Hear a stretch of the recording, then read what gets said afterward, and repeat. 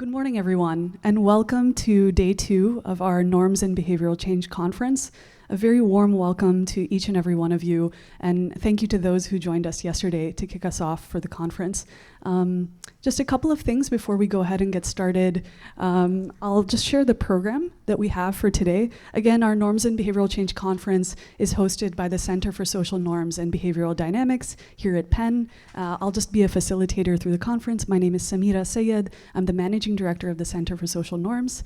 And just to share with you what our program for today looks like, we're going to get kick-started with quite a compelling keynote address by Dr. Kaushik Basu, after which we'll have another talk, coffee break, panel, the lunch and poster session, followed by a couple of additional talks before we wrap up for today. So all of these details can also be found in the program that is available at the registration desk and on our website as well. So with that, let me see if there's anything else I want to mention. A side note, just in terms of let me come back. In terms of the poster sessions when we have lunch, just know that all of the poster presenters are set up in this hallway on the second floor. So as you walk down straight out of the blank forum, you'll see all of the different poster presentations, and you'll be able to engage with the presenters during that poster session. In terms of quick logistics, bathrooms, if you make a right out of the blank forum, past the elevators, you'll see a hallway, and there's bathrooms down there. And also you can ask anyone at the registration desk if you have any questions. And then last but not least, just a note from our partners within the Masters of Behavioral and Decision Sciences program, there's going to be a happy hour that takes place right after the conference concludes today. And that happy hour is going to be on the same floor, just down the hall, and you'll see a whole setup. So everyone who's here is welcome to join that as well. So with that, let me go ahead and introduce our keynote speaker for today, who is Dr. Kaushik Basu. Dr. Basu is a professor of economics and the Karl Marx Professor of International Studies at Cornell University. He previously served as president of the International Economic Association from 2017 to 2020, and he was also formerly senior vice president and chief economist of the World Bank from 2012 to 2016. Two of his most recent books are An Economist in the Real World, The Art of Policymaking in India, and The Republic of Beliefs, A New Approach to Law and Economics. And with that, let me quickly invite Dr. Basu to join us. And as he does that, I'll bring up his slides as well, just for a moment. And if we can all very warmly welcome Dr. Basu to the podium.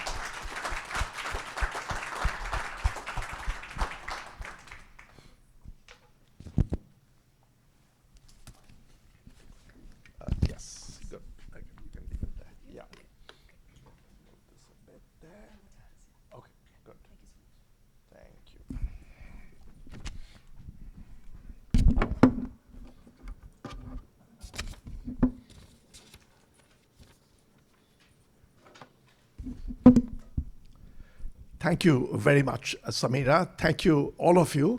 I have to say, for me, meeting up with Christina Bicchieri after ages, I don't know how many years, it's really a very, very special pleasure. I've been so familiar with her work, and you will see some of that, the use of common knowledge, though she has been a critic of that coming up in this talk of mine. The invitation was perfectly timed for me, because over the last 3 years, three and a half years, I've been broadly working in this area of democracy and, more than that, authoritarian control, the mechanisms of control used by authoritarian leaders. And needless to say, the whole idea is to empower ourselves in controlling that kind of behavior. So you begin to burrow into that. So for today's talk, I'm going to actually draw on 3 of my papers, 2 done and 1 that I'm working on. And all this is actually towards a little manuscript which I have to produce broadly in this area. So nothing could have been better timed for me to get the exposure that I will get. And I should also tell you that even after you've asked questions, if you have any comments that you want to send to me, feel free to do so, because this is an area I'm working on. There's been I've been playing around with the title of this cluster of work. I had originally called it Dictator's Handbook. Then it worried me that as an author, I would like as many people to read as possible, but one class of people I don't want to read is those who haven't mastered the art of being a dictator and want to be a dictator. Don't want them to read. So then I went on to grammar. I thought the grammar of democracy, authoritarianism. But I've now decided that to completely put off any chance of Putin reading it, I'm going to call it the algebra of democracy and authoritarianism. So the title will put him off from reading. So this is really a meeting in troubled times. We, as economists, we have been meeting about economic indicators, global supply chains, etc. But this is a larger problem, and it is not even clear where the economic problem is embedded. Where is it coming from, the turbulence in the world? The political polarization, and I've looked through the program, there's a lot on that. Really, democracy teetering, authoritarian leaders cropping up in various places, and the cropping up is fine, but with a moderate amount of popularity, that it's almost like people are voting to get them in, which leaves you pondering as to what is happening in the world. And I do believe this sounds a bit supercilious as an academic, that it is in many ways a very, very important intellectual challenge. You know, from my field, economics, I should tell you, the one example that keeps coming to me, the Industrial Revolution, which was changing the nature of markets from roughly, say, 1750 to 1850, dramatic change in the nature of economic interactions. Yes, there were policy reforms, dramatic policy reforms, mainly in Britain it started, with a whole lot of Factories Act being brought in, changes in laws and regulations. But even more than that, I do believe that it was roughly the 100 years of the biggest ideas in economics. And it is that which empowered us to understand the new economy the world was entering. And I'm biggest work in economics, I'm thinking from 1776. Adam Smith, Karl Marx, John Stuart Mill, Walras is spanning actually exactly 98 years, is some of the biggest thought in the discipline. And now all that looks very, very normal and natural, but actually things have changed and moved on. And it's that kind of a period now, and I feel we won't solve the problem. After laying out the sort of problems, I will, towards the end, get into what can we do about it, but you can be assured that that'll be a very short part, because I really don't quite know what we can do about it, but some of the outlines of what's happening in the world we can see. Let me make sure I'm doing this right. Okay, this is roughly what I'm going to go over today. I want to begin by laying out a broad normative position that I do take myself. I feel that with globalization, our narrower identities, which at one time were important, identities of race, identities of religion, small groups that allowed you to survive. But as the world becomes globalized, these identities are becoming a hindrance, and I personally believe that even the national identity, there will come a time we are going towards that when we look back, when it becomes strident against others, it will look very odd that we continue to nurture that. We do come from common roots, all of us, and I keep remembering every time I get into this topic, you know, one of my dawning of this was years ago, if I'm not mistaken, 2010 or maybe 2009, I had gone to southern Mexico and stayed with a Zapotec family, absolutely ordinary Zapotec family, for a couple of days. And I remember my first day and first 2 days, I was feeling this is as alien a setting as can be. I grew up in India, in the bustling city of Calcutta and then Delhi. I am in America for the last 25 years. That time it was for 20 years or so, less than that maybe, but still in America. So India, America, the two cultures, and southern Mexico and Zapotec household seemed as alien can be. But I remember by the third day, listening to the little family fun and quarrels, little sensitivities, you realize that deep down we are so similar that the lines that we draw are probably damaging the world in a world which is coming together. And that is the first topic that I'm going to go into, which I, from my policy period, I got interested in. As two backdrops to that, I should give you to what I just said, the moral position. Nothing in what I argue, my paper is, or the collection of ideas, are all positive propositions. If you want this, this is what you do. So the normative stance, whether or not you share, don't switch off if you don't share the normative stance with me, because in the argument nothing will impinge on that. And for that I have to invoke Hume's law. You must remember that a should statement can never be deduced from if statements. So the should position is not going to interfere with the argument that I'm going to lay out just now, a couple of arguments about the way they function. Two, again, broad methodological points. I want to leave these in the backdrop. One is that it's all going to be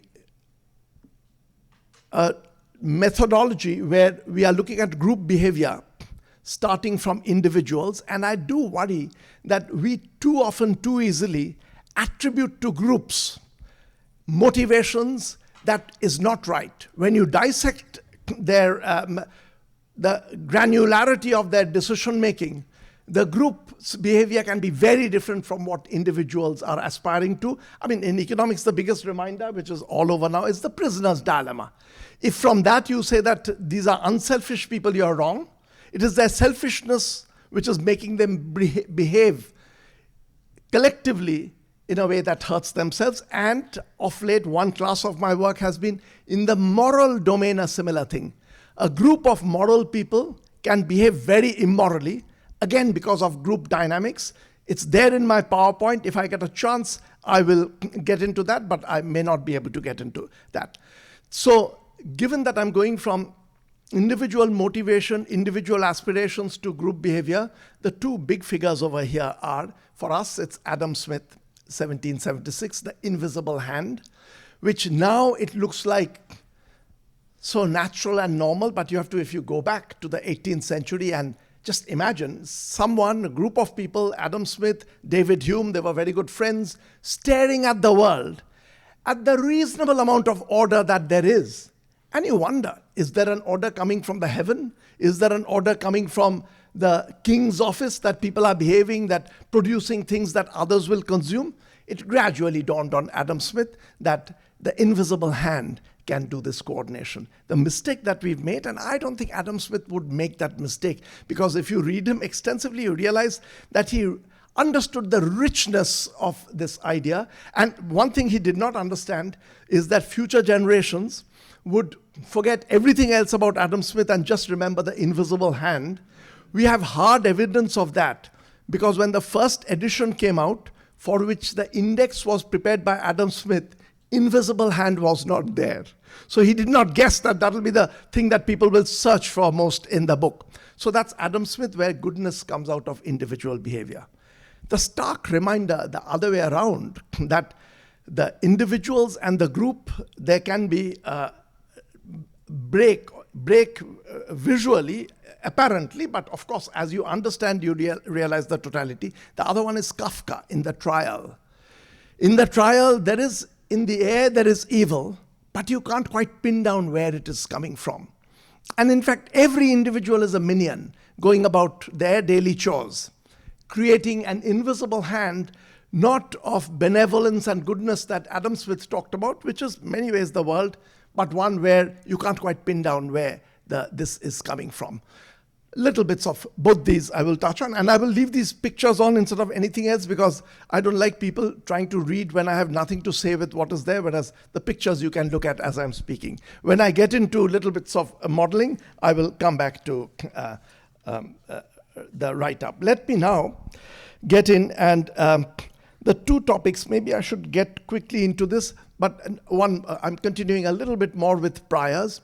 For me, another big influence, early influence in this individual behavior and the unexpected individual motivations rather, And the unexpected outcome at the group level was the work of Václav Havel. This I have used very, very extensively in my works, but I must remind you again, I actually owe this to Václav Havel and to the political philosopher Stephen Lukes, because as a young person, I had gone from India to England in 1984 when Amartya Sen invited me to a dinner and said that, what is your current interest, work interest? I said, I'm very interested in political power.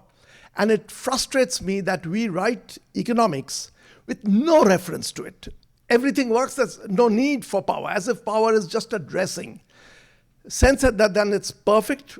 I'll put you next to a person who knows all about this. I was terrified at the thought of sitting next to someone who knows all about this. It was Stephen Lukes, and he told me that he was involved in translating and publishing something which was a samizdat document from Czechoslovakia, which had been smuggled out. It was already available in their language, but was being translated into English. And he gave me a typed copy, one of my most precious copies of The Power of the Powerless. I have a little quotation here. I don't know how much time. I'm not going to go into that quotation, but I can tell you in gist what Havel is talking about. And Havel is writing like a game theorist. It's a political commentary, but if you read it carefully, it's all being laid out clearly. He's talking about a greengrocer in this oppressed land under totalitarianism. He calls it a post-totalitarian state. There's a greengrocer who on the window puts up a poster which is a declaration of loyalty to the regime. And Havel says, an outsider who does not know this country goes past, looks at the poster and said, this greengrocer is so loyal to the regime. And Havel says, no, that's not correct. There's nothing to do with loyalty. The greengrocer puts it up over there because if the poster was not there, that would, for local people, be treated as a sign of disloyalty. And if that's treated as disloyalty, the party minions would begin to harass the greengrocer. The headmaster of the school where the greengrocer's kids go will suddenly one day have some objection to the kids coming to the school. The greengrocer would be harassed. So the greengrocer does not care anything about loyalty or disloyalty and puts it up. This we know. We know peer effects even in children's kindergartens and early years of schooling. There are peer pressures. You do things for that. But Havel goes the second layer and the third layer, which makes him marvelous. He points out that, the bigger puzzle is, why will the party minions do this? Harass this person who has not put up a poster. He says, if you think hard, it's the same reasoning.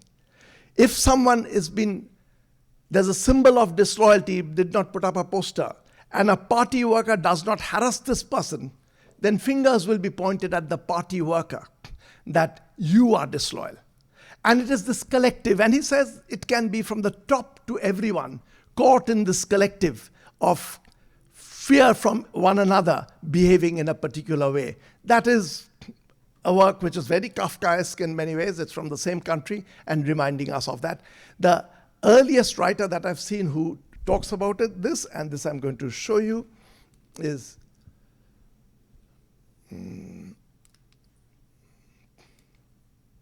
David Hume,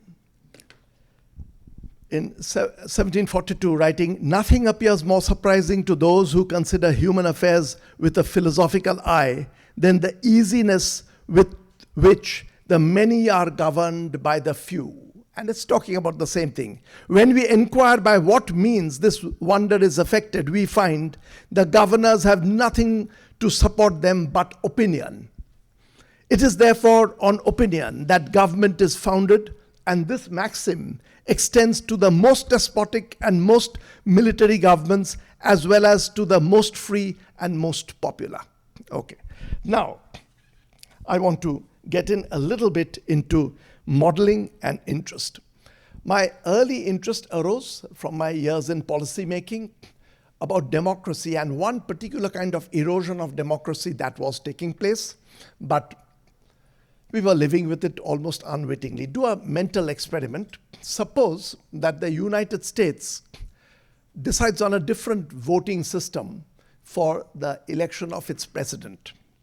People in Washington, or let's say Pennsylvania, people in Pennsylvania will vote for the president of the United States. Everyone here gets a vote, adult franchise, and the person becomes the president of United States. We would not consider the United States a democratic country. One state doing an election for the president of the entire country would not be considered a democracy. Sit back and think a little bit about the world. The world, as it gets globalized, supply chains crisscrossing across countries, what one country does can dramatically affect another country. And this is leading to discussions of friendshoring and things like that, that we are very aware that it's a linked up world. And now think of the world as it is. Even if every country was a democracy, electing its leader through a proper vote, we would pause to describe the world as a democracy, because the powerful countries that can affect welfare elsewhere, their people are voting for their president who can then affect welfare all over. And this is true of the United States. The United States can affect many countries bigger than the presidents of their own country, but the people of their country have no choice in the election of the president of the United States. As the world gets globalized, my view is global democracy is eroding because of this. It is becoming almost like the imaginary case I described in the beginning. Full election, proper election in Pennsylvania to elect a president who will affect lives all over the United States.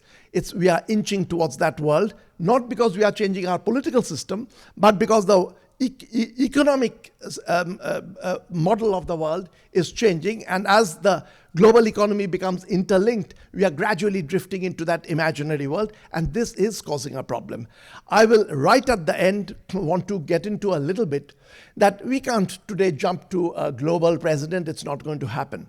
But the role of a global constitution, a more serious one, the time has come. And with globalization, we can't avoid that. There are many specific things that needs to go in, much more than what the United Nations currently manages. And the time has come, we have to talk about it. I will talk about it briefly, about global conventions to guard against this erosion. And now to something even more recent, something that I've worked over the last 2-3 years. One thing which was puzzling me, if you don't mind, I'll just reach out to my coffee.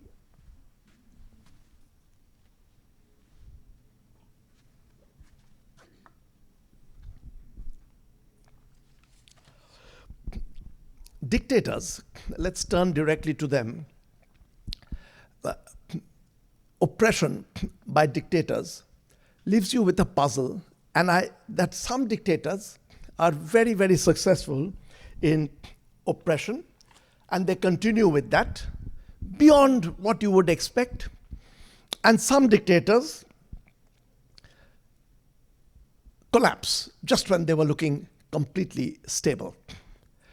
This leaves you puzzled, and I have some examples that you're all aware of. Ben Ali in Tunisia, the start of the Arab Spring and the Jasmine Revolution. Till 2-3 weeks before he went, he seemed completely stably in place. Yes, there was trouble. There was one spark. You very often do need a focal point where people come together. There was a street vendor called Bouazizi, who set himself on fire in the streets as a protest. That, of course, brought people together. But if you heard the statements from Ben Ali immediately after that, things were under control. 2-3 weeks later, this Bouazizi's incident happens in December 2009. By the next year, by January, Ben Ali has fled the country, gone. There are other countries where you feel it's about to collapse.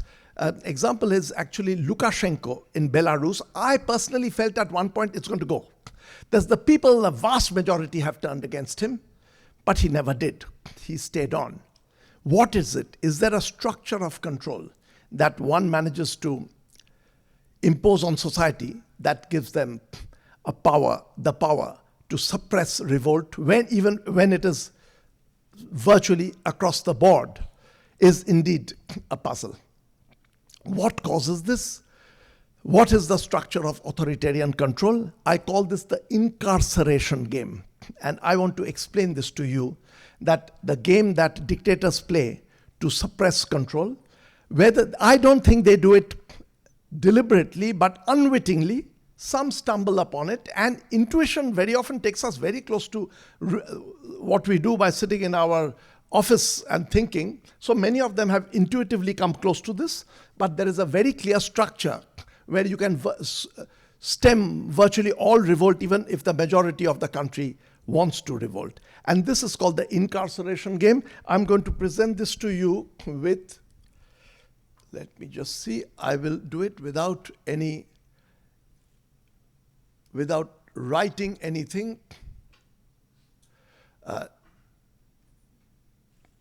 I won't even get into Greta's dilemma. I'm going to push it back. Yeah, let it remain over here. Let me give this incarceration game, which uses a little bit of game theory, but I think I can convey this to you completely in words, and the fact that authoritarian leaders use it means you don't really need game theory, just to sit back and think. Think of a country with 10 million population, let us say. I think Belarus is 9 point some million. So 10 million population. Let us imagine that 90% of the people want to revolt. They are fed up with their leader. And they want to revolt in a way that they want to come out into the streets one day and protest. And if 90% of the people come out into the streets and say they are protesting, they don't want the leader will fall and go. So the leader has a problem. You want to stop these people from coming out and protesting in the streets of Minsk. How do you do that? Here is, I'll give you a structure to do it. Let me actually simplify it. And well, let's say actually with 10 million, that's no problem. Let us say that this leader has a limitation to how many people that this person can incarcerate, put behind bars. The capacity, this is, I'm going to create an arithmetic example which you can generalize. This leader has the capacity to put behind bars 100 people.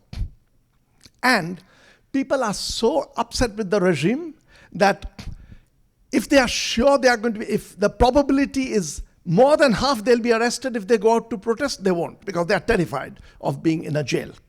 But if the probability is less than half they'll be arrested, they want to go out into the street. Is it clear? These are the assumptions. And these assumptions are artificially made so that I can convey the logic to you. Now, let us suppose that the leader does the following. Breaks up society into groups. The opposition leaders, group number 1. The student leaders, group number 2. The free media, group number 3. And for simplicity again, assume that each of these groups has 100 members. There were 100 opposition leaders, 100 student leaders, 100 media leaders, and coming down to the entire population, break it up into groups of 100. And then you make an announcement, or by some mechanism, make this a common knowledge in society. I'm telling my soldiers to go out into the streets if there is a revolt, if there is a rebellion in the streets of Minsk, and this is the order given out to them. Arrest anybody who happens to be an opposition leader out there, if there are lots of people protesting. If you don't find an opposition leader, or not 100 of them out there protesting, turn to the second group, the student leaders. Arrest them.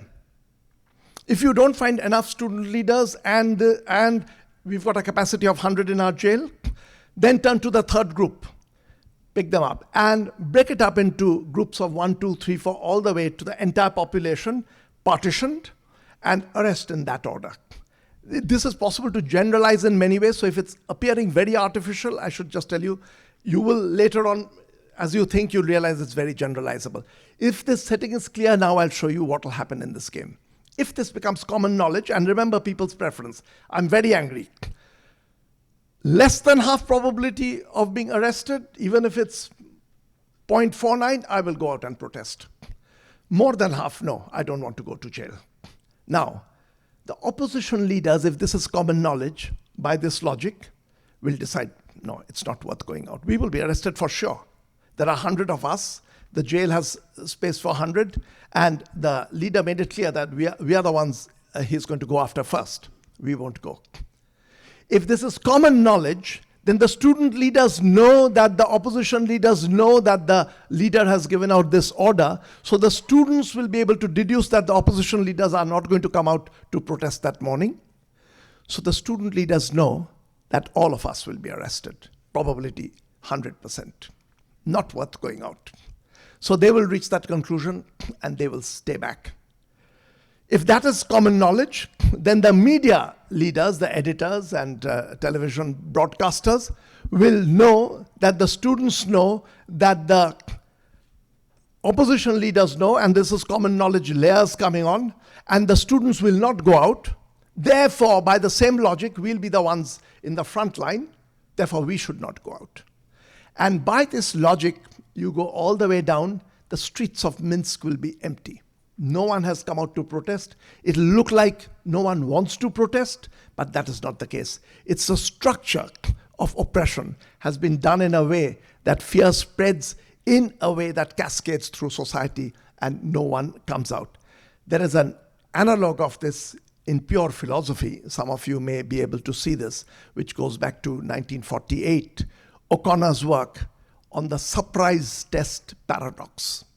The surprise test paradox is a delightful little paradox which has drawn in some of the top minds in the philosophy. Certainly, I know there was a paper by Quine once upon a time, hundreds of papers. I've got colleagues at Cornell in computer science who are trying to see how the surprise test paradox can be solved. I can tell you very quickly what it is. I'm going beyond, but it's the same logic that is being used. The surprise test paradox is where a principal comes into a school and says that, into a class, and says, next week I'm going to give you a surprise test. What does surprise mean? It means you won't know in advance that the test is coming. The students go home feeling very, very down. A surprise test is always horrible. Then the smartest person in the class is beginning to think, let's see if I can narrow down the day on which the surprise test will happen, and reaches the conclusion that it can't happen on Friday. If the surprise test is scheduled for Friday, then on Thursday evening when school has ended, we will be able to deduce it's coming tomorrow. It was in the coming week. Friday is the last day of the week. We'll know in advance, so it can't be a surprise test. Surprise tests can never happen on Friday. But if you know that by deduction, then it can't happen on Thursday, because on Wednesday evening when school ends, you've got empirical evidence that the test has not happened. By logic, you know it can't happen on Friday. Therefore, you can deduce it will happen tomorrow. If you deduce that a surprise test will happen tomorrow, it is not a surprise test. It can't happen on Thursday. Go back all the way. Surprise tests don't happen on Earth. There's something wrong with the logic, but what is wrong is very difficult to tell. But it's the same kind of logic being used over here.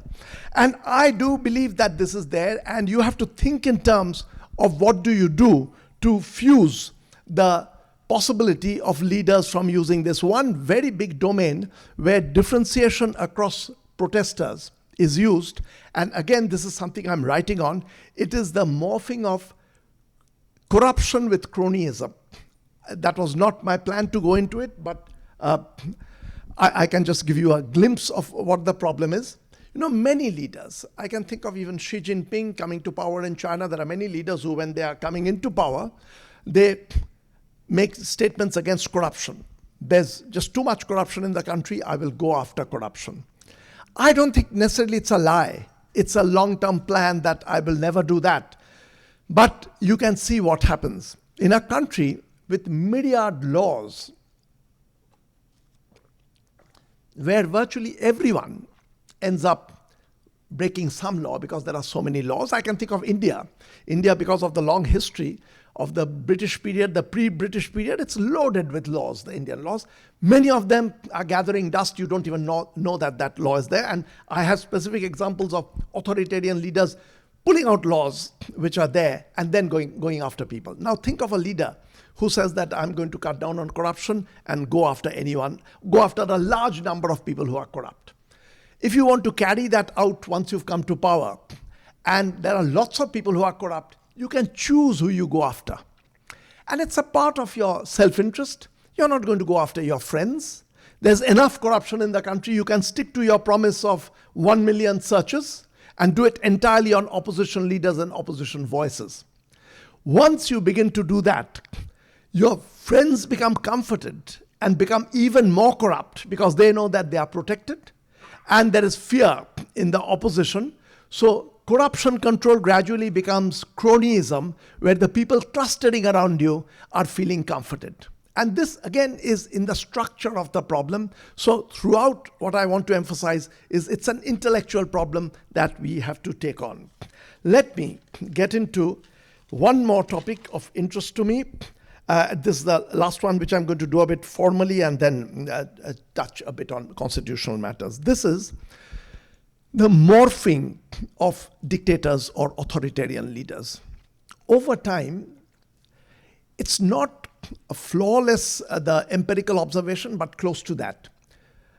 Authoritarian leaders who come in with slightly authoritarian tendencies tend to become worse over time. They go almost unhinged with their authoritarianism. And this leaves you puzzled as to why this happens. People have thought about it. There are several papers wondering about the authoritarian leaders drift into this. There are many examples, I must tell you, from my World Bank years when I would get to meet people. One interesting person I met in the year 2013. 2013 is correct. 2013 December. Daniel Ortega in Nicaragua. I was very keen to meet him. I had watched his revolution overthrowing Somoza. Somoza was an authoritarian leader who was usurping the country. And watching the revolution from when I was a student in London and my early years, even in India, when I was working in India, had great admiration for the Nicaraguan revolution. So when I was there as the chief economist of the World Bank, I sent a message saying that I thought I'll take advantage of being there, that I would like to meet the president of the country. The person came back, the emissary said he does not like to meet World Bank officials, so I don't think that will happen. So I said, then why don't you somehow send the message to him that I watched his revolution when I was a student in London. And it is for that reason that I would like to meet him. And then on the last day, when I was in a meeting in Managua, suddenly a note comes saying that Daniel Ortega will meet you. I was very excited. I headed there. I do remember there was one warning coming from my PhD advisor from years ago, whom I told him that I'm going to see him, Amartya Sen. Amartya Sen wrote to me and said that, Kaushik, you don't realize Ortega is not what he was at the start. He has begun changing in directions that you or I will not approve of. But I thought, any political leader will have stories. I went and had a very strange meeting in a setting with flowers all over. It felt as if I'm sitting inside a coffin and talking to him. We talked about there was no World Bank business, about the early days of the Sandinista revolution and all. But the way Nicaragua has gone, it's a small country, people don't follow that closely. It's a horror story, absolutely. He's gone unhinged. He's arresting people, putting them behind bars, bumping off people. It's gone crazy, absolutely. There are countries where other countries, and again, I was very lucky in my policy years, I got to interact. Sheikh Hasina in Bangladesh. When I first met her many years ago, I did have a lot of respect for her. The Bangladesh economy was taking off. She is a secular person, and I still believe she is secular, was holding the country together, that people have that. All that was good, but there was an authoritarian streak that was beginning to come in and was getting uncontrollable. Any criticism anywhere, she would go after. And you can't have a country running with that kind of authoritarian leadership, and it had to go, it went. Where does this come from, this tendency? Here, I'm going to inflict on you a little bit of a model. I've got another, Samira, 15 minutes. Do you want me to leave some time for pure Q&A or? Yeah, I can do that. I think, good. So 10 minutes, I can convey the gist of this analysis.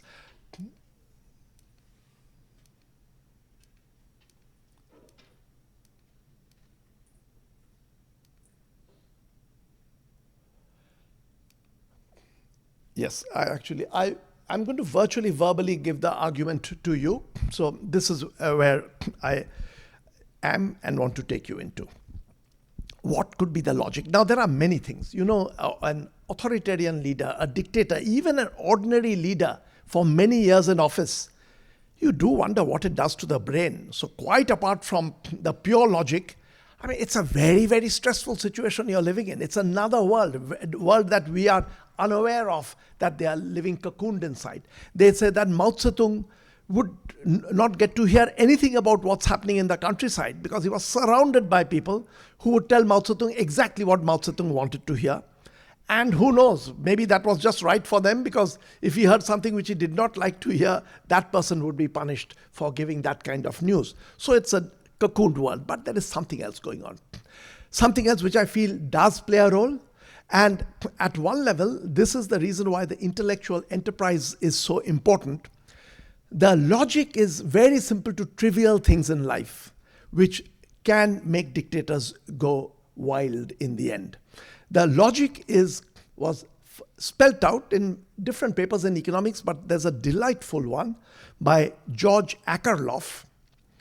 After he spent some 6 months in India, George Akerlof had, in his early days as a young person, Indian Statistical Institute, he and Joseph Stiglitz were there.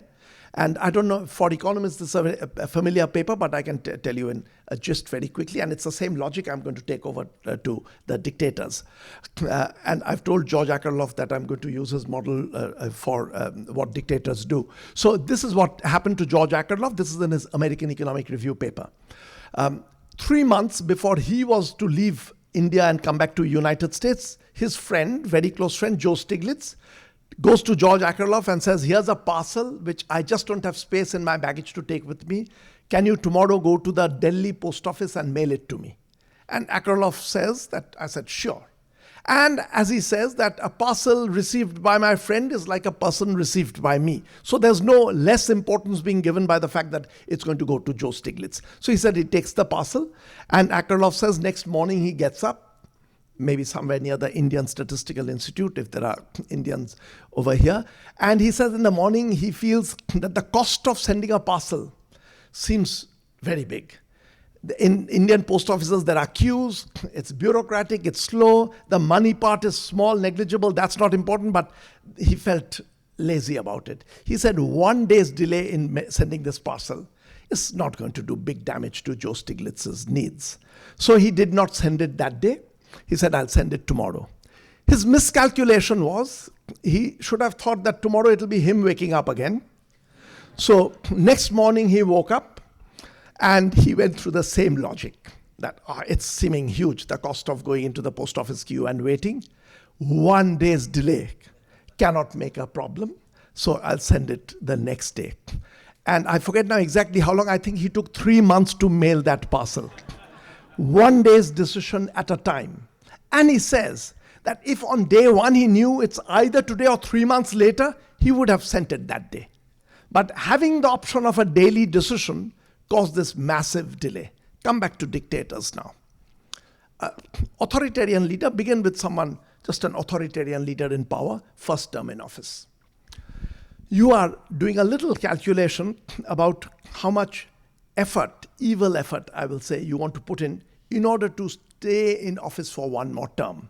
For that, and you can look at this. Yeah. E is the effort that you will put in. In this case, we are talking of effort being political intrigue and crime, little bits of things that you have to do to extend your chance of staying in office. That is E. And what's the calculation? E, X, and Y, if you tuck them in your head, the rest of it I'll convey in words. X is the joy of being in office for one more term. Y is the payoff you get when you're out of office. People prefer to be in office rather than out of office. That explains the last inequality, why X is greater than Y. And now, he can increase his probability of being in office by choosing how much political intrigue, evil, etc. he indulges in, and that's E when he is in office. Now, that E is being chosen from 0 to 1 for convenience, because I'm going to do, just for arithmetic reasons, these things can be generalized very easily. E will also turn out to be the probability of being in office. The higher the E you choose, more intrigue, you will increase the probability that you will be in office. And you're going to pick an E in order to stay in office. which is, don't even worry about this if this is not the kind of thing you do, because actually the gist of the argument will be conveyed very easily in words. So you choose an E, which increases the probability that you will get X. I'm actually taking you back to that because this is what will help me explain. You're trying to avoid the outcome Y, where you're out of office, and stay in office X, and you're increasing the probability of being in office by indulging in greater E, which is the evil, which increases your probability. And evil, for want of a better term, I wanted something short. It's not quite the right word. If you think of a better word, let me know. So political intrigue and things like that you do, little bits of corruption, which helps you stay in office, you indulge in order to increase the chance of X over Y. Suppose you do that, you manage to remain in office. So next year, you face a choice. You can again begin to indulge in some evil, intrigue, to stay in office for one more year or go out. But here now you have to keep one thing in mind. If you exit office after the next term, your history already has evil that you've indulged in. So the Y is going to get lower. The exit option is now worse. Once the Y gets lower, little bit of algebra which can actually go into a picture. This is not yet the Y getting lower, but this is what shows you the maximization exercise. By the way, I should have said something, that the indulging in political intrigue is not something that this person enjoys in. It's an instrument to get to power. So you do feel the pain that I'm having to do this horrible thing. The leader starts out, and I will hold this part constant throughout. This RE is the feeling of misery that I'm having to do these dreadful things. But I'm trying to maximize the gap between the staying in power and this evil, and I pick up the level of E I will indulge in order to stay in office. But once I've done this, next term, my Y has come down, and if the Y comes down, this is what happens is this line changes, and the E that you're now willing to indulge in is higher because your exit option is worse. You know you're going to go out into a worse world. And this is around the world you can see leaders who get into this. That after some time, you don't have an exit option anymore. And then you're willing to indulge in anything to cling to office. Your interest has diverged entirely from the interests of your own country people. Because for you, the dominant interest is the interest of staying in power. And you would do anything to stay on. Do this for year after year, trying to stay in power. You end up in this cocoon of having done dreadful things. Exit is just not an option for you, and you're willing to stay there. And if you allow, but I'm sure that the mind does change, if they were to do very, very clear thinking, in the last years, they would say, gosh, why didn't I do this dynamic programming exercise properly? Basically, it's a failure in dynamic programming that they did not manage to compute. As George Akerlof in the paper says, that if I had thought of the entire process, I wouldn't have postponed it because I would have realized what I'm ending up with. But do these people realize? I feel they have the capacity to, but you have to live with yourself. If you're indulging in dreadful things, by then I'm sure you begin to also convert in your mind that I'm doing this for the sake of the people, because the thought that I'm doing these many dreadful things for my own sake is such a dreadful thing that most people would not be able to live with. This is the logic that takes you there into the morphing of dictators, why they become this. What do you do about it? One of the things I've thought of getting into global constitutional matters, and I will just comment on this and stop in a few minutes. I do want to take in questions. Is one of the things is a term limit. To me, it should not be a country's choice. A term limit kind of thing should be enforced globally. It's like a non-proliferation treaty that countries get together, and the one or two countries that don't get together are treated as a pariah. That the term limit has to be there, that the person gets out. You can't be in an office where you will do anything to stay on in office longer. Clauses like this you have to think of in advance to help you inch towards a globally better world. As I began by saying that we don't yet have the wherewithal of a proper global democracy. At the same time, the world is getting so interlinked. You can begin to use instruments to damage other countries. And actually, one area where I have a lot of interest, economic damage that you can do to other countries, I don't think we've seen anywhere near what's possible. You can really destroy other countries through economic machinations in this world, which is so very interlinked, and these are going to come into play gradually. Instead of thinking of French shoring, well, for now, you probably have to think that you have vital goods being produced in your friendly countries so that those chains cannot be cut off. We have to think in terms of minimal global rules that you have to abide by. And though the world appears dismal and there are some countries completely beyond the pale, like North Korea, there is some hope from the fact that with the rest, there is some conversation still goes on. Increasingly, there are ones flying out, but there's some. We have to take this further. What does a global constitution mean?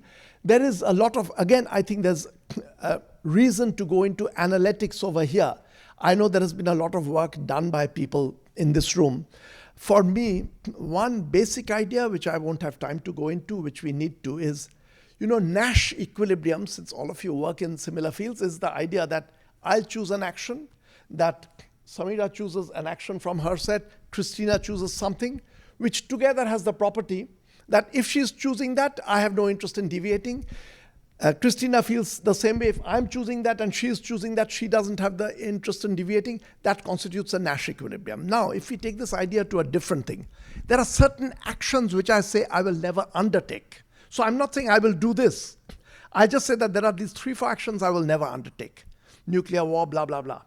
She also gives up a couple. She also gives up a couple. This giving up can also be a Nash equilibrium.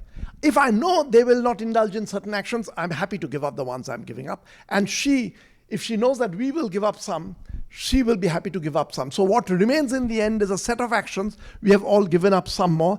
That is the broad idea of the Constitution. You can also think in terms of incentives that we are globally creating, that for dreadful dictators, actually in the paper I did mention that and I regret now. I said that for dreadful dictators, giving an easy exit option, that we will give you a lovely island castle in the Pacific somewhere. Please, Kim Jong-un, get out of North Korea. Nothing will happen to you. You'll be rescued. You'll be placed over there. Only problem with that is, if you do that regularly, then those who had no interest in being evil and becoming dictators will now begin to indulge in this in order to get that property in the Pacific island. That won't work. You have to go the route of global conventions and agreements. But I do think, again, going back to the Industrial Revolution where I began, it was in the idea space, things which look so simple and natural. The income tax fascinates me. We take it as natural. In a modern society, you have to pay income tax. It was in 1842, in the middle of all the troubles, that it was thought in Britain for the first time that you need an income tax. People revolted against that, but that was a good idea. I think ideas can give us some hope as to how we get out of the morass that we are in. Thank you very much.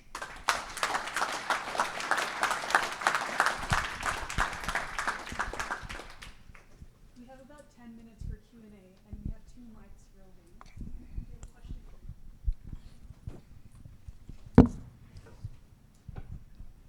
Thank you. Yes, that works. Thank you very much. It was fascinating, to say the least. I'm wondering, I really like this kind of description of how things could go completely in shambles pretty quickly. But I wonder, what about not setting dictators in the first place? What about these situations where you have coup, where you have a revolution, but then no dictator comes out of it? It's like, what's the reason why sometimes we have dictators, sometimes we don't get dictators?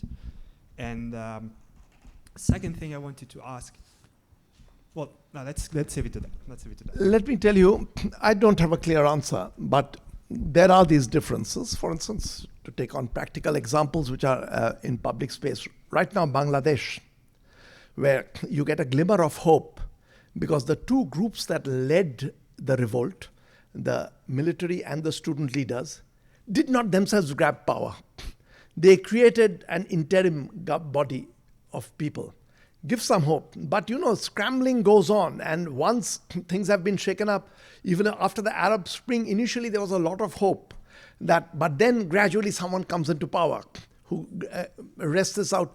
The mechanics of how that happens and how this is stopped, I don't understand. So I have to say, for the bulk of the questions, my answer is going to be I don't understand. Few into which I have insights, I bring this, but this is a very important question, and actually in a popular piece with Bangladesh as an example, I did talk about exactly this, but I don't have a clear answer.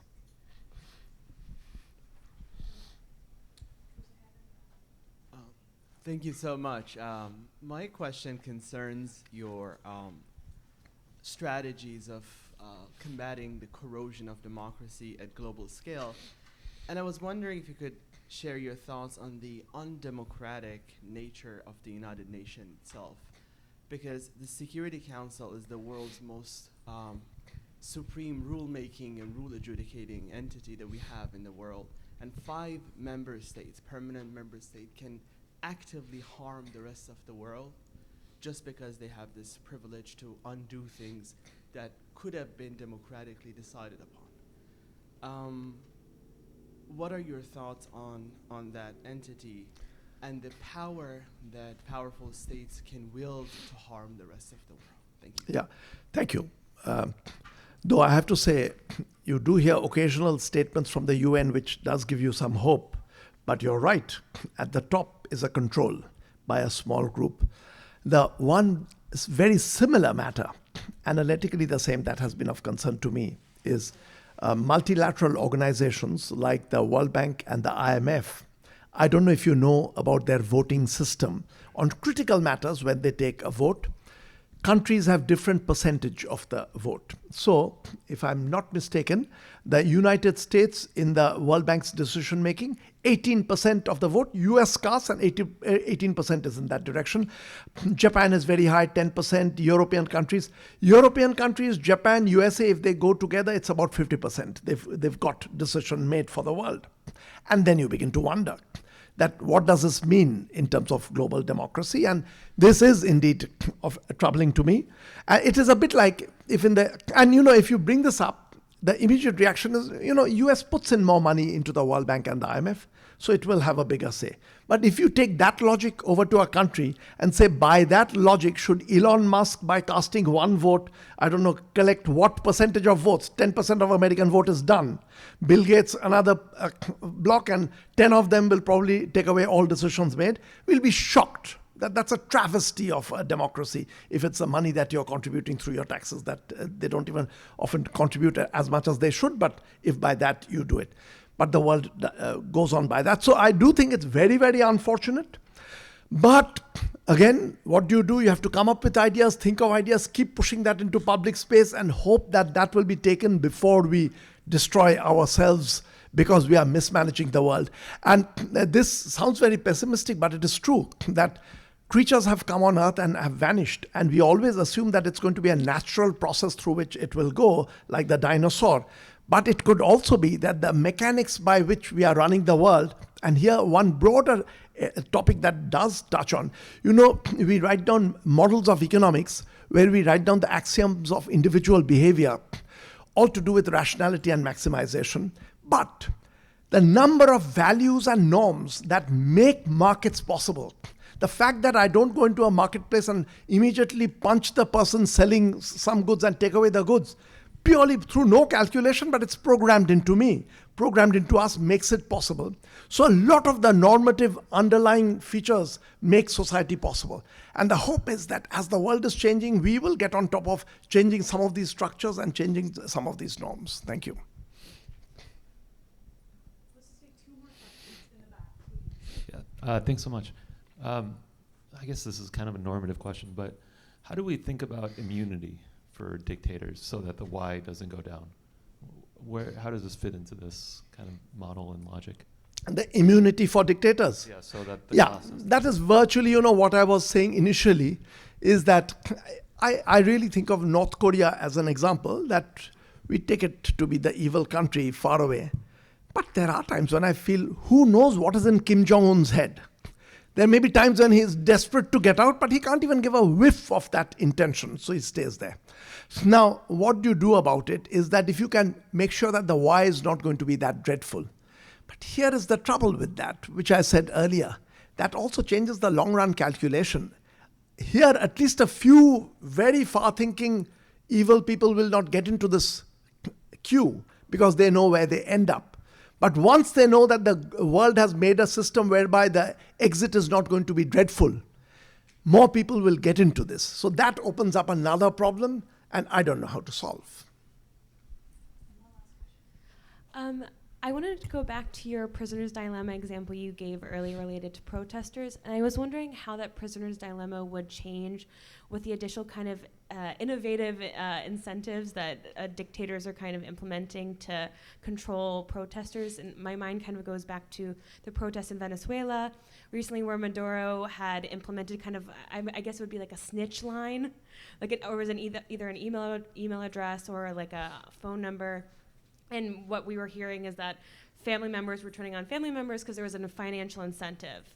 And so it's not necessarily based on political affiliation, but because of the economic situation in Venezuela, you had people who, just to get the kind of the financial incentive, were turning on each other. Like, would that complicate the model, or do you think that would further support it? No, I don't think it'll bring a new dimension to it, but very, very similar logic, because, and what I was talking about initially, Václav Havel's thing, that you have this punishment spreading. Someone who does something visibly wrong, by the first rules of society, you punish that person.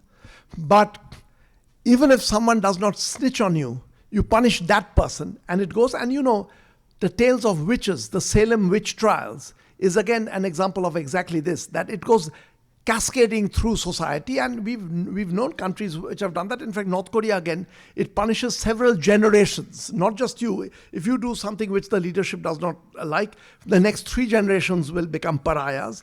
So you have this spreading. So the logic will be very, very similar. So I feel it'll be possible to build the specific features of what is being done in Venezuela into this kind of a model, because that structure is already in place. Yeah. We're on time. Thank you so much. Thank you.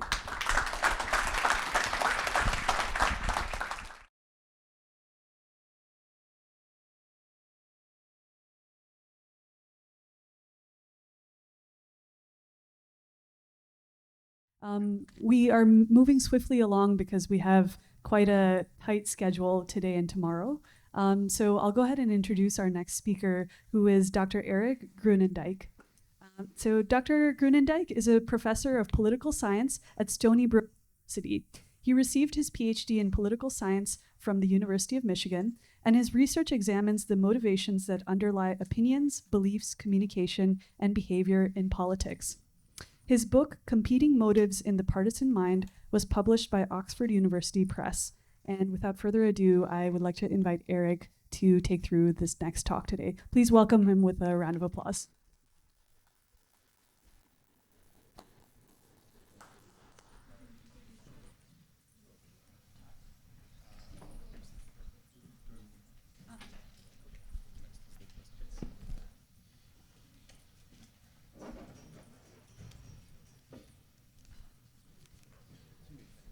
Thanks. All right. So I'd first like to thank the conference organizers for having us here. This is great. It's such a great opportunity to get to present our research in front of such a diverse backgrounds, all interested in the same fascinating topics that we're interested in. So it's an honor to follow such a prestigious speaker starting us off. So as you can see, this paper that I'm going to be presenting has a number of co-authors. One of them is here. So we decided that it was silly to have me the results myself, since my co-author and actually the first author of the paper, Mark Pickup, is actually the one who analyzed them. So he's going to come up and he's going to discuss those. So this is sort of a team deal.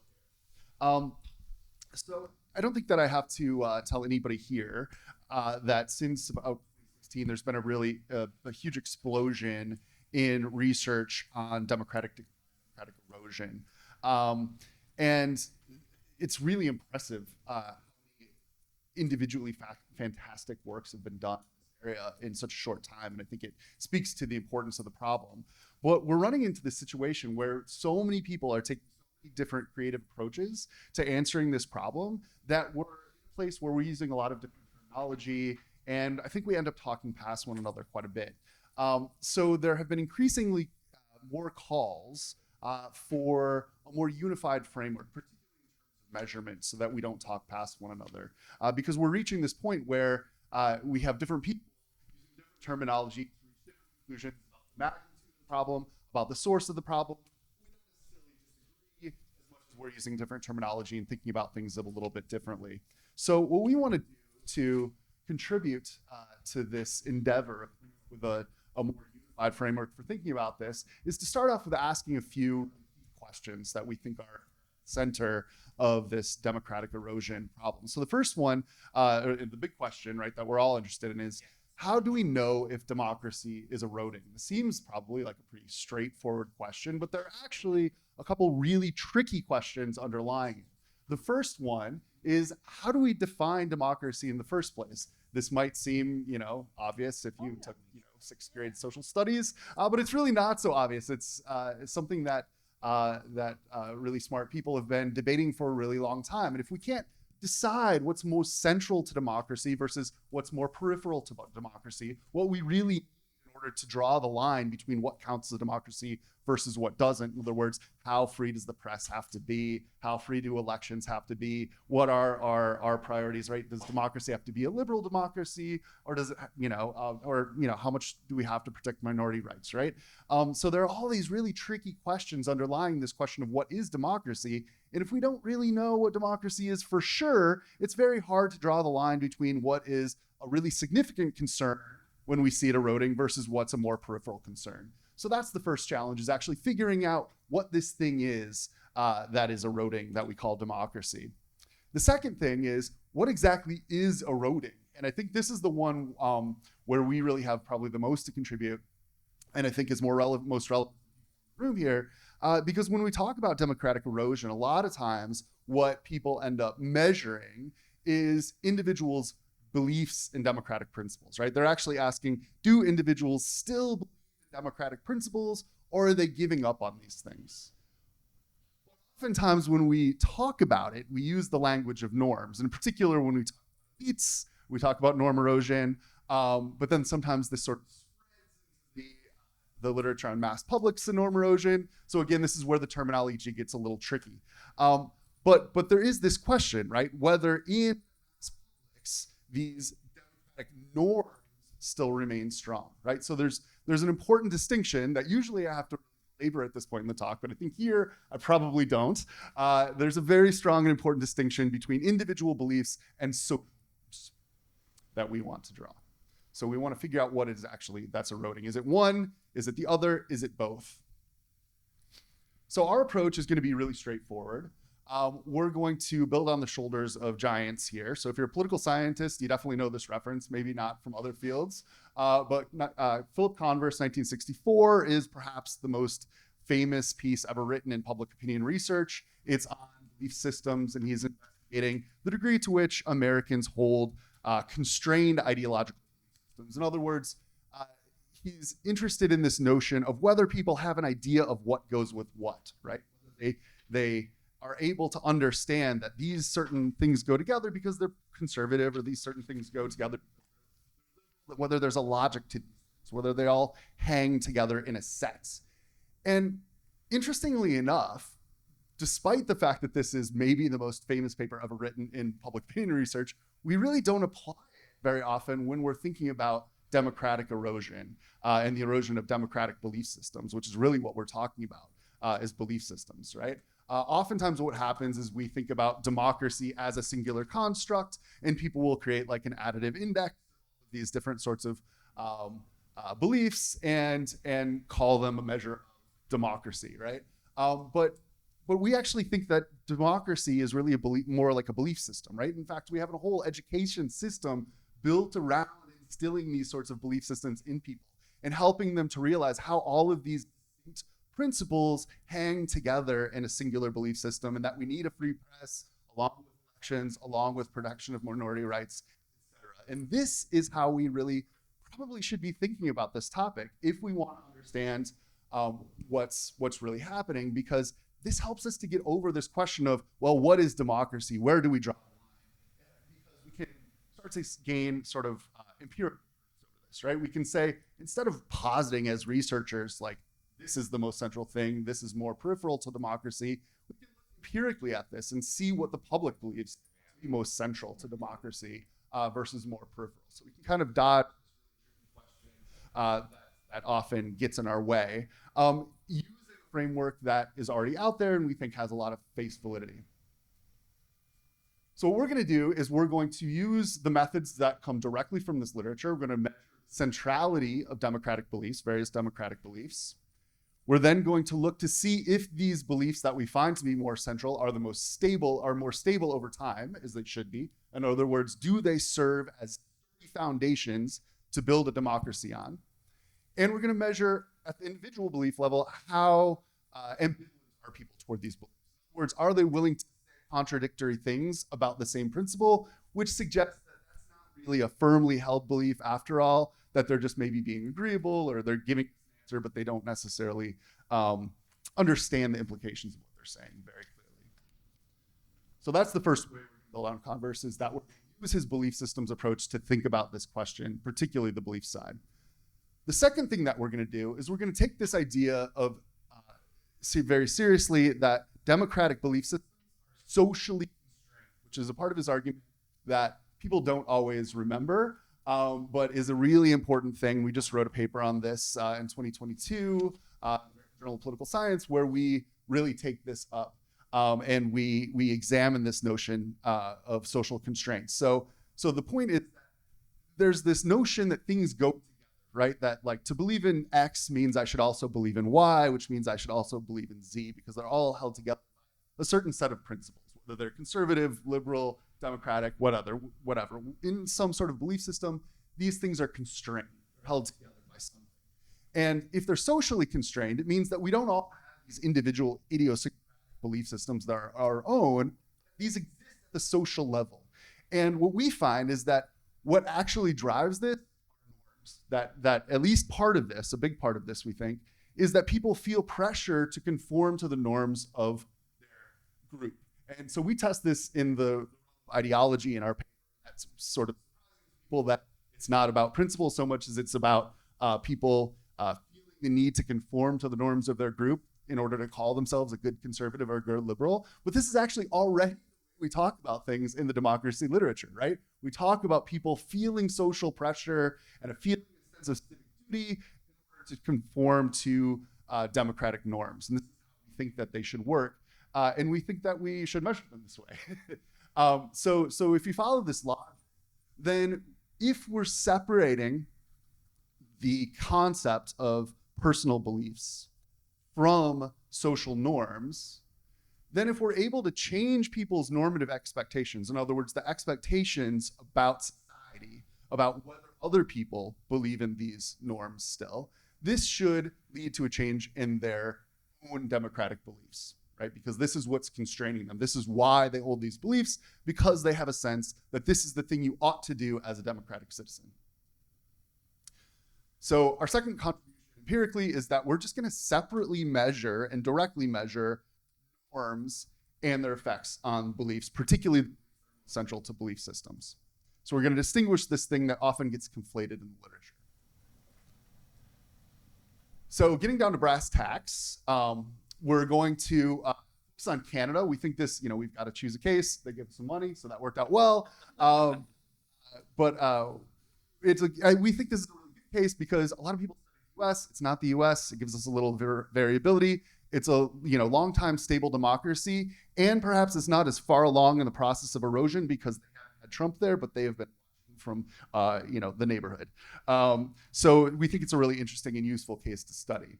So what we're going to do is we're going to go through, we're going to look at these belief systems. We're going to measure the degree to which beliefs are central, certain beliefs are central.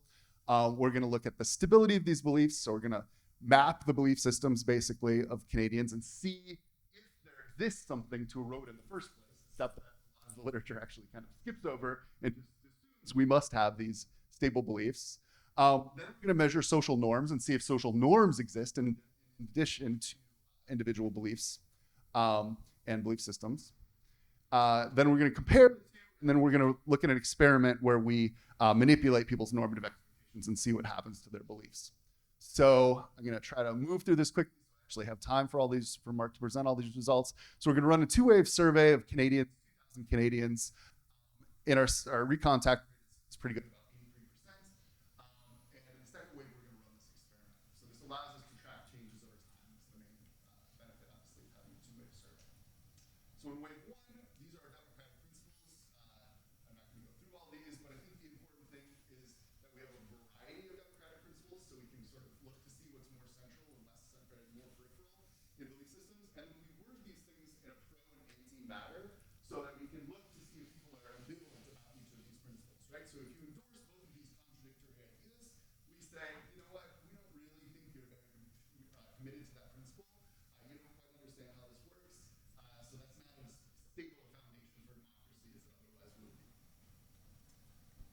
All right, so we measure personal beliefs using kind of a standard method. That's not too complicated. Our measurement norms, I think, again, people in the room are probably fairly familiar with this thing. But what we do is we basically give people an incentive to coordinate. We start out by saying, okay, rather than just asking you about your own personal, we're going to ask you now about the beliefs of other Canadians and whether they would disapprove or approve of this statement. And if you are able to correctly identify the most popular answer among other Canadians, then we're going to give you a bonus. So this gives them an incentive to coordinate if there exists a norm. If there's no norm, yes, there's nothing to coordinate around. But if a norm exists, then they all share the same expectation, then they should easily be able to coordinate around it and everybody gets the bonus payment. We measure both injunctive and descriptive norms. In this case, we're not actually going to be using the injunctive norm measure, so I'm going to skip over that and just focus on the descriptive norm. So we just ask people, what percentage of Canadians do you think would agree or disagree with the following statement? And then if they're able to give us the correct answer, right, the majority answer, then they get a bonus payment. All right, skip over that too, since we don't really need it. In wave two is when we run our experiments. And so we're going to focus on 4 principles, 3 of which we find to be central and 1 that is more peripheral. So that works out pretty well for us. A little bit of variability there. And we're going to see if we can change people's beliefs on these. So basically, I should have laid the slide out a little bit differently. I'm regretting it now. But basically what we do is we use the results from our first wave and actually just tell people about them in the second wave. So it's very simple. We have 3 different groups. 1, they get no information, baseline control group.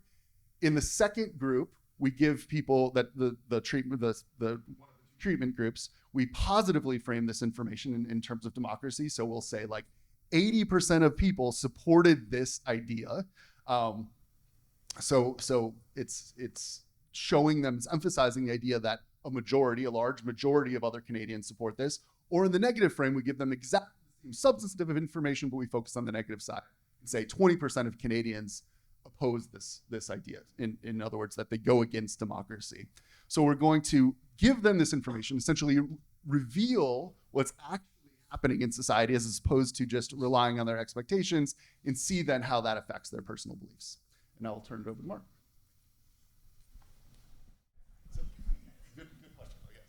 Oh, yes. Okay, thank you very much for that. Okay, so here's a heat map that shows the correlations in the beliefs, the agreement with the various principles, where the top left is the correlations between the principles when they're stated in the pro-democracy direction. The bottom right is the correlation between the principles when they're stated in the anti-democracy direction. So they're red. The more red they are, the more positive the correlation. So it's not surprising they're positive, because basically if you agree with one democratic principle, you're more likely to agree with another democratic principle. And the blue is the correlations between the principles stated in the pro-democracy and anti-democracy direction. They're negative because if you sort of agree with a pro-democracy statement, you're likely to disagree with an anti-democracy statement. The main diagonal on that bottom left quadrant gives us the correlation between the same principle right, stated in the pro and anti-democracy direction, right? It's your civic duty to vote. It is not your civic duty to vote. And those should be, that gives us a measure of the ambiguity, right? If someone says it's your duty to vote, right, and agrees with that, but also agrees that it's not your duty to vote, they don't have very strong feelings about that, right? They don't really know what they're saying, or they just don't really have an opinion on it. So from the positive red correlations, we can get a sense of which of the principles are most correlated with the other principles. Basically, we can measure a degree of centrality. So how central are they in the sense of they are the most correlated with all of the other principles? And from that diagonal in the blue, we can get a sense of the ambiguity of the feelings about each of these principles. So I just measure those here. So the left here gives us the measure of degree centrality for each of the principles, stated in both the positive pro-democracy direction and the anti-democracy direction. We can see that if respecting the outcome of an election, the right to protest, respectful discussion in political debate, the responsibility to vote, and not agreeing with violence are the four most central principles when stated in the pro-democracy version. In the anti-democracy version, it's the same, except for that right to protest doesn't seem to be so central for some reason when it's stated that way. When you look at ambivalence, again, you see the more negative, the more less ambivalent individuals are about those principles. So the least ambivalent feelings are about, again, those same four principles, except for, again, not the right to protest, the protecting the right to protest.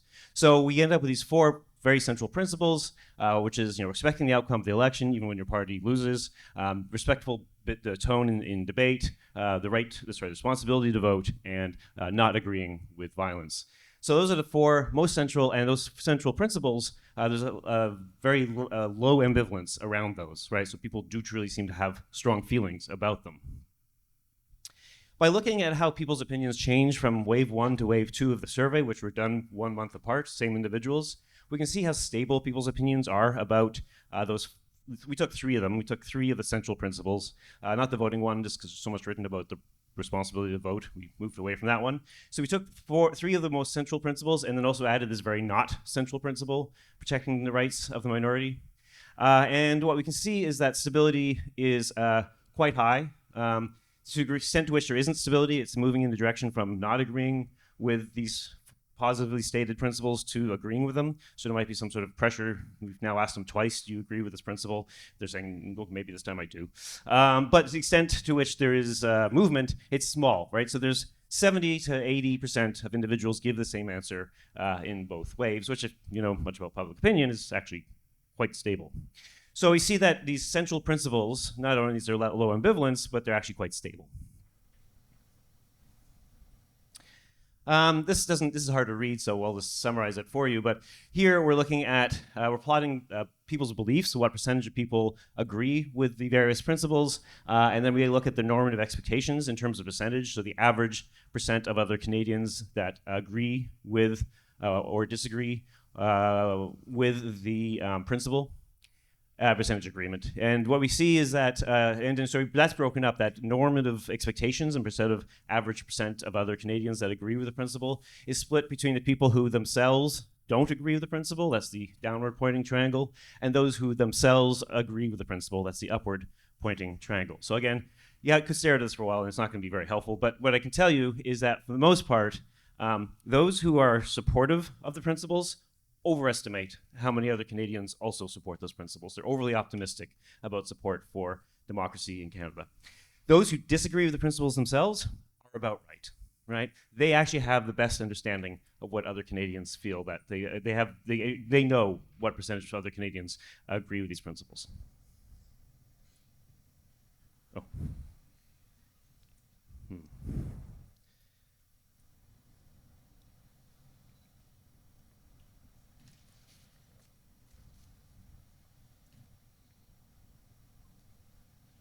Okay.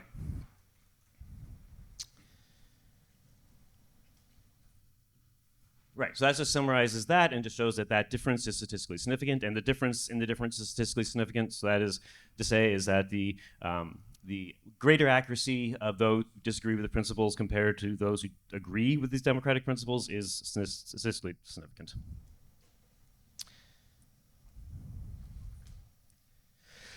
Okay, so then we look at what happens when, in the second wave, you again ask people what their beliefs are. Well, I should also say, just going back, is that for those central principles, if you look at the norms for them, the descriptive norm and the injunctive norms are very strong. So, in that sense, democracy looks strong in Canada in the sense that there are these central principles, stable, unambiguous feelings about them, and strong norms around them. Okay, and for the central principles, the descriptive norm is at about is a bit higher than the actual accuracy. The actual belief is around 70% agree with these principles, so about 30%, a little less, disagree with these principles. And so that ends up being our treatment for the experiment, where for some individuals, they're just asked again, what is their belief? Some people are said, well, 70% agree with these principles. What is your belief? And another treatment group is told 30% disagree with these principles. What is your belief? And what we find is that consistently, when you tell them that about 30% disagree with the principle, their probability of saying they agree with the principle goes down. So in other words, we're having a negative effect on people's beliefs, support of these principles, by telling them that there is a minority, but a substantial minority, that doesn't agree with the principle themselves. When you tell them that 70% support the principle, in two cases, we don't get an effect, right? So it's the same information, but it doesn't have that negative effect. And in two cases, it actually increases the probability that the individual says that they support the principle. So we actually seem to be able to reinforce democracy, at least for some of the principles, by telling them that there's a large majority that does support them. Right? So we get mixed effects depending on how you frame the information. To get a sense of who's being affected, we can condition this based on whether what they thought was the support for these principles in the first wave, and breaking down the results by those who thought the support was higher than it actually is, right? And then those who thought the support was lower than it actually is. And you can see that this negative effect of telling individuals that 30% of Canadians don't support this principle, right? That negative effect is happening amongst the people, indeed, who thought support was higher. They thought support was greater than 70%, right? And so it's by telling them that they're wrong, that in fact 30% disagree with the principle, right, which is a bit more than they thought, that causes them to be less likely to support the principle themselves. So by correcting them about the descriptive norm, they're becoming less supportive of democracy. The same individuals, though, can also become more supportive of democracy, at least in some instances, but not too many, but in some instances by telling them that 70%, that there is a majority that supports them. But the most consistent result is the decline in support for these principles by correcting their beliefs about how many people support these principles in Canada. Yeah. Okay, so what does this tell us? There is a shared democratic belief system in Canada, right? There's some central principles that are stable, that people are ambivalent about their beliefs. There's strong norms that even support those, right? They're fairly widespread, right? 70% support these principles. The norms around them, particularly injunctive norms, about 80 to 90% of individuals expect approval for believing in these principles, right? So that's all good. The problem is that when you look at things in terms of like the fragility of the system, you can see that just by sort of revealing that most of the people who support these principles are overly optimistic about other Canadians, and revealing that to them, you can to some degree reduce their support for these principles, at least when you frame it in that negative way. When you frame it in the positive way, that 70% roughly support the principles, you don't get that decline, right? In some cases, you might even get an improvement in terms of support. The problem is that most of the time when we discuss journalists, political scientists, et cetera, discuss democracy, we tend to focus on that minority that is against democracy, because that's the more interesting story, and that's the thing that's concerning to us. And so we tend to frame our stories in terms of the sizable minority that is against democracy, and that seems to be what might actually be eroding democracy, that focus on that minority that disagrees with these principles. So that's our concern. Our title of the talk was, is this how democracy dies? And so we were thinking, well, that may be how democracy dies, but continuously telling people that there's a sizable minority that doesn't support democracy, which reduces support for democracy, which then has this cascading effect of reducing support for democracy. Thanks.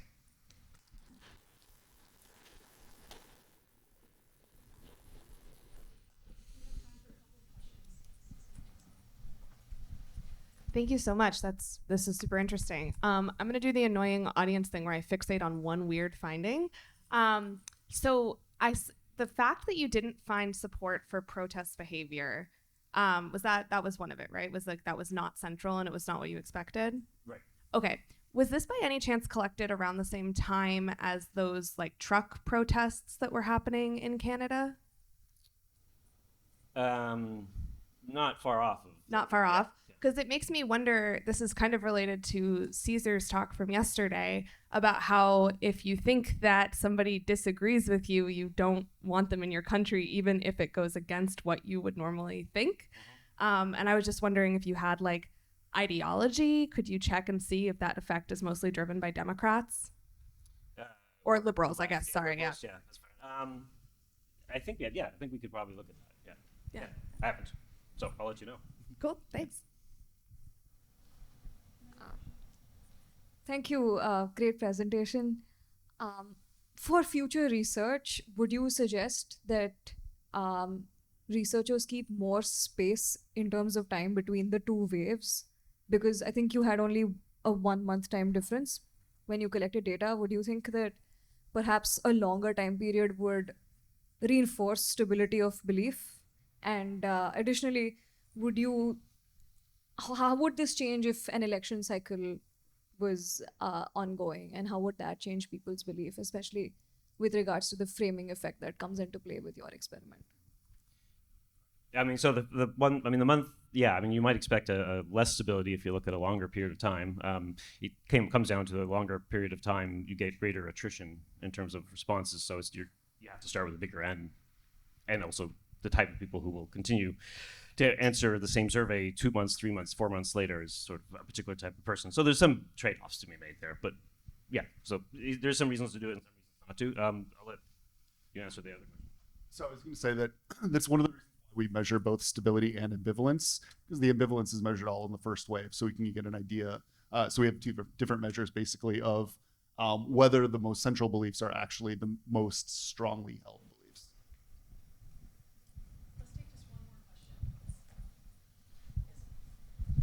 So quick question, like, have you looked at this basically between sort of in-group and out-group? Because in a way, usually what happens is that you always think that the out-group is the one who's not supporting the norm. So in a way, so here be just pulling everybody, and so in a way, like, and sort of like, what are the beliefs that people have about who are the ones?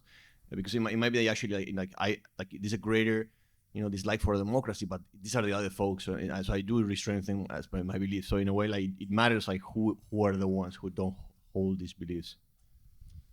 Yeah, so there are papers that find sort of similar or related results, I guess, where they usually call it metacognition of norms, but they're sort of looking at similar things, and they show that basically when people expect the other side not to respect the outcome of an election, that leads them to become less likely to respect the outcome of that election as well. We love that literature. We hope that more people will do this and measure what not just individuals' beliefs, but what other people believe, because we think that's sort of the leading edge of a lot of these things. So in our results, right, if you just use the classic methods that we've used in political science for a million years, it looks like Canada's great. It has a super strong belief system. People aren't supposed to have really strong belief systems, at least ideologically, but this is like super strong and robust and durable. But then when you start looking at norms, all of a sudden the whole thing looks a lot more fragile. So so we agree with that.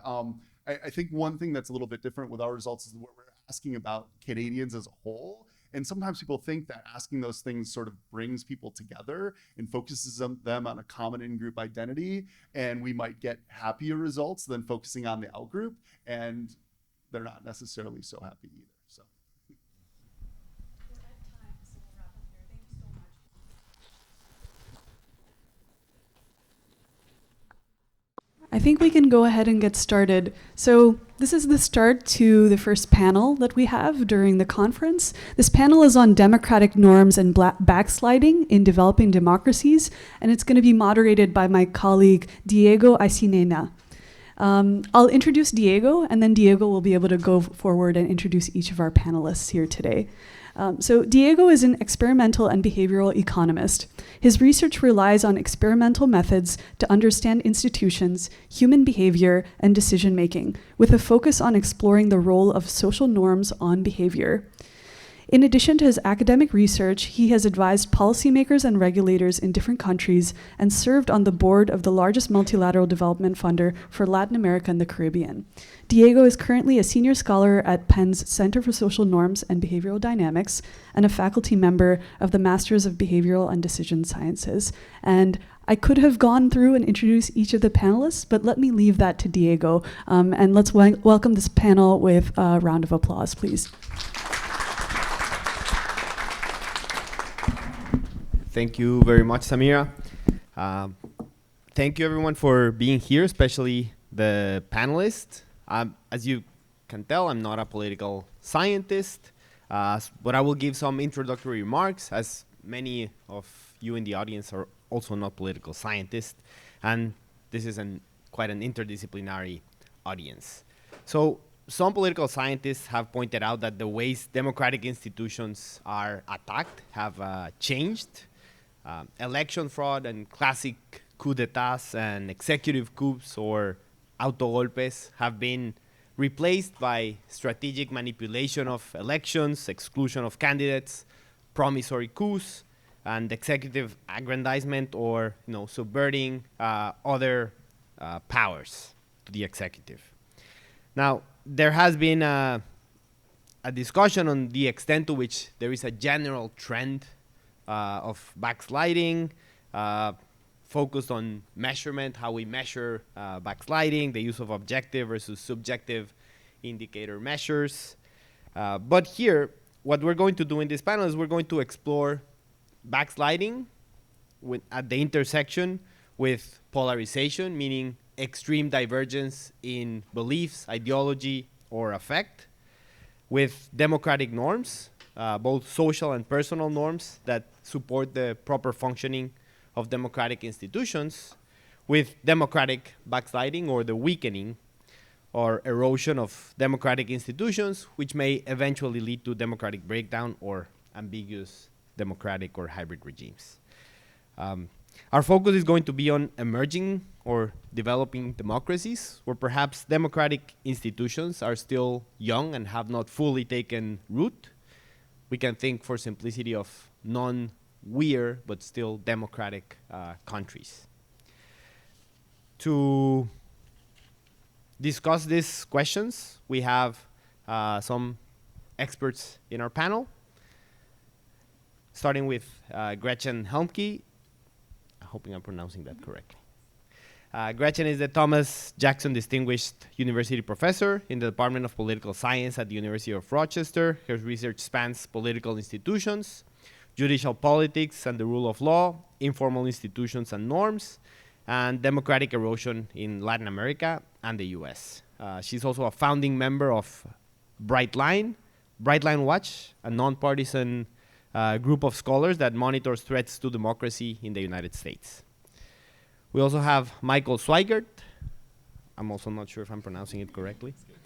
Michael is Director of Social and Behavioral Science and Learning at Democracy International, where he leads a technical team that supports integration of social and behavioral science and high-quality monitoring, evaluation, and learning into Democracy International's global democracy, human rights, and governance programs. He has more than 13 years of experience in international settings in which democracy, human rights, and governance are issues. And outside his work at Democracy International, his research has focused on the roles of group identities and norms during conflict and contentious social change projects. Finally, we have Horacio Larreguy. Horacio is Associate Professor of Economics and Political Science at ITAM in Mexico. He's also a visiting fellow at the Institute for Advanced Studies in Toulouse and Toulouse School of Economics.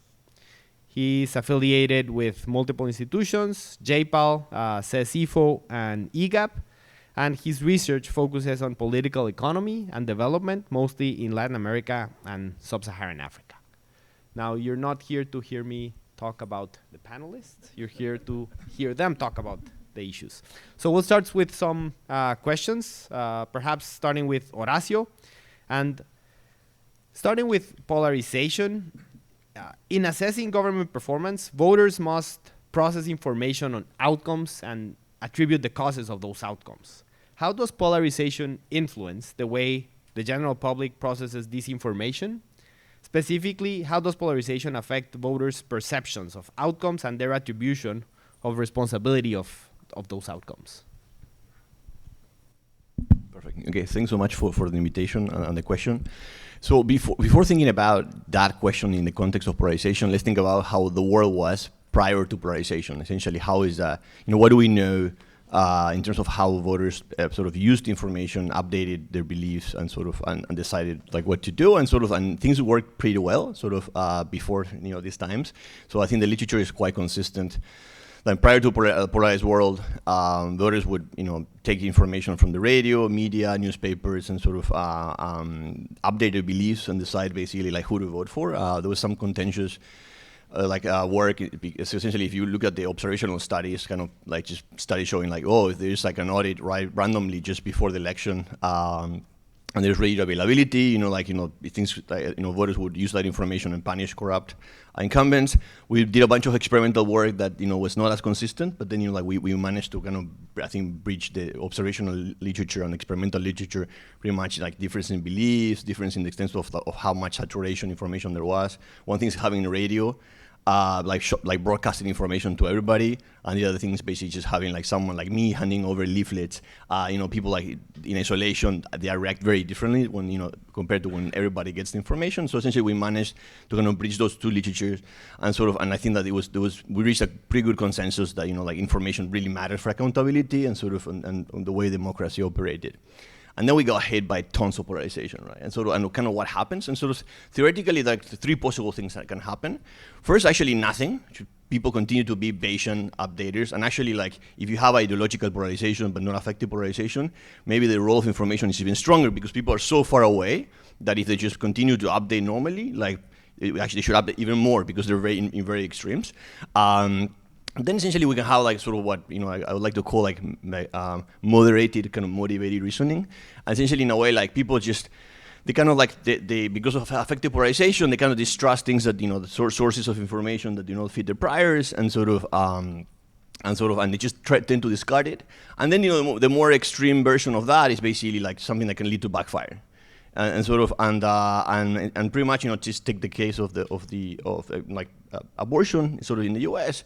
Get a Republican and a Democrat to discuss, especially say the presidential candidates to discuss the topic. There's no way that they're going to leave the room kind of being persuaded by each other. Probably they both will walk away thinking more strongly about their prior position. So essentially, and we have like lots of like fMRI evidence that cortisol levels go up the roof.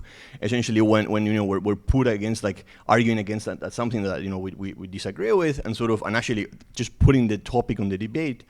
On debate just makes people have even stronger prior beliefs than the ones they walk with into the room, and this is essentially quite concerning. Obviously if you cannot democracy and sort of accountability really as we saw earlier, essentially in the sort of Christina sort of intro, tolerance and forbearance is extremely important and really it's important to basically take into account other people's opinions. Essentially that once that's off the table, this accountability and democracy is really suffer. But then wrapping up with your last question, essentially on the issue of attribution, I only actually know one paper that gets into this, but essentially there are many ways of engaging in motivated reasoning. The main typical story out in the literature and sort of that we see also in my work is really attacking the source. You distrust the source, someone tells you something you like, it's like, you're trying to get at my candidate, and probably if you do that, it's because the candidate is really good, so I'm gonna like the guy even more. That's the typical story. I know one paper on attribution in Spain, and so in a way, this is actually quite easy in federal systems, where essentially you have an incumbent that you really hate at the federal level, and you like your local guy. So someone comes and attacks your local guy. If that topic, public service, say health, is something that actually that all levels of government are responsible for, I can always blame another level of government where opposition or the party I don't like is actually sort of in charge.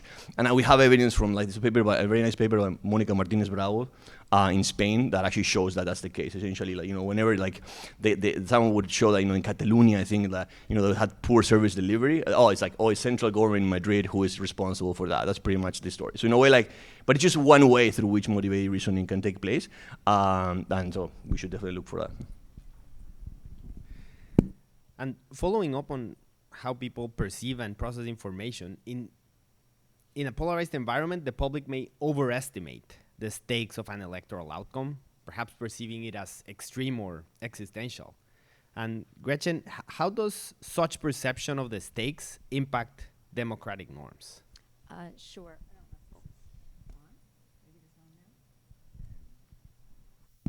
Okay, now it's on. Hi.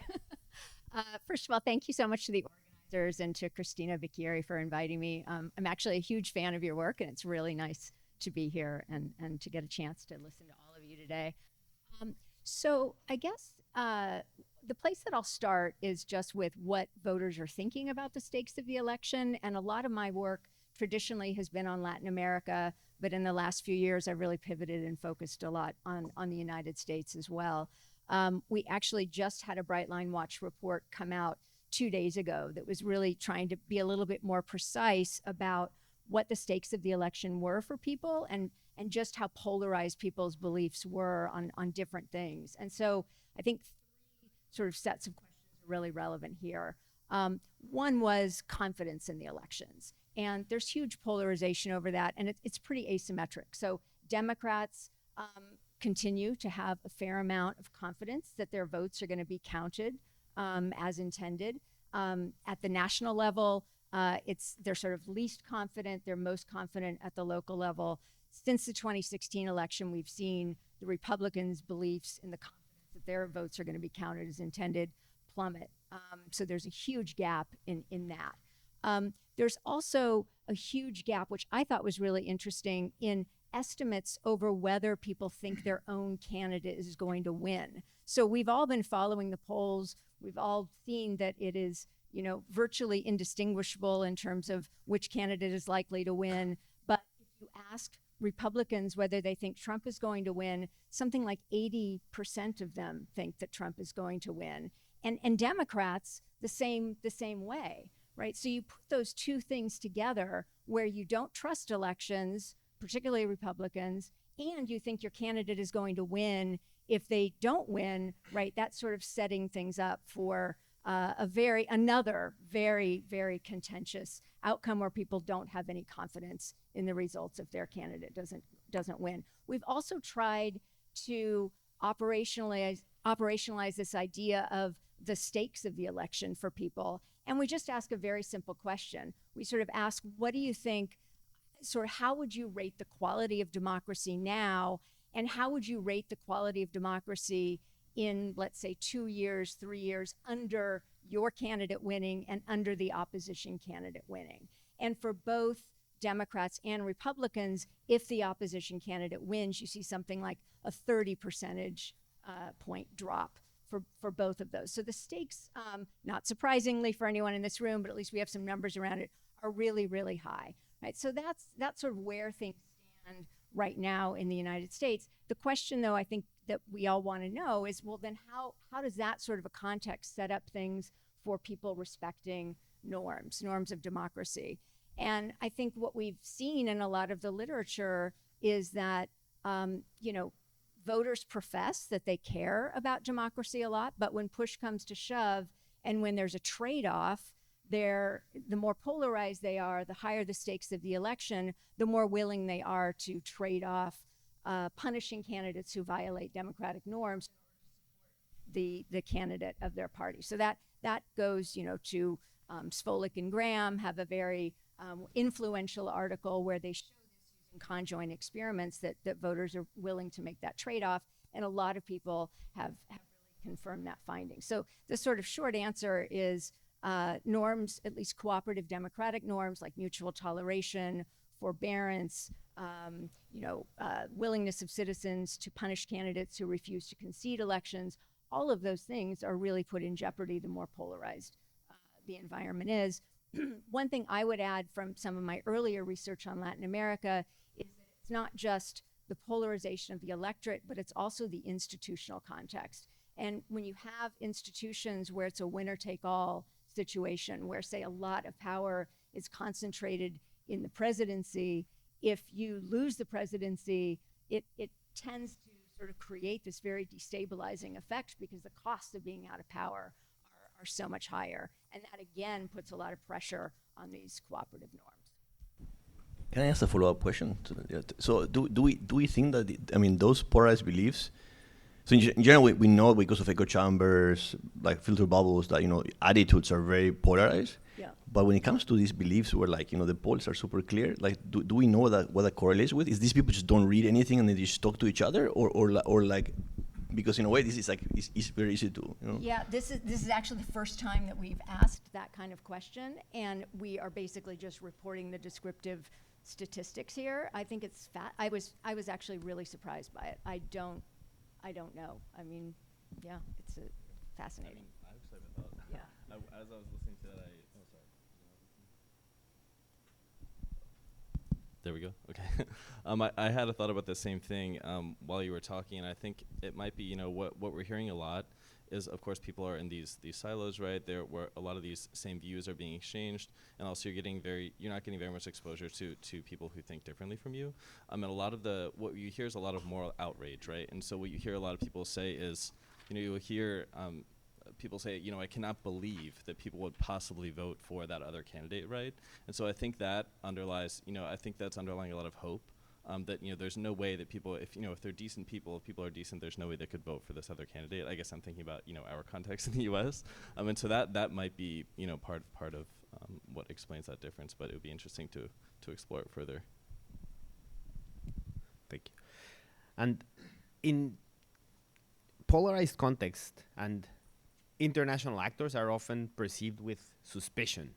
How can the international community, who plays important roles in supporting environments in emerging democracies, how can they effectively support key actors in emerging democracies, think of civil society organizations or independent electoral authorities, while ensuring that such support is not misperceived and does not lead to the delegitimization of these actors? Hey, great. Thank you, Diego. It's a great question. First, I just wanted to say, I kind of echo the appreciation that Gretchen mentioned for being on the panel. This is a really meaningful opportunity for me, both because of the work that I do at Democracy International, but also, as Diego mentioned, I'm also a social norms researcher. So it's really exciting to be here and be part of this important conversation. And so yeah, Diego, you highlighted a really important dynamic and sort of challenge that international organizations like Democracy International are dealing with around the world right now, where, and I will focus in particular on the role of civil society, as that's something that I've worked on a lot myself, and I think can kind of help focus the discussion a little bit more, but it's certainly relevant to support for other sort of actors and institutions as well. And so what, I think maybe to couch my response, I'll first talk about kind of how this international democracy assistance has worked over the past few decades and kind of what has led us to this moment and this challenging moment that we're in, especially for those who may not be as familiar with international democracy work. But so over the past few decades, there's been increasing international or steady international support for democratic actors in different countries, so support for democracy, human rights, and governance. This has been, organizations like the U.S. Agency for International Development, who is our primary client, and the UN, other kind of government-based donors in Europe and other multilateral organizations as well, have been investing in both financial resources and programming to support democratic actors. And in particular, civil society, right? Because we know that an active and free and open civil society is really important for a functioning democracy. But because of the way that funding works is that basically local organizations have to be able to apply to these international donors. So this requires them to have certain skill sets, right? So they have to have typically fairly strong English skills. They have to be able to demonstrate that they have a sufficient organizational capacity to manage the funds and mitigate risk for these donors. And so what has happened over time is that you see most of these funds going to a relatively small group of more elites and kind of very professionalized high capacity organizations, most of which are based in capital cities in other countries around the world who are receiving these kind of international funds. And so then what has happened is that has created sort of a gap between these more elite, well-funded organizations and other types of civil society actors working in more rural areas and local communities who are a little bit more tied to kind of local initiatives that are really driven by citizens' priorities. And of course, because these more elite organizations rely on these foreign funds in order to be able to operate, they are, in some ways beholden, right, to the priorities of these international donors. And so that kind of paints a picture of this kind of division between these more elite urban organizations and more rural, kind of smaller informal groups that you see in other parts of the country. And so then what has happened is that opponents of this type of assistance, opponents of kind of international intervention, international assistance and development assistance, have pointed at this dynamic and said, the civil society, as represented by these elite organizations, are a threat to our country, and they're just foreign agents who are coming to destroy us, essentially, and counteract everything that is important to us, and we shouldn't trust them.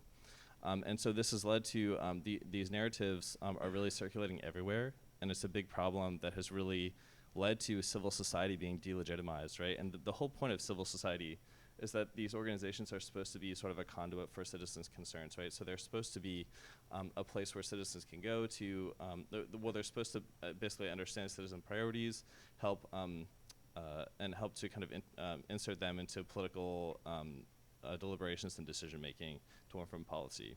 But what's happened is that citizens don't see them as a trustful conduit for sharing their views, right, or for participating in political processes. And so there isn't a lot of kind of social support for the role of civil society organizations, and the role that they're intended to play is not really playing out because it's not supported by kind of social norms in the context. And then also it means that a lot of citizens aren't necessarily wanting to participate in civil society, which is kind of the point as well, right? Because and part of it could be even reputational concerns, right? Because there's negative association with participating in these groups, so citizens don't want to go participate because they don't want to be seen negatively, right? And so it's a big problem that has been driven in part by the fact that funding is international, right? But now we are trying to undo that issue, or it's a challenge that we're trying to address. And I think there's a couple of different ways that at least we at DI and other organizations have sought to address this problem. The first one is one that is fundamental to all democracy and governance development work, is that it has to be nonpartisan, full stop. So basically, and it really has to be focused on process, not outcomes. So we often work with political parties, with civil society organizations, with different governmental bodies, and you can't basically base your assistance on the kind of political or ideological preferences of the partners that you're working with. Really, we have to be focused on working with local actors who are interested in a more democratic society and strengthening their ability to engage in more democratic practices. And that has to be offered to anyone, regardless of their kind of political ideological views. A second one is that you have to really center local actors. And so some ways that we're doing this is, in some contexts, we're changing the branding of our program so we don't actually use our name, and we come up with a local name that resonates better in the local language and context. And also, of course, funding local actors to lead the work themselves, right? Not doing a lot of it through our own staff. And then also, of course, when we're supporting civil society groups, there are a few different ways that we can make sure that we're supporting civil society to not engage in activities that are driven by international priorities, but also local ones. And there are different ways you can do that through different funding mechanisms that actually essentially offer civil society groups the flexibility to choose the issues they work on based on local community priorities. And also even doing some research to support them so they can actually select the issues that are most resonant with the broader population. Thank you. And Gretchen, you mentioned the winner-take-all nature of the executive, particularly in Latin America. How does formal institutions interact with the informal institutions and the social norms in the different contexts? And how does this interaction impact the stability of both formal and informal institutions? Sure, yeah, thank you. So I think this question of the interaction is really fundamental. Sort of to give a sort of history of how people have thought about this. I feel like there's been a big divide between people who study advanced democracies and people who study the developing world. I think for a long time, folks who've studied the developing world sort of talked about the importance of norms and informal institutions, often recognizing that, you know, you can adopt sort of best formal institutional practices or constitutions from, you know, other parts of the world, lay them down in a developing country, and lo and behold, they don't really work the way that most people thought that they would. So I think formal and informal institutions, there's been this sort of tension, these two things for people who've been focused on the developing world for a long time. I think more recently, you know, people who focused on the US have really come around to this idea that, gee, norms really do matter, that, you know, we discovered particularly under the last presidency that a lot of the things that we thought were maybe in the Constitution or were not forbidden, right, were in fact all based on norms. So I feel like there's actually been a real convergence among people who in political science who study these different parts of the world, kind of coming to this conclusion. You really have to focus on both, that both of matter. So, you know, one way that I also think the literature needs to evolve in is to be much more precise about what exactly norms mean. And this is why I think Christina's work has been so important and so important for political scientists. In a lot of the work, norms are often just simply left undefined. They're either sort of a long list of things like culture, value, preferences, norms. They're treated, you know, purely in metaphorical terms. You know, the rules of the game, soft guardrails, right? That's sort of the language that people often use. And as we saw in the last presentation, right, there's also sort of this back and forth between sometimes but then often getting measured in terms of values, preferences. And they're really different things, and they're important to keep those distinct. I think another thing that Christina's work really adds to this discussion is this difference between descriptive norms and social norms. And I think still a lot of the work in political science, a lot of the formal work, is really focused more on descriptive norms. I think a lot of the work that I've done on this, which I'll just mention in a second, because I think it gets more directly at your question, it's still sort of in this realm of descriptive norms, but increasingly there are some folks who are doing on social norms, so looking not just at first order expectations about what other people are going to do, but what you believe other people think you should do. And it's hard to tap into some of those things, but I think really, really a rich environment and kind of the direction that things should go in the future. So just to give kind of one example of how this interaction affects democracy, we sort of started with the How Democracies Die book and this idea that the norm of forbearance is really important. And we tried to formalize that and think about how that was operating in the US. And so we sort of started by thinking about the formal institutional context and the idea that the US Constitution really does create a lot of latitude for people for elites to make decisions about, you know, how much hardball versus forbearance they're going to engage in. You know, are you going to use the option to impeach presidents? Are you going to use the fact that you can pack the Supreme Court to get the court you want? You know, what sort of choices are you going to make around this? And then we kind of come up with a very simple deterrence model of forbearance, where we have this idea that if parties are sort of trading power back and forth and they both enjoy the same opportunities for engaging in hardball, well, maybe you can kind of construct a deterrent sort of framework where you wouldn't do this. You'd have cooperation over time. Where that starts to begin to collapse is if those opportunities for engaging in hardball sort of become asymmetric. And we then kind of look at the Constitution and we say, hey, there have always been sort of these latent biases or not even latent, there have been biases in the Constitution for rural voters. When you get partisan sorting so that rural voters are basically all sorted into one party, you get sort of asymmetric advantages in these rules. And that kind of short sort of story of this is that kind of breaks down this cooperation. And so you see sort of the formal institutional rules, which haven't changed, but where the biases have sort of latently become activated because of partisan sorting, and that in turn affects this overarching norm of or forbearance. Thank you. And Mike, what roles do civil society and international actors play in promoting and upholding democratic norms in young and emerging democracies? Yeah, it's a great question as well, and I think I can answer it sort of building on what I was talking about before, and also what some of the other panelists have said. So, as we've talked about, democratic systems rely on a variety of social norms, attitudes, and beliefs that sort of enable democratic systems to function, right? And in particular, I'll talk again about civil society since you asked about it in particularly. So,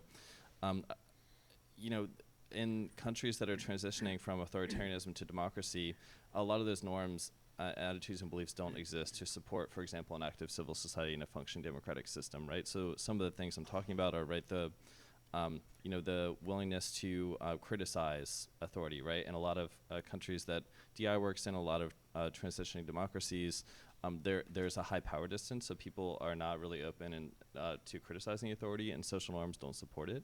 Also, just the idea that you need to be active in developing policy preferences and being willing to critically evaluate your own beliefs, and also evaluate the beliefs of others in that way as well. These are critical social norms, right, that enable an active civil society, an active citizenry, that are essential to democracy, right? But a lot of times our international support that we provide to civil society actors will be sort of very technocratic. So we'll help them do advocacy better. We'll help them do research potentially on citizens' priorities. But we don't necessarily work with them to understand that this whole or to engage in a kind of a process of social normative change that it really is. So that's something that DI is trying to do differently. So and a lot of our work that we do with civil society, we help them really evaluate kind of where are centers of social influence that exist in their communities that could either enable or constrain, for example, progress on particular issue-based campaigns they might be doing. So for example, in Tunisia, we're working with civil society to help. The context is exactly kind of what I set up before, where there's really rising authoritarianism, closing civic space, and civil society is coming under a lot of repression from the government that is increasingly authoritarian. And so we're trying to help civil society better connect with local citizens' priorities based on some research that we've done, and also their work in their communities and knowledge of local needs. So one of the issues that we're working on is we're working with civil society groups that have been engaged on trying to improve working conditions for women who work in the rural, in the agricultural sector in rural areas. And so we worked with those groups to really analyze what are the specific behaviors that we think need to happen in order for some of these working conditions to be improved. And then we analyzed what are the various kind of social, structural, and individual level factors that are preventing those behaviors from happening. And so in this way, we're working with civil society to advance change on an issue that is really of importance to local citizens, both based on the fact that there are organizations working on it, right? They were working on this long before we were involved, but also based on research that we did for a few months when starting the program. And so in this way, we're trying to move beyond just providing very technical support for developing organizational capacity or things like that, and really helping working with local organizations with kind of complementary expertise and knowledge of the context to understand how can they actually work to create change and in part, right, this kind of really deeply social normative and value-based change that is required for democracy to work. Yeah, thank you. And Horacio, in emerging democracies, clientelism and political patronage are not uncommon. What role do networks play in sustaining this type of practices, and how do these networks influence and shape democratic norms? Thanks. They're super important. That's the short answer.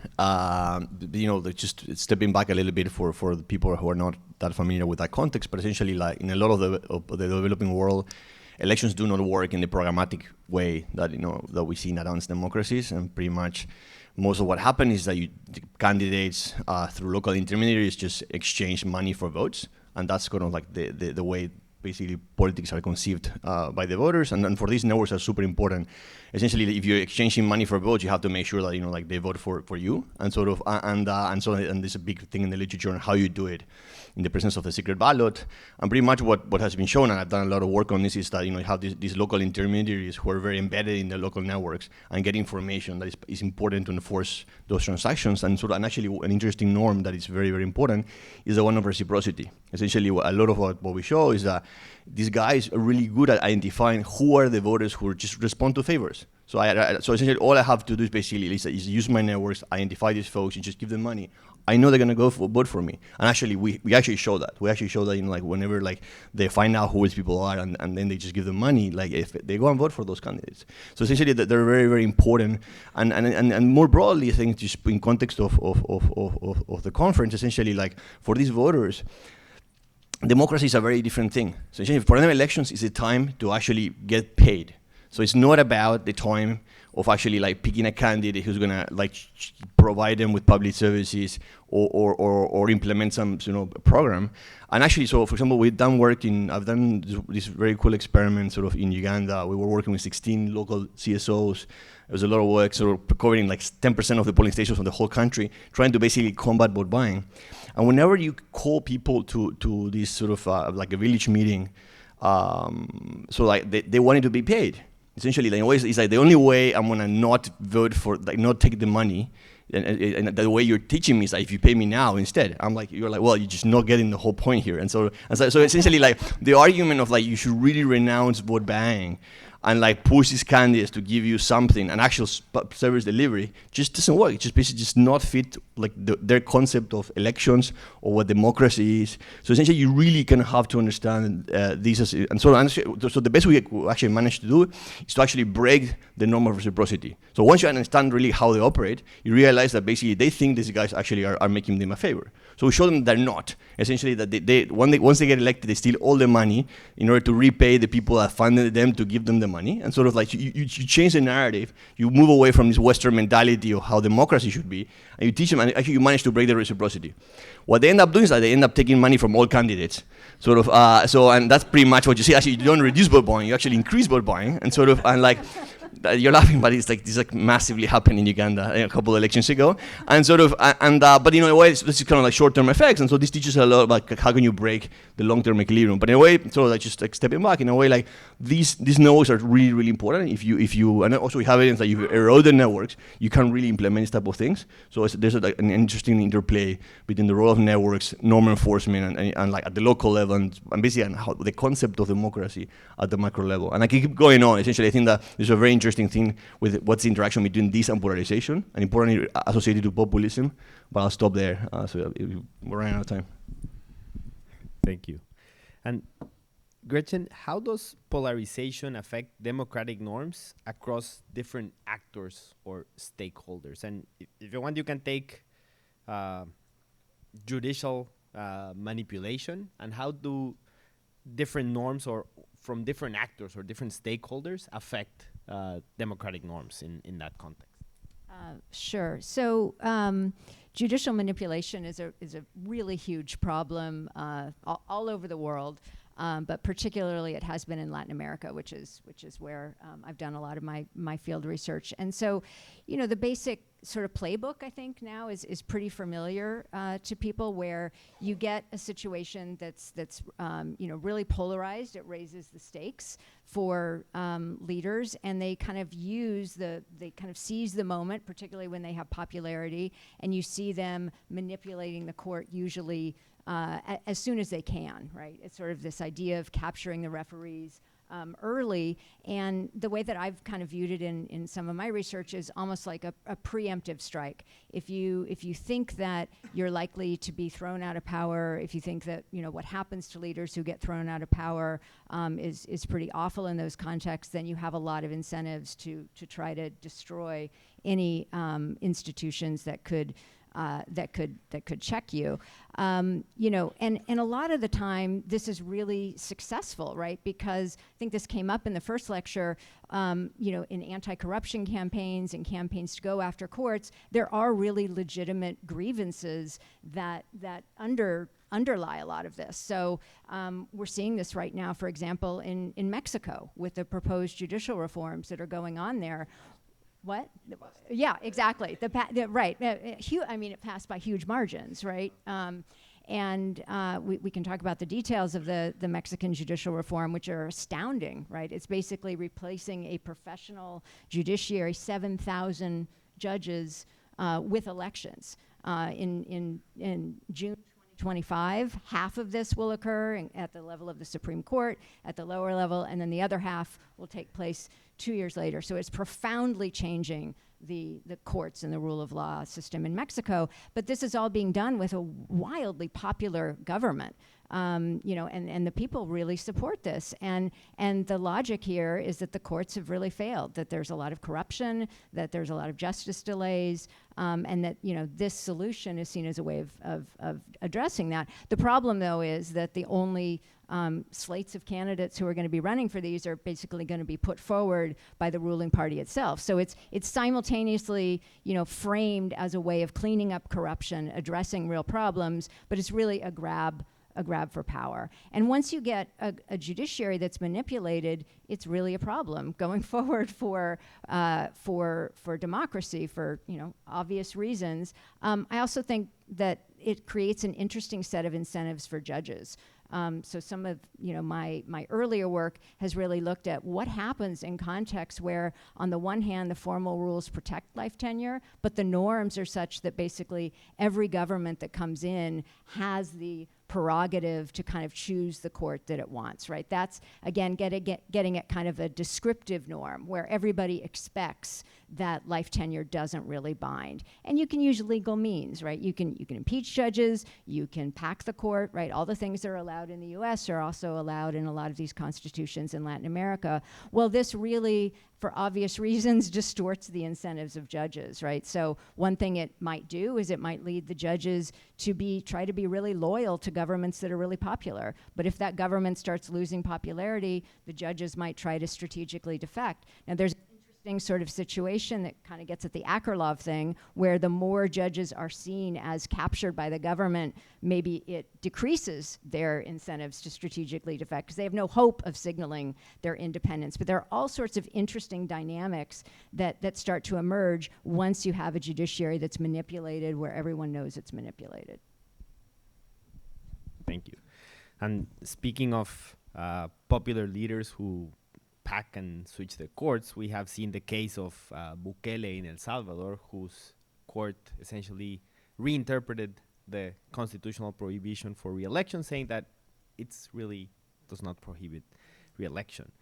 So in that context, where you have a polarized setting with a populist outsider who disregards democratic safeguards, and that leads to attempts at democratic backsliding, how do different systems of government, such as parliamentary and presidential systems, prevent or mitigate this, and how do they interact with democratic norms? Horacio. Okay, I always get very nervous. The economist in me gets very nervous when I ask about these cross-country comparisons. So I'm gonna try to put my political science hat and make a bold claims about this. I can wear both hats. So I think that so first, like, stepping back, is the issue basically is how do we end up with this populist to begin with. So it's important to understand essentially like how people got there to basically answer the question. And I think that and I'll go back to basically what Gretchen was saying about these historical grievances. Sort of essentially like, it's like usually what in Latin America, sort of like think about like, the Bolivarian Revolution or the Fourth Transformation in Mexico. There are these historical grievances, and these populists basically just really cater to those things, and that's how they make it to government. And so it's important to understand how they got here.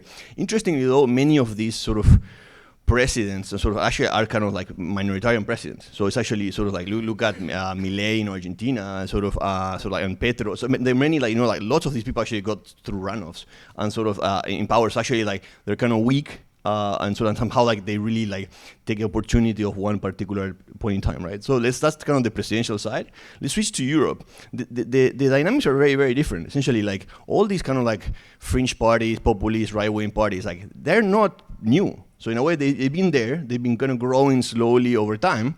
And interesting, actually, like most of them cannot really make it to power, right? And I think for the last election in France is like the clearest over there. In a way, the parliamentarian systems and the fact that you can sort of form coalitions post-elections, and so really like it's a bit of a safeguard against these people coming to power, right? So in a way, so the people who actually like the urban, so basically the people that really make it to power in a parliamentarian system are very particular people, are people with lots of power, and sort of, and in a way, and it's just very, very hard to kind of actually do anything, because if you make it as a populist through a parliamentarian system to power, like you pretty much have all the power. So in a way, like it's like there's not much. What can you do against these folks? Just pray. I mean, or pick you or whatever you want to do. Like if you instead of praying, right? So sort of, I think that sort of in Latin America, essentially, like it's a bit different. Essentially, like these guys were kind of lucky to make it to power, and sort of, and they try to hold to power. They do like all this erosion type of aggrandizement. So there we have, in contrast to what you have in the parliamentarian system, like we have, which you can remove the prime minister, we have basic impeachment, but it has been entirely bastardized and sort of, politicized. And so in a way, so it's like, it's there, but it has been politically manipulated. So it's a bit tricky. So in a way, like, I think that by the time they make it to power, so I think institutions have rolled the dice already, and and you just have to go with what you have. Actually, I want to rescue we should think more about voters. So in a way, I think as we have been saying, essentially, like formal institutions.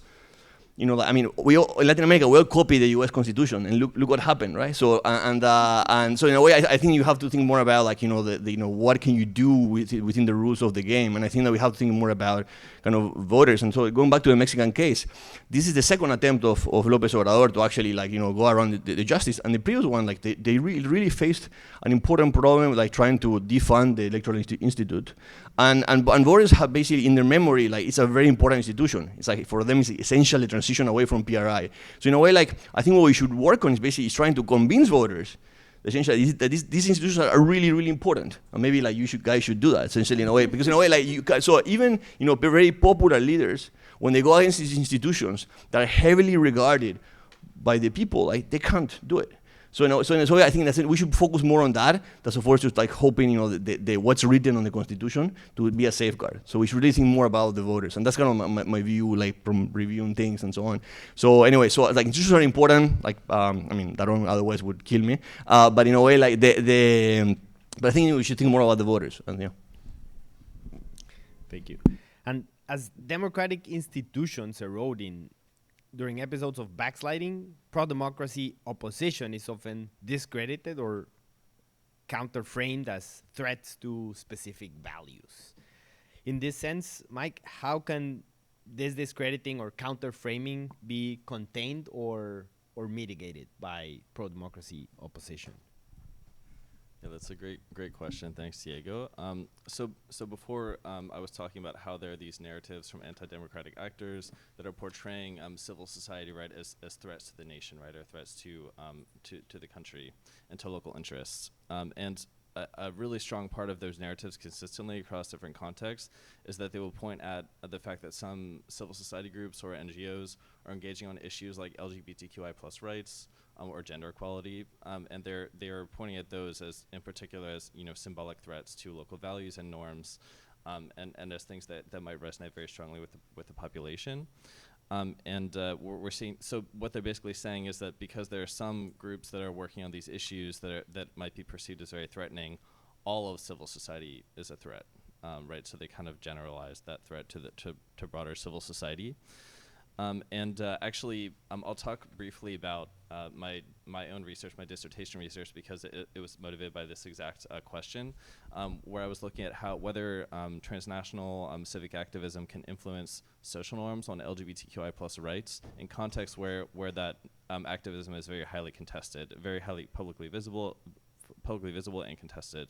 And so I looked in particular at the case of Serbia, where there's been a kind of a long standing period where the European Union, as part of the EU accession process, has been placing pressure on Serbia to adhere to EU accession requirements around LGBTQI+ rights, as it does for similarly for a lot of other countries in Eastern Europe. And this has been met with backlash from opponents in Serbia who are basically saying that this is something that does not accord with our values and traditions. And one of the things that the European Union has very heavily supported is that they basically told the Serbian government they need to allow space for LGBTQI plus activism. And so they've supported these very publicly visible pride parades in Serbia for a long time. And in 2022, they held the Euro Pride events there. It was a pan-European pride event. And it was held in Serbia for the first time there, and also for the first time in Eastern Europe, and actually non-European Union country. And so I saw this is a perfect opportunity for me to look at kind of how does this type of event actually influence people? How do people respond when they see this event that's really highly contested being portrayed as inherently foreign, right, and a threat to local values? So I did a few different studies, and in a particular panel study around the actual event. And in short, what I found was that the event had no consistent effects on any norm perceptions, on personal attitudes and behavioral intentions, and focusing on gay and lesbian rights in particular. I won't go into all the details of the data because it's really complicated, but what the data suggests, both a mix of quantitative and qualitative data, is that the explanation might be that there were basically conflicting norm signals that canceled each other out. So the event was really highly contested, which I didn't give a lot of the context, as they always are, but it was worse than usual. The government actually banned the event and said it was canceled. The activists persevered and said they would still do it. So there was a lot of uncertainty in the weeks leading up to it. There were also the far right groups who were saying, this is a threat to our values. They even some of them called for violence against participants, actually. And so it was really, really tumultuous, even more so than the pride parades usually are in Serbia. So one explanation is that there are conflicting normative signals. The other one is that, of course, a lot of people are saying that this event is driven by foreigners. It doesn't represent our norms. So it's not something that is native to our population, and so basically they gave it no legitimacy or authority to influence their own norms. Or their own views. The other one that kind of came out from a few different data sources is that it seems like because these events have been going on for so long, basically consistently for a decade in Serbia, people have just decided what they think about this, whether they support it or not. They're not really paying attention to it anymore. They kind of just see it as a disturbance. We have this dynamic where this event that was organized and led by local organizations entirely, right, just in the name of kind of a pan-European event, is not being taken seriously by much of the population, or is not really influencing people because people have decided what they think, and they're discrediting it as this kind of source of foreign influence and a threat to local values.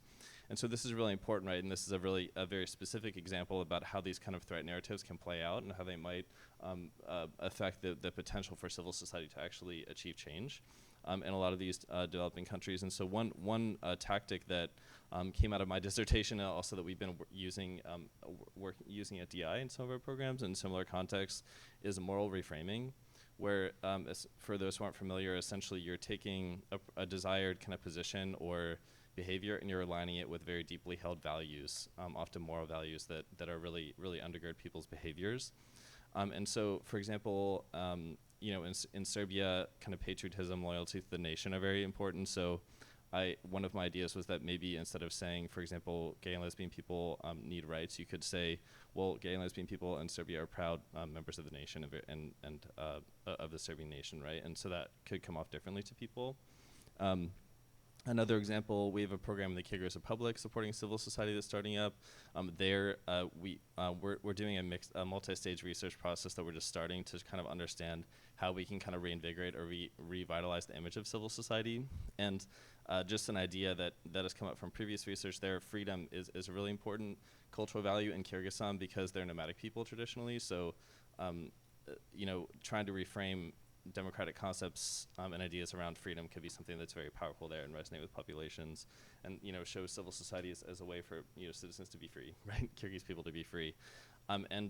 We also have been doing some research in different contexts to look at how these actual moral values associated with people's different democratic behaviors. So in Ghana, for example, we did a behavioral factors assessment. So our program there is supporting responsive and accountable local government service delivery. We were trying to see what are the different moral values that could be associated with accountability behaviors in Ghana.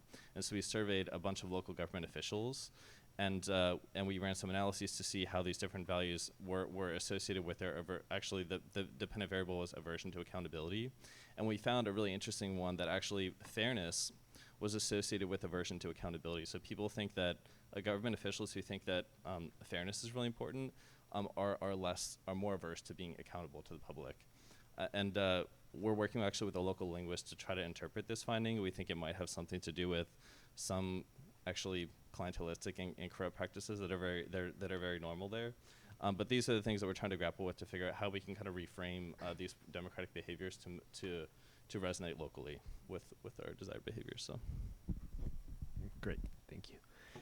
And Gretchen, you talked about legitimate grievances and prosecuting corruption, which in some polarized context might backfire, right? So it might lead, it might backfire. How can it affect democratic norms and backsliding in such contexts?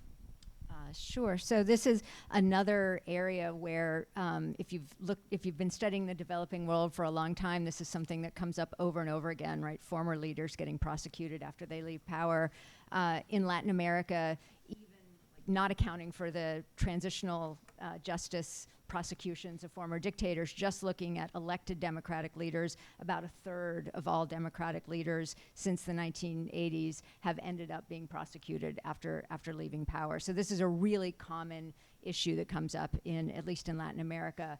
And of course now we're seeing it really for the first time in the United States as well. I think the kind of underlying dynamic here is that everybody observes whether or not a former leader gets prosecuted or not, but people have really sharply divergent beliefs, particularly in a polarized society, about whether that person is guilty or not. So we've been doing, again, back to some of the Brightline Watch polling, we polled over and over again on beliefs about whether Trump has committed the various crimes that he's been charged with, everything from the election interference to the campaign contributions, sort of across the multiple charges that he's faced. And not surprisingly, there's just been total calcification in the polling on people's beliefs about whether he's guilty. Like over 90% of Democrats think he is, independents are split, and Republicans about only 10%. That mirrors exactly sort of where people also sort of thought that he was in terms of the impeachment processes earlier on. So huge polarization in terms of whether people think that the person is guilty or not. I think, going back to sort of the dynamics in the developing world, there are sort of perversions, right, of both either not holding leaders accountable, not prosecuting leaders or prosecuting leaders. So the danger is if you don't prosecute a leader and opinion is polarized, some of those people are going to think that, it's deterrence and the rule of law is working and there's been no crime, and so it's fine that there's been no prosecution. A lot of people, though, are going to think that there's really a problem of impunity.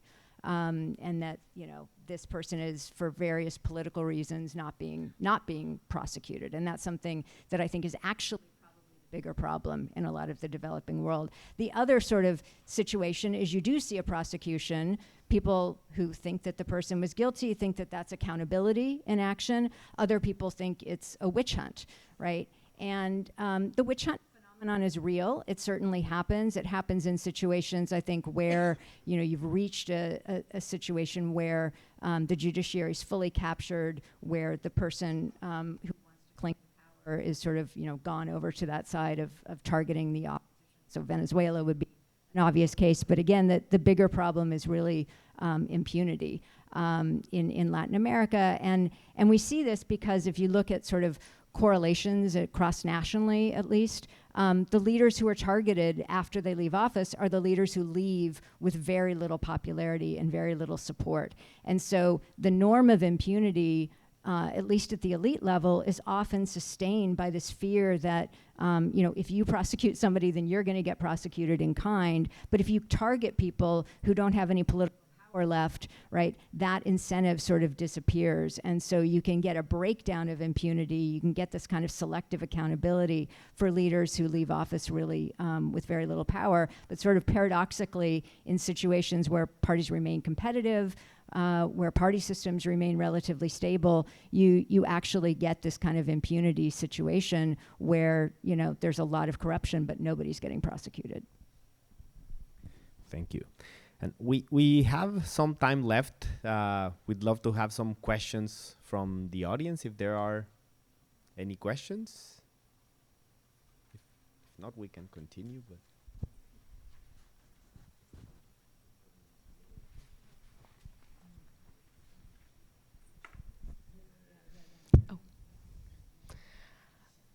But I think I'll ask the first question.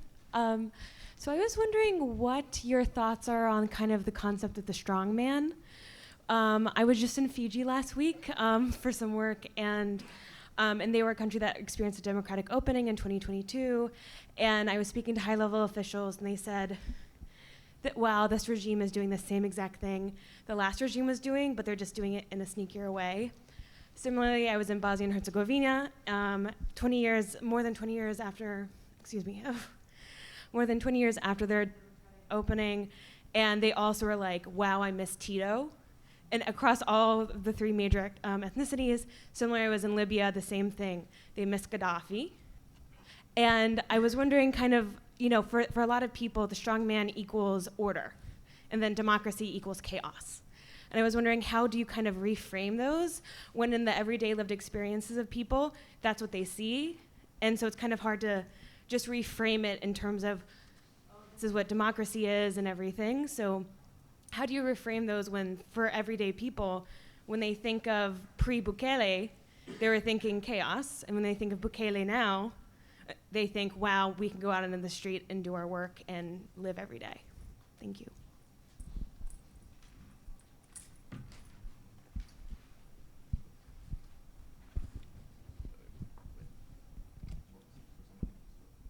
Someone specific, or yeah. So I mean, it's a very tricky question, and so I think going back to the Ortega's case. So actually, I was in Nicaragua before everything blew up again, and then I think that people, and this is kind of crazy. I think that people are very conscious that they're giving away civil liberties for safety and economic prosperity, and it's like just talk to the taxi driver. Like it's in a way like it's not that they're really actually fooling themselves. That these folks are actually different. They understand, I think, quite well the trade-off. And maybe because they just really had a really hard time before, and and they need a break. We all do, no? And so in a way, I don't think essentially like there's nothing that they should relabel it or you can do anything about it. It's like a conscious, rational decision, and they're very, very aware of kind of what's happening, and then people do see.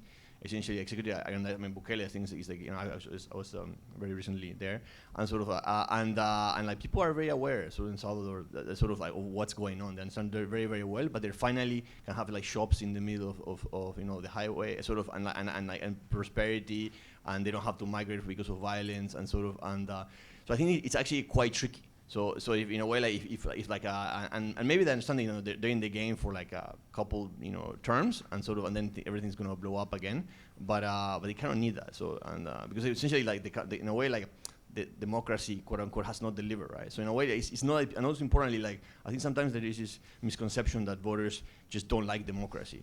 It's not essentially that there's something like that they have nothing against the system. Actually, they do support democracy, but they don't really think that democracy is sort of delivering in a particular case. So actually, it's a very hard realm where to operate because there's it's like perfect information. Everybody understands everything is being played, and no one has just a better solution to Bukele. So I really like your question because I think it gets at a big debate in the literature over how to think about people's support for norm violations, right? On the one hand, I think when people were initially looking at democratic erosion, there were a lot of models about voter uncertainty, right? Or not really believing that a leader is going to do these kinds of things, right? So you still support these norms, but you sort of discount what the leader's going to do, or maybe you trade it off, but it's still a costly behavior on the part of the on the part of the dictator. There's additional sort of in this line of research. There's also this idea that maybe the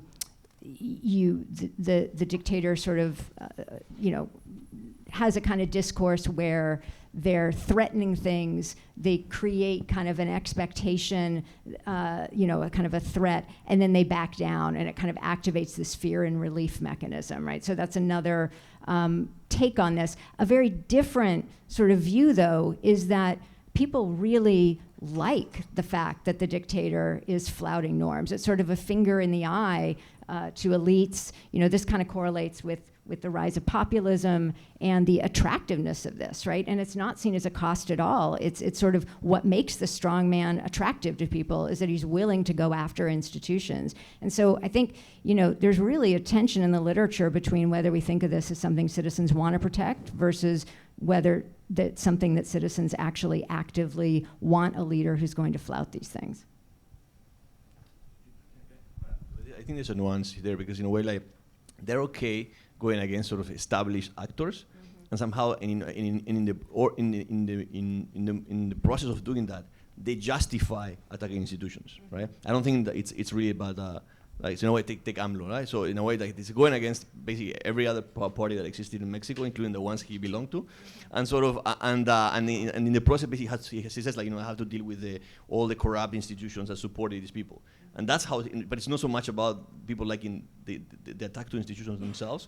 It's just a justification of a mean to an end. So I'm just defending voters here. I don't think it's so directed against it. Yeah.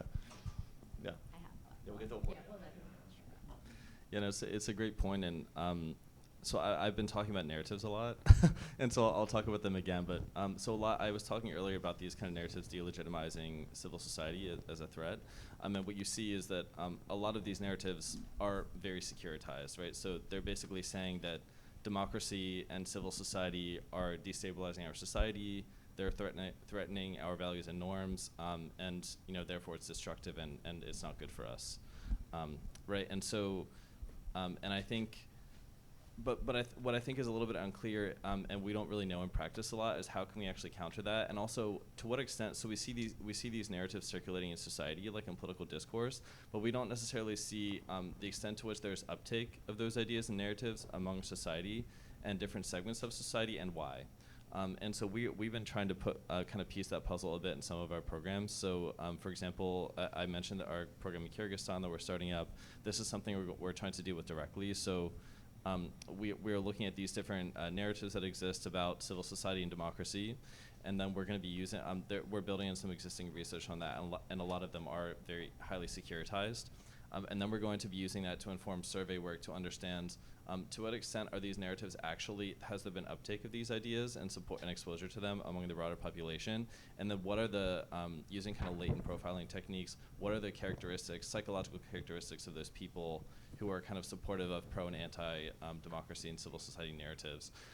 Because I think, in the context of a place like Kyrgyzstan, you can tie it to the potential resonance of those narratives to the kind of Soviet legacy there, where people, the culture does, kind of offer support in some ways for more strongman leaders, and you've seen that authoritarianism come back in Kyrgyzstan very strongly, but we don't necessarily know if that's the case, right? And so I think that we're making a lot of assumptions if we just. It's an assumption that is the case, right? So we're trying to dig into that more empirically to understand then how can we actually develop messages that could have a more positive effect on people's views about civil society and the potential for democracy to actually deliver and be valuable for them. And it's funny they talk about how some of the narratives that we use to promote democracy could be really self-defeating, because we'll say things like democracy is messy, right? But like that's so for people who are concerned about security, right? It like that might not come off very well, right? So we're trying to really to figure out how these different narratives resonate with people and why, and then what that means for how we can more effectively talk about democracy. And USAID is actually doing a lot of work on that right now as well, globally, not just in specific programs. So. Hi, this question is mostly for Dr. Helmke. I was wondering, you talked a lot about the distinction between Democrats and Republicans in the United States. I was wondering to hear your thoughts on undecided voters, especially in this election cycle, and where they fit in the social norms.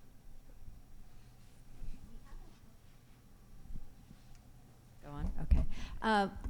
So there are very few undecided voters, so we haven't done a lot of polling that's been able to capture them. We've looked at independents, but a lot of independents aren't undecided necessarily at this point. So I unfortunately don't have a lot of survey data that can shed light on that. I think it's a really, the election, people say, is going to basically come down to a lot of, these very small groups. But we just can't get at that with the sample size and the polling that we do, unfortunately.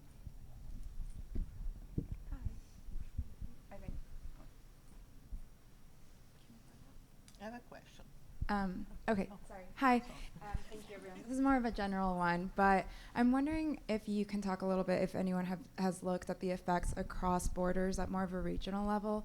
Something particularly in Latin America, for example, a lot of the anti-Petro rhetoric in Colombia is, this slippery slope argument that will become the next Venezuela. And so thinking about how do the networks and social norms kind of extend beyond the localized frameworks more into a regional effect.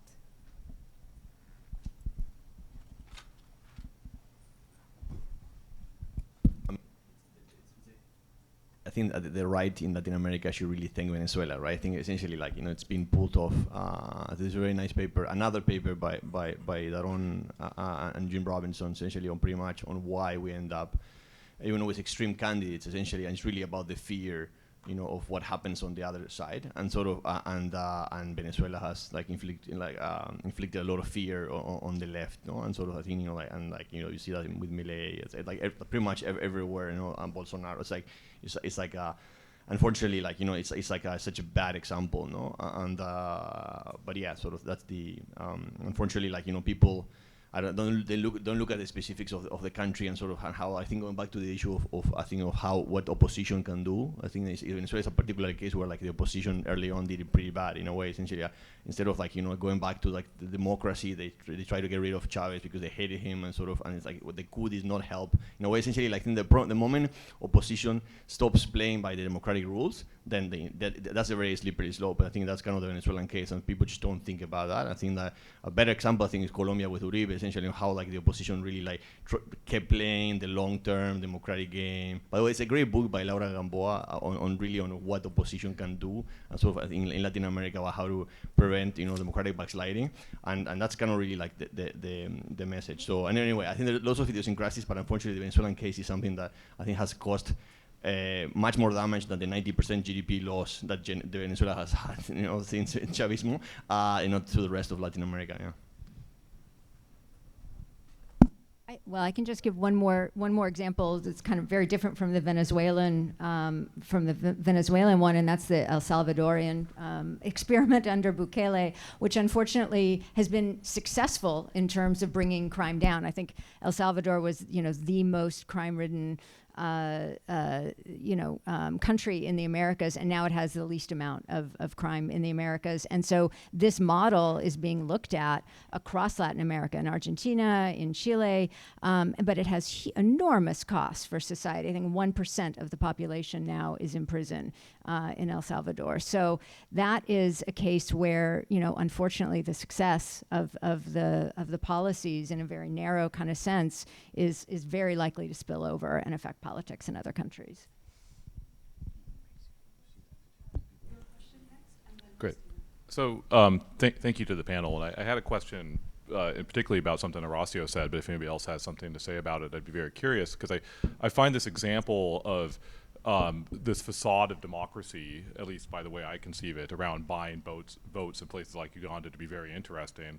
And I'm wondering if you can just expand on that some more, because I'm curious what the sort of psychology behind that is, if you know, where do people think they're doing democracy, or do elites think they're doing democracy, even though people are just actually buying votes? And if they don't think they're doing democracy, it's very interesting that that facade of democracy exists, that is still carried on if people actually just know what they're involved in is not actually democracy, as a lot of us conceive it.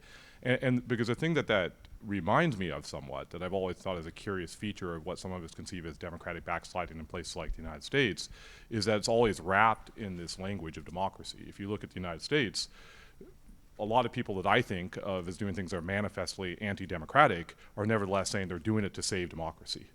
And so there seems to be a tendency for people to do this, where they're doing things that don't seem democratic, yet they still wrap it in this facade of democracy. And I'm wondering if this, what we learned from places like Uganda, helps explain why that goes on. So, so first, you know, like, as everywhere in the world, politics is a big business for a big chunk of people. So, and that's you know, the basics we start with. And then then there's a bunch of other people who at least pretend to be trying to like not to engage in that business. And essentially, I think that it's important to kind of compare what's kind of partial equilibrium and general equilibrium. So in a way, essentially, like, so a lot of the opposition people, sort of like in Uganda, who are buying votes, their arguments basically is that we want to get the crooks, you know, out of power. But essentially, like, the only way we can actually win elections is by buying votes. So in a way, like, they don't really agree with that, or at least so they say, no? And sort of, but in a way, but it's kind of like the dynamics. So I think that basically, like, everybody's kind of justifying this kind of lesser evil to kind of move away from the so in partial equilibrium, like, basically what they do is pretty bad, but essentially they're trying to say, look, I want to move away to an entirely different equilibrium, essentially where it's kind of much more programmatic. And but unfortunately, essentially, like, you know, like I mean, although we have some attempts for this to be successful, and sort of and you know, like, pushing, you know, like, having debates, you know, a lot of the work that, you know, like international organizations are trying to do, or trying to, like, create a more programmatic world, basically by telling voters, like, you know, like, just actually, like, even discussing the fact that, you know, political platforms exist. We run this very cool experiment, debates experiment in Liberia, and sort of and like the main thing that came out from the focus group is basically people had no idea what a policy promise was. Essentially, basically, it's like, well, this is actually how elections work. So essentially, you know, like, a candidate has to come and promise me something, you know, more broadly, but than just a handout. No? And so in a way, just kind of really, like, slowly changing the narrative, sort of trying to move away. But like, we're very, very far from that. So it is very hard to know in the short term who's actually really trying to, you know, like, change the game, or just be the next person on top, right? Sort of, it's impossible to tell, but you have to, you know, at least the ones that are showing some willingness to do it, just play with them. Right? So unfortunately, that's all you can do, no? Yeah.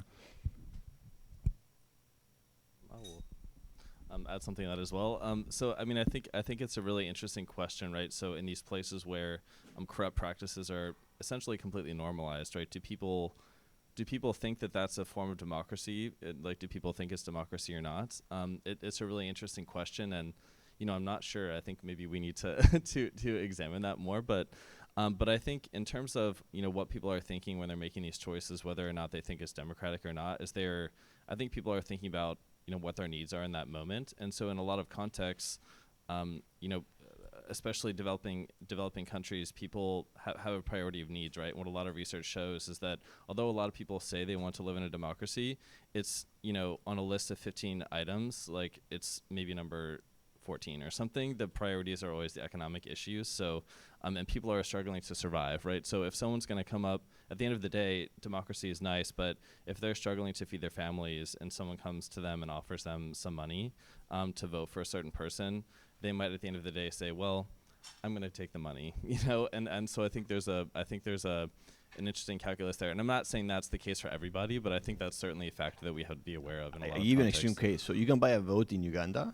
for half a bar of soap. That's the cost. And people are willing to go with that. So you can see the extreme. And actually, we actually have a lot of great work on trying to basically reduce economic vulnerability, and actually shows that, you know, people are way less likely to take up on votes and voting for this type of candidates one you deal with economic, you know, aspects. So in a way, I think that's kind of first order. You know, if you, in a way, like, basically, you have to feed the kids before they even start thinking, like, what to do at the ballot. Everything goes back to Huntington, right? Essentially, you really have to solve, you know, the economic problems to be able to afford liberal values, right? That's pretty much it. Yeah, I have a question, but before I want to say something about that. I remember in the 50s in Naples, Italy, where I come from, there was a very powerful politician, Achille Lauro. Achille Lauro, the elections, you know, the local elections, were very much controlled because you control district by district, neighborhood by neighborhood. And of course, they were buying votes. How they buy votes? With a pair of shoes. You get one shoe before, and then when they get, no, true, it's a true story. Okay, but the interesting thing here is that if you were asking people, you know, it was clear that their preference were vote, but they could vote. And so the idea is we live in a democratic system. We can vote. So, and here I come to my moral question. And my general question, I am really, really interested in forbearance. This is a crucial democratic norm, and by norm we mean behavior. So there are, you know, normative expectation, but also empirical expectation and conditionality on this expectation. They behave in a certain way. They are, sense, they pay attention not to against each other in a hard way, like otherwise the Senate can block nation, the Congress can block money, the president pardon all criminals, and so on and so forth. Okay, now,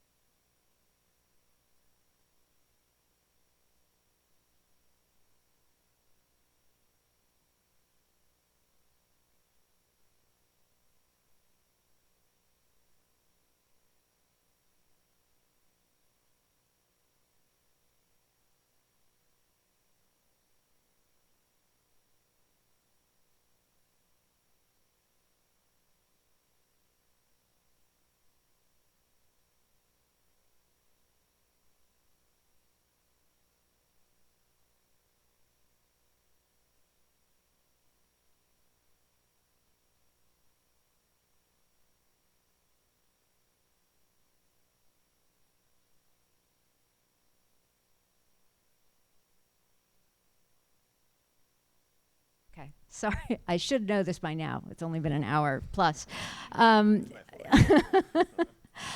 So I think, you know, someone's work who's really influenced my thinking on this is Barry Weingass' work on accountability and the rule of law, and this idea that, you know, politicians are going to respect these norms of forbearance depending on what they expect, how they expect citizens are going to react to what they're doing, right? And whether citizens are going to be able to coordinate on a response, right? And so one thing is, you know, this sort of trade-off that citizens might make that I think is really familiar to people, where yes, they care about these things, but not as much as supporting their particular party. And so coordination is going to fail if you really prioritize party or ideology over protecting democratic norms. But I think an even more fundamental problem that I don't think a lot of people have gotten their arms around is just basic perceptions about what politicians are doing, and how you can have cognitive biases enter into really polarized societies, where it's not that you wouldn't punish a transgression, it's that you don't even see the transgression. You know, and so one of the big gaps that we see over and over again in the Brightline Watch polling is that there's almost no daylight in terms of what Republicans and Democrats value, what they're willing to say is important to a democracy. Where you get huge gaps is in how they're evaluating what politicians are doing. And if you don't share a kind of common ground truth of whether, you know, what the situation is to which the rules apply, then there's no possibility of coordinating and punishing the leader, which then basically destroys the incentives for the leaders to obey, to uphold those norms. So that's kind of how I see the connection playing out. Moving away from the US, so I think that the problem though is what is norm transgressions or like democratic backsliding type measures actually signal to voters, right? And I just like a small example that, you know, was very, very prominent in Mexico. Essentially, when the previous president got to power, like there was this airport project, and pretty much it was like 80 to 90% paid. It was almost everything was done. sort of, and like the airport was pretty much ready. And essentially he decided to basically like take away all the contracts, still pay these people, and flood the whole airport, just so that, you know, they really could not go back to that airport.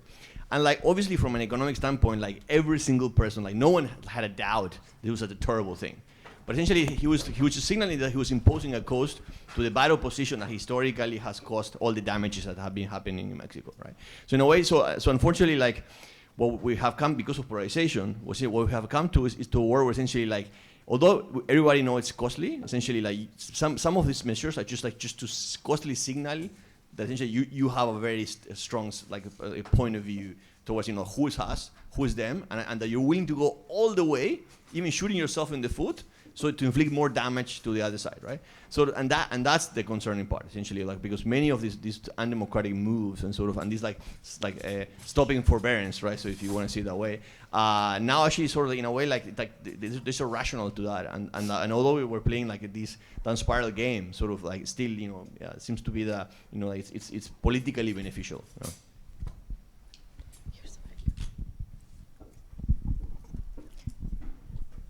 I think we're running out of time. Actually, I'll say that we can take another 10. Oh. No, we have 10.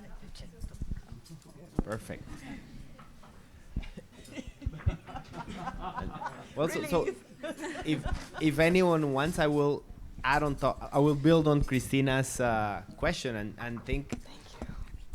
When you were talking about popular opinion or the normative beliefs of the voters or the general population, I would ask who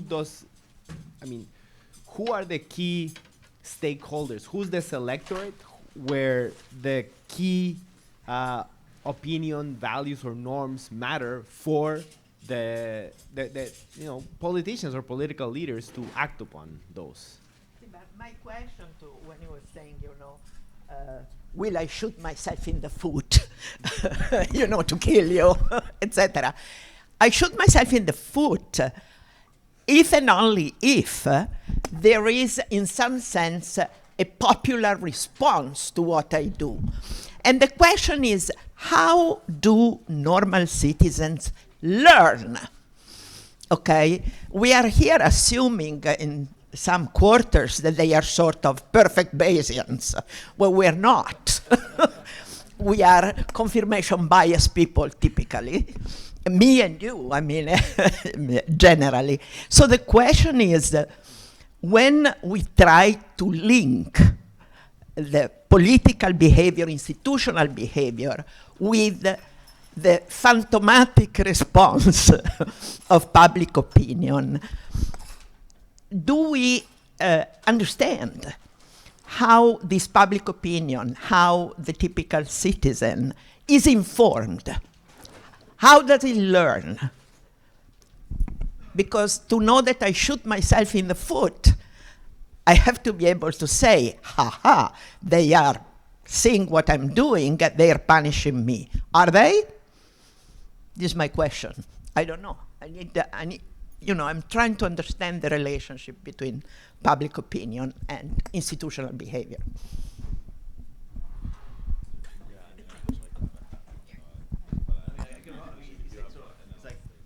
I know you don't like the rational thing, but I'm going to go back to that. It's just, I think it's basically just a standard signaling model. Essentially, like you have two types of people. The people who are willing to go all the way, you know, for the defense of the people, and sort of, and like essentially are going to put their foot and shoot through their feet, you know, to the other people inside and say, look, I'm willing to do it.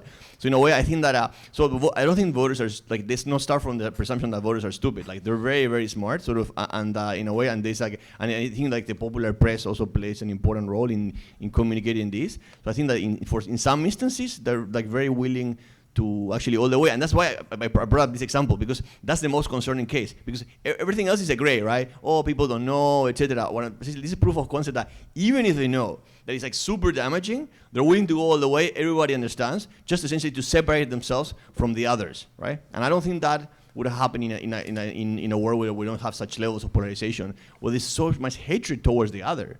They're just happy to hurt democracy. And that's kind of the point I was trying to make, sort of. And so even in that extremes, we have that being played, you know? Yeah. Yeah, so I'm still kind of formulating my response, but I have a couple of thoughts. So I think the point that you made, Gretchen, is a really important one. Where right now, we're, even though people value the same things and think the same things are important, I guess I'm thinking in the U.S. context, we've basically just decided that we're not going to critically evaluate the candidate we've decided to support, and we're only going to critically evaluate the other one. And you kind of see this in how. I guess a particular candidate talks about his own behavior, where he says, like, literally, I can do whatever I want. It doesn't matter. Everyone's going to still support me. It doesn't matter what egregious thing I do. It's people like me more when I do it, essentially, right? So I think that's really important. But I think, it is an interesting question, right? In that context, what does it mean for what does it ultimately mean for the consequences that the kind of politicians have for their actions? And I think part of it might be sort of a collective action problem, right? Where a lot of times people don't take action because they assume that someone else will. Like, it's maybe someone else's job, and this egregious thing might have happened, and I assume it's someone else is going to take care of it, so I'm not going to take action myself.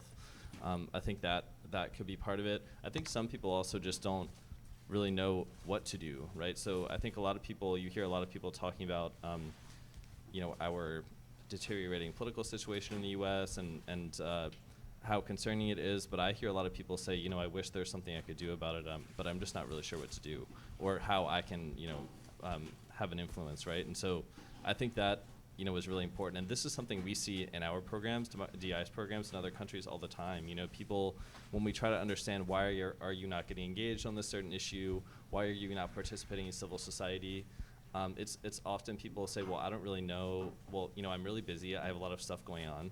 And also, I don't really know what opportunities exist for me to get involved and to do something about it. So I think even that kind of basic variable, like, or factor that people just don't really know how to get involved or what they can personally do to make a difference, or don't see, maybe it's kind of a perceived efficacy to actually have an effect on what's going on. I think that could be part of it as well, or I think it is. I guess the other thing that I would add is sort of what we know from like research versus how well that research actually answers your question, which I think is more of a like what's actually happening in the real world. And I think a lot of the research is based on these, very very careful research experiments, but how well those things actually translate into the real world is a huge question. But at least what we know from those lab experiments is, the kind of information that voters are getting really matters. Like if you're getting information about outpartisans, there was a study conducted, a mega study conducted at Stanford University, looking at different kinds of interventions and how that might reduce support for anti-democratic attitudes, support for polarization, and the sort of most effective treatment. And there were hundreds of submissions, and then I think they chose 25. And of these 25, the most effective treatment was correcting misperceptions about outpartisans. So telling people, telling Democrats, no, Republicans actually do value these things, and vice versa, then you would look at what the effect then is on those respondents and on their willingness to punish democratic or anti-democratic behavior on their own side. So that was sort of the most important finding, and that spawned a huge literature on correcting misperceptions. Now, how well that actually works in the real world is a completely different question, right? Because usually you're not receiving accurate information about the other side, right? People are in bubbles. And so there was a whole lot of excitement about this before, but then once people started thinking how this actually operates in the real world, they got a little less excited. Another thing, though, is also what the source of the information is. So are you learning this from the out party, in which case you're probably not going to be Bayesian, right? You're not going to update at all. Or are you learning this from the in party? And again, just very recently, we looked at the effect of messaging from the Harris campaign that was talking about the Republican candidates who had supported her. And that tends to have, and not surprisingly, her campaign's picked up on this too, that tends to have a really, important effect on changing public opinion among independents and on the right. But it's the source of the opinion, I think, that's really, really important. Thank you very much. And please help me thank the three panelists.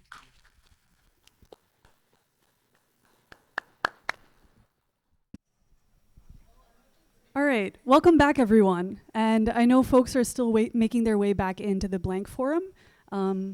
We can just proceed in the meantime. So with our next talk, it's going to be by Dr. Christoph Abels, who is a postdoctoral fellow at the University of Potsdam, where he explores individuals' susceptibility to misinformation and the impact of elite norm violations on democracy and the political psychology of foreign affairs. Christoph holds a PhD in governance and a master's in public policy from the Hertie School of Berlin. So if we can all give a very warm welcome to Christoph as he joins us. So, thank you very much. Thank you to the organizing team. It's been a pleasure to be here. Thank you very much for the invitation. And I hope everyone enjoyed lunch. I certainly did, but it also caused some food coma myself. So I hope I can stay awake, and I hope so do you. Today I'm going to present work that nicely ties together some of the topics that we have discussed today and yesterday. In particular, stuff like democratic beliefs, norm violations, and polarization. And this is joint work with Kia Huttunen, Ralf Hertwig, and Stephen Lewandowski. And we would like to express our gratitude to the European Research Council for funding our research.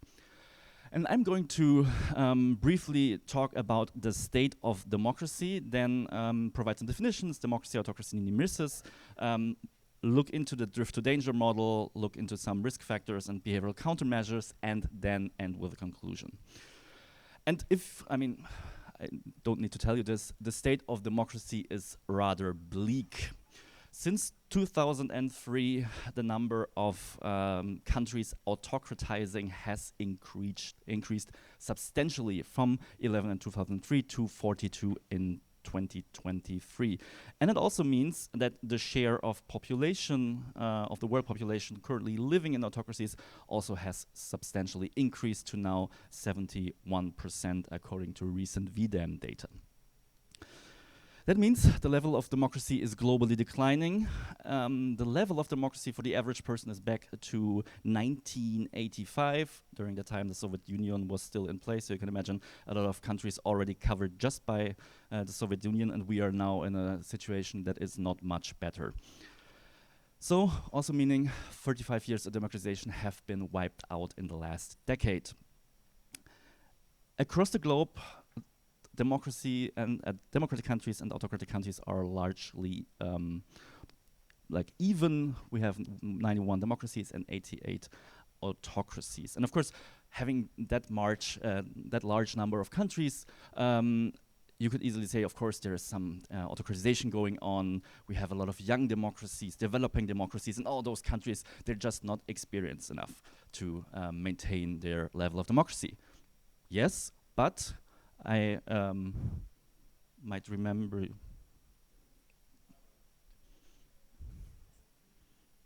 The effect is gone? No. I can just remind you about our nice fellow, thank you, Neil Gorsuch, who was appointed to the Supreme Court in, if I remember correctly, 2017, just after the Trump election, after Senate Republicans preventing former President Barack Obama from appointing his own Supreme Court nominee, which was breaking with hundreds of years of democratic tradition. And then, of course, norms slightly changed. That was seen as a very dramatic norm violation. And then, of course, 2021 happened. And suddenly, appointing Neil Gorsuch to the Supreme Court wasn't that big of a problem anymore when people are storming the US Capitol. And I only, because for the sake of time, presenting you some of those cases. There are more around the world. And what I took away back then was that was pretty close. So, it wasn't super close if you've been there, but in respect to autocratization and democratic stability, that was pretty close. And that feeling of something being very close is called a near miss. And the near miss is mostly studied in the safety sciences, in particular in respect to safety concerns in high hazard environments like nuclear power plants and aircraft carriers, oil rigs, and so on. But of course, you can also, as I've just done, use this to discuss elections or democratic systems, because the Sri Lankan election was pretty close in 2015 when the sitting president Rajapaksa was almost re-elected for third term, although these constitutional law only allows two. And in the very last moment, one of his former cabinet members stepped up, intervened, and prevented third term of Rajapaksa, who had then had the ability to largely remodel the judiciary. So that leads me to the question, what can we learn from these near-death experiences, these near misses, and how can we use this to inform behavioral science-based countermeasures? And just some definitions so we are all on the same page. We define democracy according to the varieties of democracy, a multi-component definition. I will show you those in a moment. And autocracy, particularly as the opposite, defective elections, constraints to freedom of speech, assembly and association, and the violations of civil rights and the rule of law. And democratic backsliding we understand as a decline in democratic characteristics of society. So for instance, the freedom of speech, freedom of election. And the final outcome of every democratic backsliding process would then be democracies turning autocratic. The Wiener definitions or Wiener components are shown here. I will very briefly introduce them. We have the electoral component, which is of course concerned with elections, the liberal one, primarily trying to prevent the tyranny of the majority, the participatory component, where people should actively be involved in the political process, deliberative, everyone can discuss respectfully with each other, and egalitarian, there's an equal distribution of resources, education, and health across all parts of society. So democracy is not just voting, but it's a lot more. And near misses, as I mentioned before, it's primarily discussed in socio-technical systems and in the human factors literature, where it's used to distinguish accidents which involve injury or damage from other adverse events without those negative outcomes. And this prevention of substantial damage is frequently done by a final safety layer holding, but only by a hair's breadth. So it's pretty close, but some final layer held. And of course, we could look at accidents, which would then tell us what went wrong, but we could also look at near misses and try to identify what eventually held. And by trying to identify those, we can maybe learn something for democratic or system stability. And in democracies, we have heard this today, I think before, normally democracies don't really just crash and burn anymore, right? There are some coups around the world, but that's rarely happening. More frequently, we have this very slow democratic backsliding, and in the near misses case, that means the democracies are very close to becoming autocratic, but in the very last moment, a full-blown backsliding process could be prevented, or sometimes even democracies turned autocratic for a brief moment, but in a very short period of time, could return to democratic governance. So our analytical approach in this article basically starts with a case analysis, and we analyzed a couple of cases that have been identified as near misses, or we identified them as such, in particular Finland, the UK, Colombia, Sri Lanka, and South Korea. I list Chile here, but Chile is actually not a near miss case. It's rather an example that shows how quickly democracy can unravel. And in all of those cases, well, with the exception of Chile, erosion often begins with political elites pushing the boundaries of their power, frequently in small iterations over a long period of time. And if we use the drift to danger model of socio-technical accidents, which follows a largely similar logic, namely that norm violations happen stepwise and are frequently unrecognized, and single violations do not lead in system breakdown. As I've shown you the picture of Neil Gorsuch before, just because another Supreme Court justice was appointed by Trump, the democratic system in the US didn't break down. But increasing deviation from norms, slowly moving towards autocracy, and this slowly move towards autocracy is in all the case studies we've analyzed, powered by elite norm violations. And then based on these case studies and based on the idea that elite norm violations drive those backsliding efforts, we try to identify different risk layers and risk factors and safety layers. Risk factors here eroding the safety layers, while the safety layers can be strengthened through different behavioral science interventions. Now let me go a bit deeper into the drift to danger model. The key idea here is that there are written procedures in place that attempt to govern high risk and high hazard environments, just like nuclear power plants. But these regulations are incomplete, just like constitutions. And these incomplete regulations are then, or the lacks or gaps in the regulation are then used for shortcuts in certain circumstances. So for example, if you have a lot of pressure because you have a high workload, you might not follow every step of the rule, you just take some shortcuts. And that over a long time leads to a slow decoupling of practice from written procedure. However, since safety systems are designed in a way that anticipate those boundary transgressions,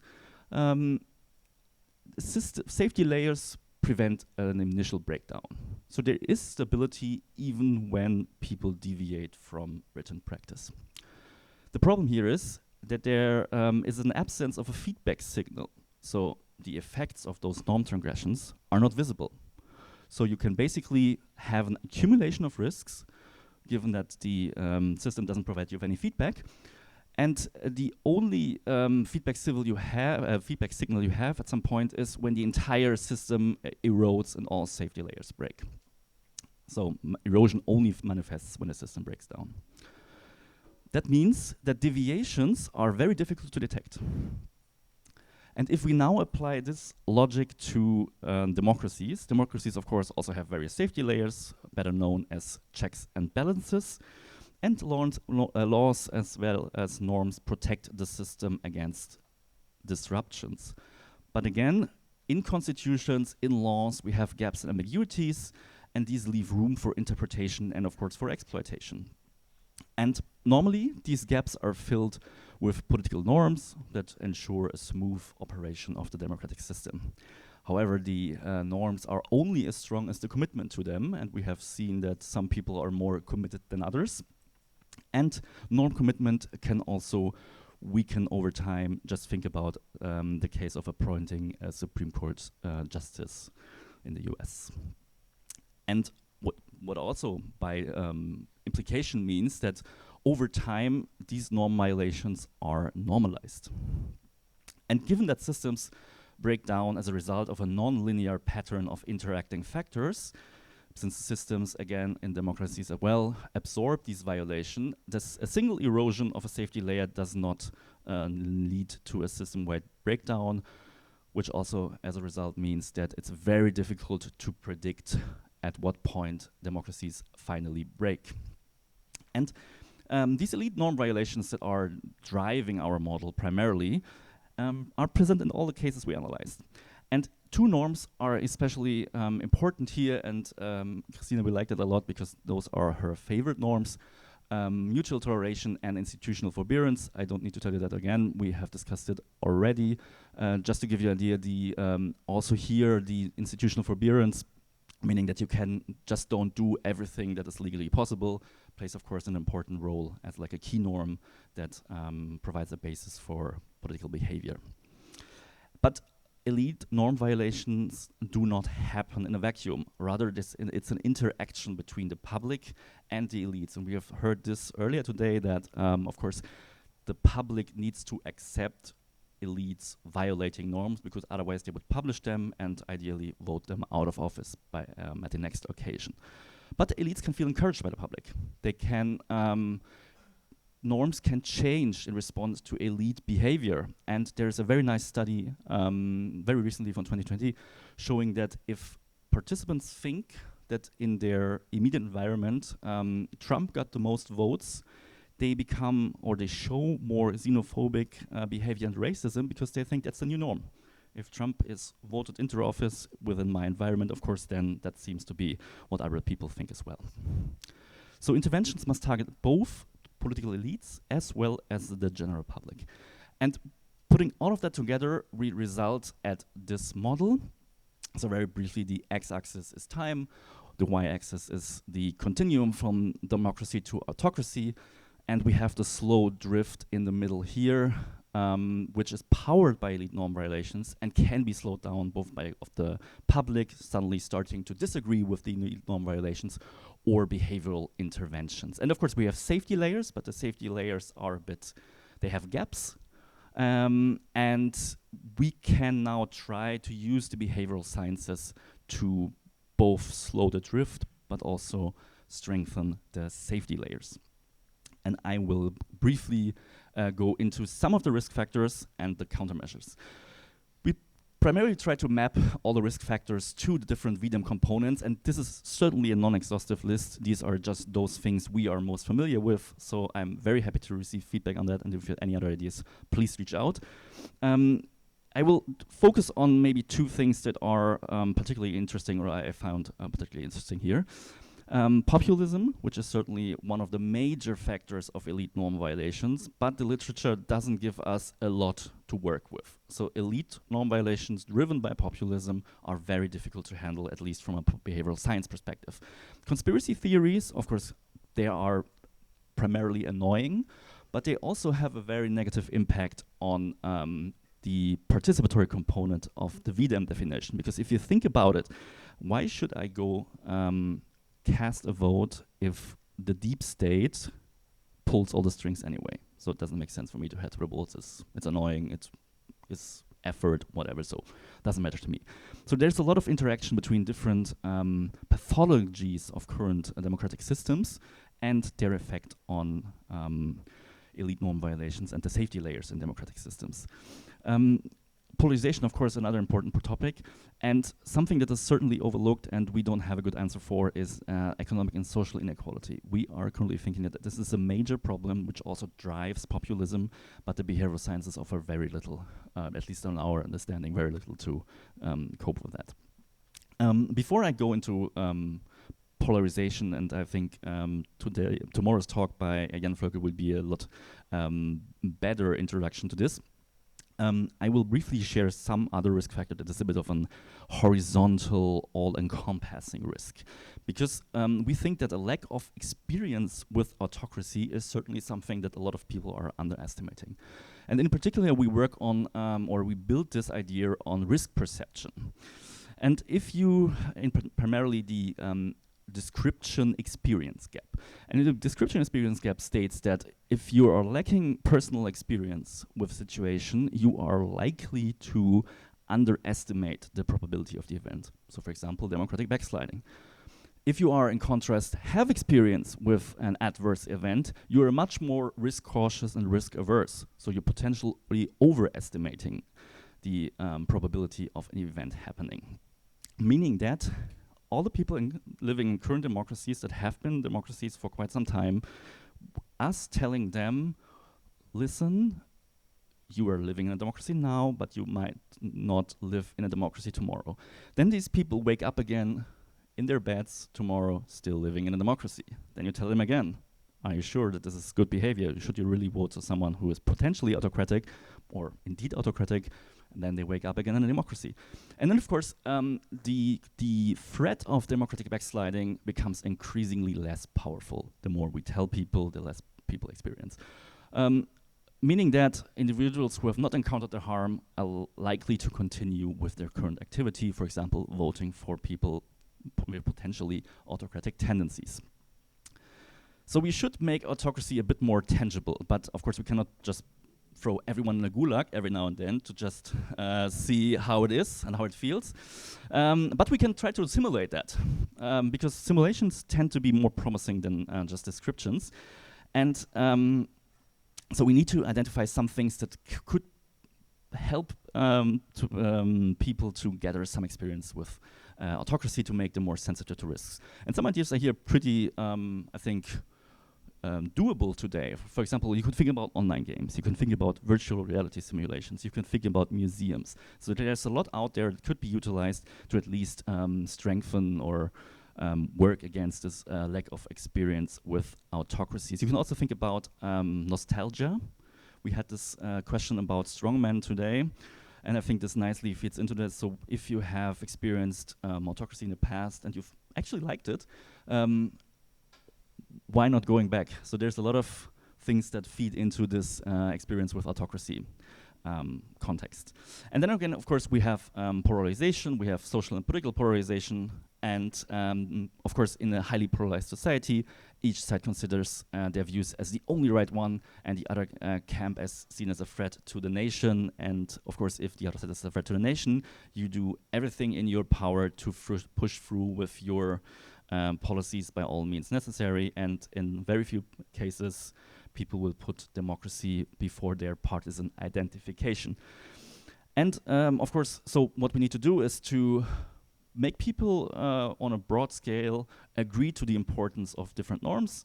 And current interventions are largely based on intergroup contact theory, highlighting shared identities, correcting misperceptions, creating sympathetic personal narratives. So there's a lot of behavioral science work, we will hear about that more tomorrow, which could nicely help us to cope with the risk factor that is polarization. To sum up, the drift to danger model offers an interesting, at least to me, analytical framework to address democratic backsliding, which also allows us, from the behavioral science perspective, to derive protective and risk factors we can then use to target with behavioral science interventions. Some risks are, or evidence for the preventive or the positive effect of different interventions is readily available. For some risks, however, this is a bit more problematic. What's also problematic is that elites are likely not available for behavioral interventions. So although we need to target elites, we are very likely targeting only citizens because we have access to them. And populism, as I mentioned, is particularly challenging. Inequality, also very challenging, but to our understanding, largely outside of the scope of the behavioral sciences. Elite norm factors play an important role in democratic backsliding, but also in democratic stability. Because in many of those cases we have analyzed, not only was the backsliding process triggered by elites, the last line of offense in many cases were also elites. So we could also look into those cases where eventually elites held everything together and see what we can learn for those cases. But more research is necessary here, and for now, that's enough from me. Thank you for your attention. If you're interested in the preprint, there's a QR code. The paper is accepted by Behavioral Public Policy, but it's just not out yet. So thank you very much, and I'm looking forward to your questions.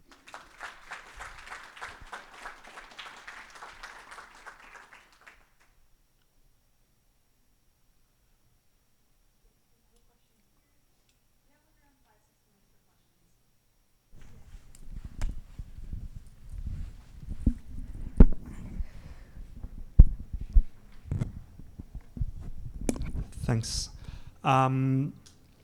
Two hopefully very quick questions. One is, if there is a risk of norm erosion in like the autocratic process that you're describing, why don't we rely more on actual written laws rather than just like normative but unwritten rules that are the norms are? And the second question is, how much does your framework applies also to other problems like climate change? Because it kind of, the everyday warning kind of make me think about the same issue that happens for, actually all sorts of interventions related to climate change are somewhat reduce their effect because everyone's kind of completely continuously aware of the issue, and they don't see the changes around them too often, at least in these, like in countries like the US. And yeah, sorry. Yes, thank you very much. I think maybe starting with the latter question, I think the general risk perception topic, I think that nicely fits into the whole climate change problem, where we could see some connection directly to democratic systems, is when you think about the legitimacy issue. So I think it was last year or the year before, a paper in the American Political Science Review arguing that we might reach a point where autocratic governance might be legitimate if it helps us fighting climate change. So if you think about that, then democratic systems... That was the Handmaid's Tale, if I remember correctly, right? Could be, I don't fully remember, but yeah. And The other question, I forgot. Can I say it again? Now, the other question was like, why don't we rely on actual written laws rather than non-written norms? I think I may be the wrong person to ask. I guess that constitutional lawyers could give you a better insight here, but I assume that the system needs some flexibility to operate, because the more written laws you have, the more rigid the system is, and you might not be able to respond to all the problems that come up. So having some gaps might be helpful in some cases, but if you have people exploiting those gaps, you suddenly have a problem. Thanks.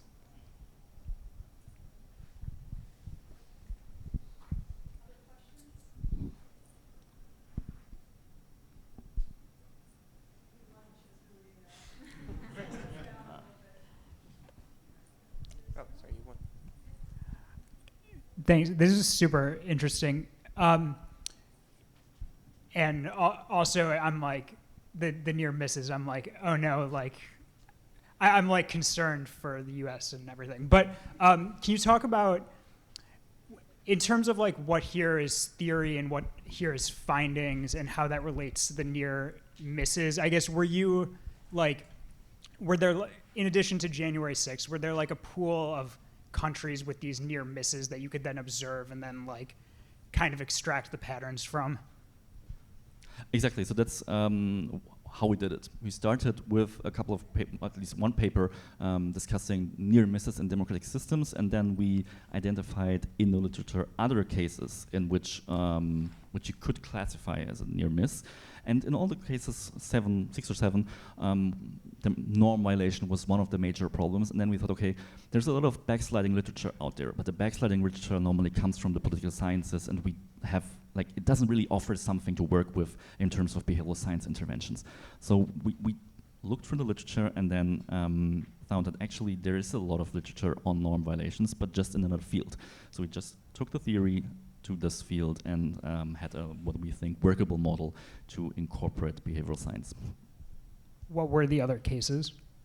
Finland in the 1930s, UK in the 1930s, Sri Lanka 1970s or something, and although in Sri Lanka was 2015, and then Colombia as well. Thanks.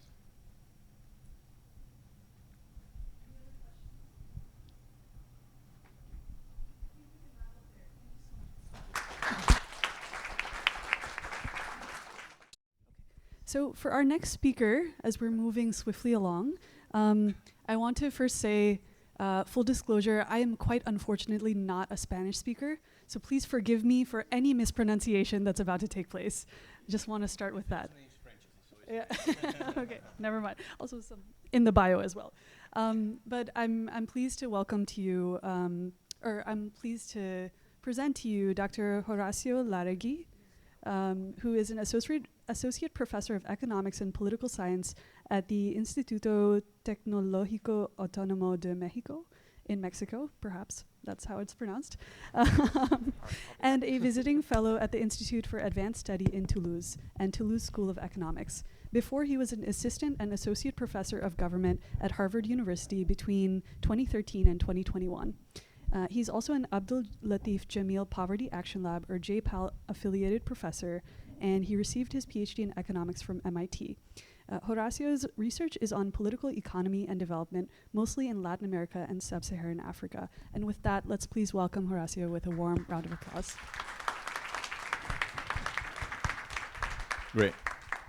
Okay, I'm really sorry you have to put up with me again.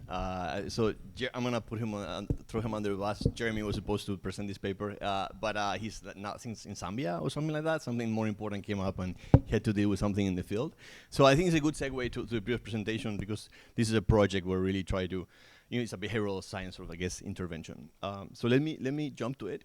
So I think that and I don't have to motivate that in this conference that polarization is a growing concern in the world. We think that it has multiple pernicious consequences, and among them, in particularly, democratic backsliding is the one that kind of has us here. And in this particular context, we, like, if you look at the literature, and sort of a good potential candidate to actually deal with polarization is actually media, right? So because potentially, it's actually media can expose people sort of to different ideas, ideological diversity, and so on, through persuasion actually could actually moderate people. So in principle, right? The big problem, though, is as we have been discussing before, is that individuals actually distrust sources that basically present them with news that basically just don't fit their particular priors. And particularly, they might actually discount them, or even actually they can backfire. News from those outlets can backfire, and they can actually strengthen their pre-existing beliefs.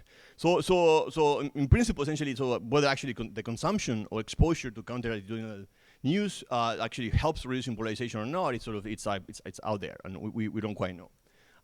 So there's been a bit of work, but mostly from the US, the global north, in particular, trying to actually get at these questions. Can we expose people to ideologically diverse things? And but the focus is mostly US and also very short-term effects.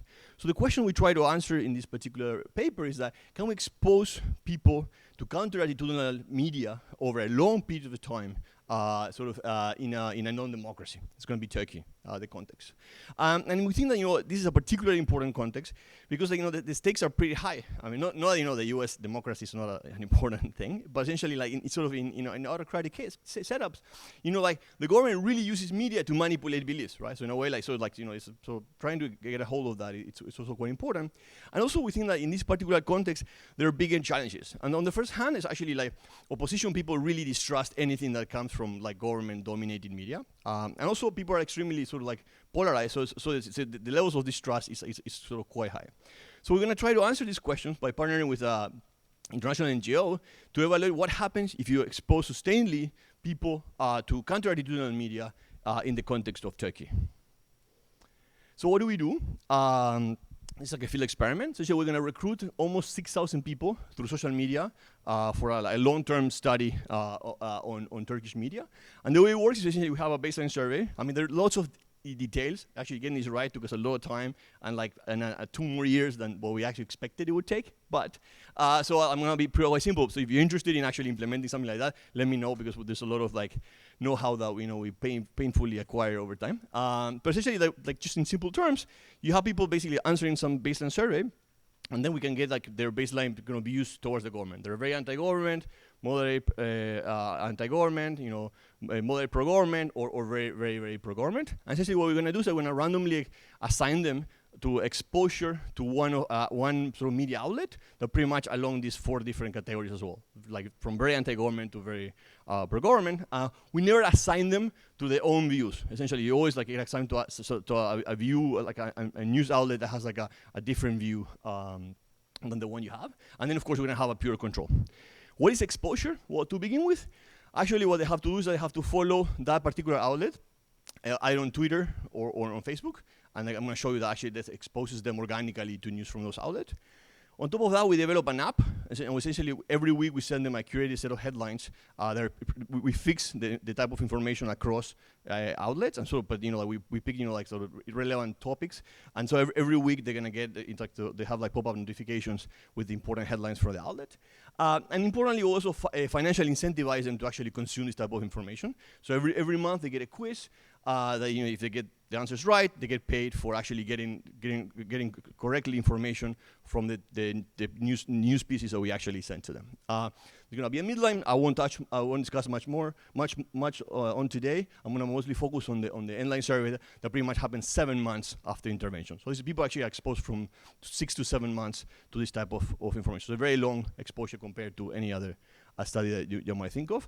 And we're also gonna have social media data for a subset that actually reported information. This we won't have for all subjects. And we're also going to have all the interactions with the app, essentially whether they click on the links and so on.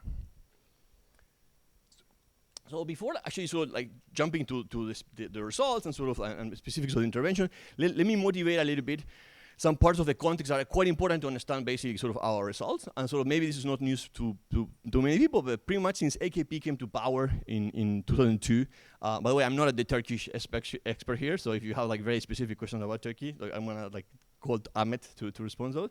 But essentially, so what you need to know is that there's a very important increase in polarization, in the this is VDM data, in Turkey, and also there's a decrease in there's been a democratic backsliding, and and a lot of this, the weakening of the democratic institutions in Turkey essentially happens with all the constraints have been imposed in the media space. So if you have data, this is our baseline data, and you ask people essentially which type of outlets they consume, pretty much what you see is that right now, most people basically consume very moderate pro-government, almost non-existent moderate anti-government, and this is just basically like the beautiful output of what AKP has done with the media landscape. Right the moment they came to power, this looks like this. Essentially, you have a lot of basically media outlets that were anti-government and moderate pro-government. So essentially what they've done essentially is that they push a lot of forced sales of outlets through, like holding groups that were basically like pro-AKP, and sort of, and also what we have because of the polarization in society has been also like the rise of new outlets basically in the extremes. So this is basically 2002, 2007, 2012, 2017, 2022, kind of the context of what. So this is kind of like what is happening in the last 20 years, and this is kind of the where we're actually operating. As a result of this, nowadays, if you actually ask people in our baseline survey, like whether they actually knew the outlets that are going to be part of our experiment, lots of people really weren't aware of certainly of the moderate anti-government and also as well of the very sort of anti-government outlets. So in a way, like, people like really do not know a lot of the outlets they're going to be assigned to. So this is something quite important to know, and obviously everybody kind of really knows the pro-government media, so it's no news to them. So in terms of take-up, essentially we have a very high take-up. Essentially, like we can validate, because to be part of the intervention, they have to send like a screenshot that they are following this particular outlet. And also in particular, we can also check, because this is Twitter and Facebook, we can actually check, back then you could check, not anymore, thanks to Elon. Essentially, you can actually check basically who they were basically following, so we can actually validate that they are following these outlets throughout the experiment. So this is quite important, sort of, and you see that this is also, like, as a result of that, it's what we're gonna see. Now, we were quite interested in figuring out, this is just descriptive, but essentially we were very interested in sort of in understanding what is, and we just have descriptive information for this, what is that basically of the exposure to intervention that potentially affects people's beliefs. Essentially we asked them, whether like they actually read news from the assigned media outlet, and also what is that, how is that they read the news. And so it could be, they organically were exposed to them on Twitter or Facebook, or they actually check the links we send them, or they themselves went to online media and look for that. This is mostly essentially like very lowering the cost. It's like it's going to be exposed. They're going to be exposed online on social media, or they're going to look at the links that we sent. It's not that it actually started when going to the outlets and consuming the information. So in a way, you really have to make the cost of consuming this counter-attitudinal information to zero for people to actually consume it. So be aware of that in terms of the implications. Now, and we see this exact same thing. We look at the app data. Now, what is it? Their baseline perceptions about this type of news outlet. So we asked them, do you think that that a particular outlet really speaks bad about good about the position and in a biased way, or positively exposing the opposition but in an objective fashion and bias, or the same thing pro-government? And what you see, not surprisingly, is actually you see that very anti-government outlets really talk very well about the opposition. Very pro-government outlets talk very well about the government, but actually they're much more balanced. Essentially, and this is quite important. The pro-government outlets can afford not to be super against opposition. In a way, they control the entire media landscape. Everything that is moderate, it's just them. So they can afford essentially sometimes actually talking well about the opposition, right? In a way, and I'm going to show you that actually but when we expose people to those outlets, they actually update a lot their beliefs about how biased they are. And actually this increases the trust that people have on pro-government media. So this is quite important to interpret our findings. I'll get back to that later. But this was a big surprise to us. So now I'm going to switch to three main effects. Essentially, you can think of each of these points as basically as the difference between the control, essentially people that were not exposed to anything, and they got quizzes about pop culture, so just to keep them engaged, but they didn't get any information from us or from the NGO. And against essentially whether you were assigned to a very anti-government outlet, pro-government outlet, and very pro-government outlet. What does it mean, for example, being assigned to an anti-government outlet in this particular table is that you were very pro-government or moderate pro-government, and therefore you were assigned to an anti-government. So in a way, there's a composition of both who gets assigned to what, okay? And this is just basically to validate, this is a kind of like, from an econ perspective, would be like the first stage, essentially just to validate that, like if you are assigned to something, you're much more likely to report that you're likely to follow this type of outlets on social media. This is kind of what you would expect. So this is like, I show you the descriptive data. This is relative to the control, because it could be, maybe the control was also following this type of outlets. And this is not just the outlet you were assigned to, but, the outlets in that particular category. Okay, so pretty much, this suggests that, it's like we succeeded at nudging people to follow the type of outlet we wanted them to follow.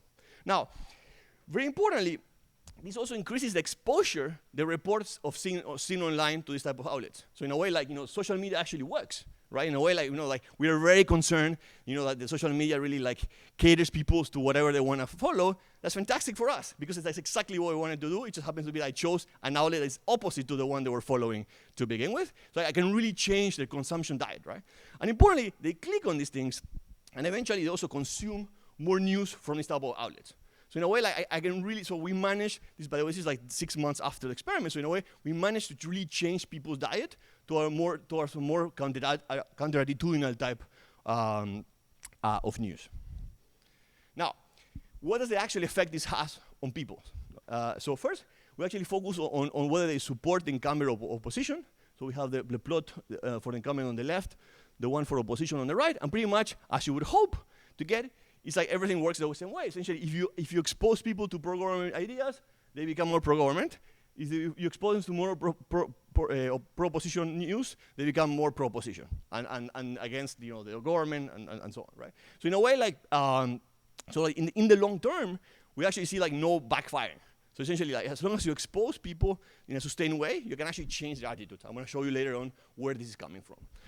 Importantly, at midline, we do see backfire. This is quite important. I don't have the results here, but essentially, like, we see backfire. So if you expose people, you force people you don't force, but you expose people to pro-government outlets, in the short term, actually, they become more anti-government.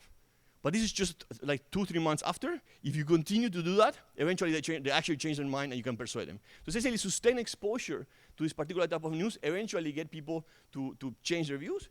And again, this also speaks to the difference between the short-term studies that we've seen right away. It's not the same thing about like showing something like in a very short term and how you react to that. If you continuously get this type of news, eventually in this particular setup, you actually change your views. And importantly, we don't see any backfiring. We can look at the distance. We have this beautiful heat map that Jeremy put together, so like we have to give credit to Jeremy. Like, essentially, like that, like it's not, like we cannot get any backfiring depending on, even if you're far away in terms of ideological distance, we cannot get any backfiring sort of in the long term. Now, what does explain this? So from a kind of like a utility perspective, in a way, like an information perspective, kind of my question the other day, basically, it's like it could be that maybe I just changed my information. But I kept my preferences like fixed, or it could be that actually now like, I put more value into certain policies being relevant. This is an index of basically different relevant policies, and essentially what you see is that if you assign people to see pro-government news, people actually change their views about how well the government is performing those things. And but if you do that for anti-government outlets, there's no change. Essentially, what happens with this type of people is that everybody had like pretty pessimistic views about the government in those topics, but, and I don't have this in here, the utility preferences change. In a way, they put more weight on these issues. So the reason why they become more anti-government is not because they think that the government is actually doing worse, it's just that the topics that the government was performing poorly now become more important to them, right? So that's kind of like what explains this from a kind of like information preference perspective. But how on earth is that we get people to actually believe this news? And essentially what happens is that there's an increased sort of trust in those outlets. Long term, essentially what you have is that people really shift and they have increased trust towards the outlets that they were exposed. Not so much for very pro-government, but there's a composition effect. So like people are not too anti-government do change their beliefs. And essentially like, so essentially, there's an long-term increase in trust, which basically manifests quite quickly right away. And what's underneath this mechanism is very different for pro-government outlets than anti-government outlets. For anti-government outlets, it's just a basic, people just learning about these outlets. So this is basically an outcome that captures the extent to which people don't know those outlets. And pretty much what happens, as I showed at the very beginning, no one really knew much the anti-government outlets, and you don't like what you don't trust what you don't know, right? And so this is like a basic, just becoming familiar with this type of outlets, which explains kind of why that, now they're much more trustworthy. For the programming outlets, I cannot preview this, there's a decrease in the perceived bias. Essentially, like people really thought, like very anti-government people did not want to consume programming outlets. They thought were super biased. Now they get exposed, and pretty much happens what I show you descriptively. Like, well, actually, like they're not trashing the opposition that bad, no? And sometimes they do talk poorly about the government. So in a way, and that actually kind of builds sort of trust. And after we actually like came up with these results, I've been seeing some other papers actually where they do show that like uncertainty about a particular outlet really generates a lot of distrust, but over time exposure, really can build up trust. So this is kind of what we're picking up with these two sets of results. Other results that we got, and everybody should be thinking, what about affective polarization? Right? And so, essentially what we have, something is sort of, because in a way, like just stepping back, we do see, due to these results, that we actually managed to reduce ideological polarization, right? Because we get anti-government people to be more pro-government and pro-government people to be more anti-government. So we can reduce, with exposure to counter-attitudinal media, ideological polarization. Unfortunately, in the long run, we have no effects on affective polarization. We do have effects 3 months after. Pretty much 3 months after, we can really reduce affective polarization. So that works out, but effects really go away over time. And what we think essentially is happening is that there is no disruption. We have some questions towards this. We have no disruptions of the echo chamber effect. In a way, like you are with your own buddies, you get exposed to this media that is counter-attitudinal, you kind of change your views a little bit, but then you go back to your group and everybody keeps trashing or loving the government. And in a way, like, and talks poorly about opposition or about like pro-government people, and therefore like your affect towards those people doesn't quite change in a durable that way. And then sort of the bonus is basically like what happens with democracy, right? Where in this conference, so in a way, like you should really be thinking about sort of like what are people's views about democracy. Pretty much what you have is that people assigned to programming outlets actually think that Turkey is more of a democracy. So you should certainly be worried about it. And there's like no change sort of in terms of people assigned to anti-government outlets. This is very consistent, I think, with with basically people's perceived performance about different type of policy. So I guess like it's like democracy is delivering or not as a function of whether I think the government is doing a good job or not. And then when you actually go to institutions, essentially like the institutions, democratic institutions, there's no general sort of like there's no negative. So we were hoping, I think we pre-registered this, that essentially like people really exposed to kind of negative views about the government would have worse perceptions about Turkey as a democracy. That effect is not there. Essentially, there's no change in sort of in their perceptions about sort of like this type of institutions. So to conclude, so I think it's a pretty cool thing that we managed to expose people long term. We did a huge amount of effort to keep these people engaged. It's very hard to have them engaged for like 7 months. I think we basically like, and thanks to social media, and also I think that the app helped us a lot to really have people exposed to this type of counter-attitudinal media. We managed to harness, like social media for good, and I think that's so like if you want to walk away with something from this talk, is that there's a lot of potential there. It's not just misinformation and echo chambers. Like we can harness that in a positive way, and we managed to basically reduce sort of ideological polarization. We don't succeed at we only have short-lived effects in affective polarization. And I think essentially the problem is that we have like individual level treatments. We kind of need to work more, operate more at a group level or more global level to really have like more sustained changes in affective polarization and kind of break those echo chambers. So I'll leave it at that. I'm looking forward to the questions.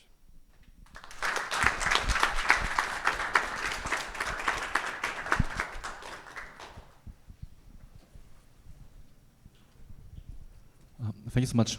Very interesting talk. I might have missed it, but what social media we are talking about? So they can follow either Twitter or Facebook, depending on what they are. Okay.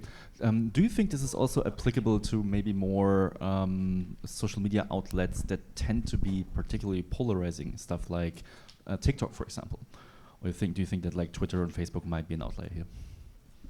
I mean, I think that all my experience, so I'm old, so I don't, and I try to avoid. I think TikTok is very addictive, so I try a little bit, and I was basically like, I'm gonna waste my entire academic life on this, so I pull away, and it's like so even YouTube sometimes when you get the videos like one after the other, I'm like, what I've been doing the last hour, so in a way it's like, I'm sophisticated enough not to do that, so I don't know. Essentially, I think it's importantly like the type of content you get is quite different. So in a way, like I like so much more like video type content. These are kind of like news outlets.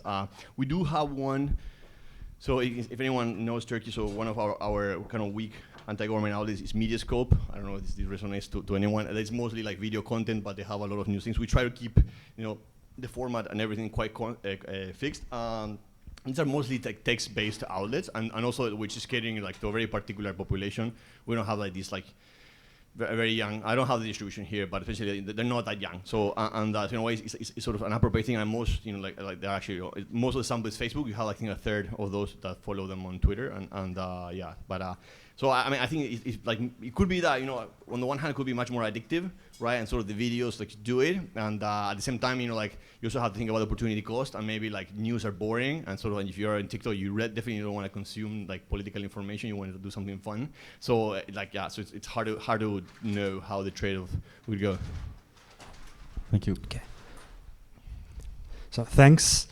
I'm wondering. I mean, I like the kind of positive note you end up with this presentation, but I'm wondering, like, this experiment was incentivized, right? Like you paid participants for 3 months to respond to correct quizzes. So I'm wondering how much can you scale this, and can you make this work without incentives? Like, do you have data whether they entertain, whether the participants were like considering positively the fact that they were exposed to media that weren't usually consuming?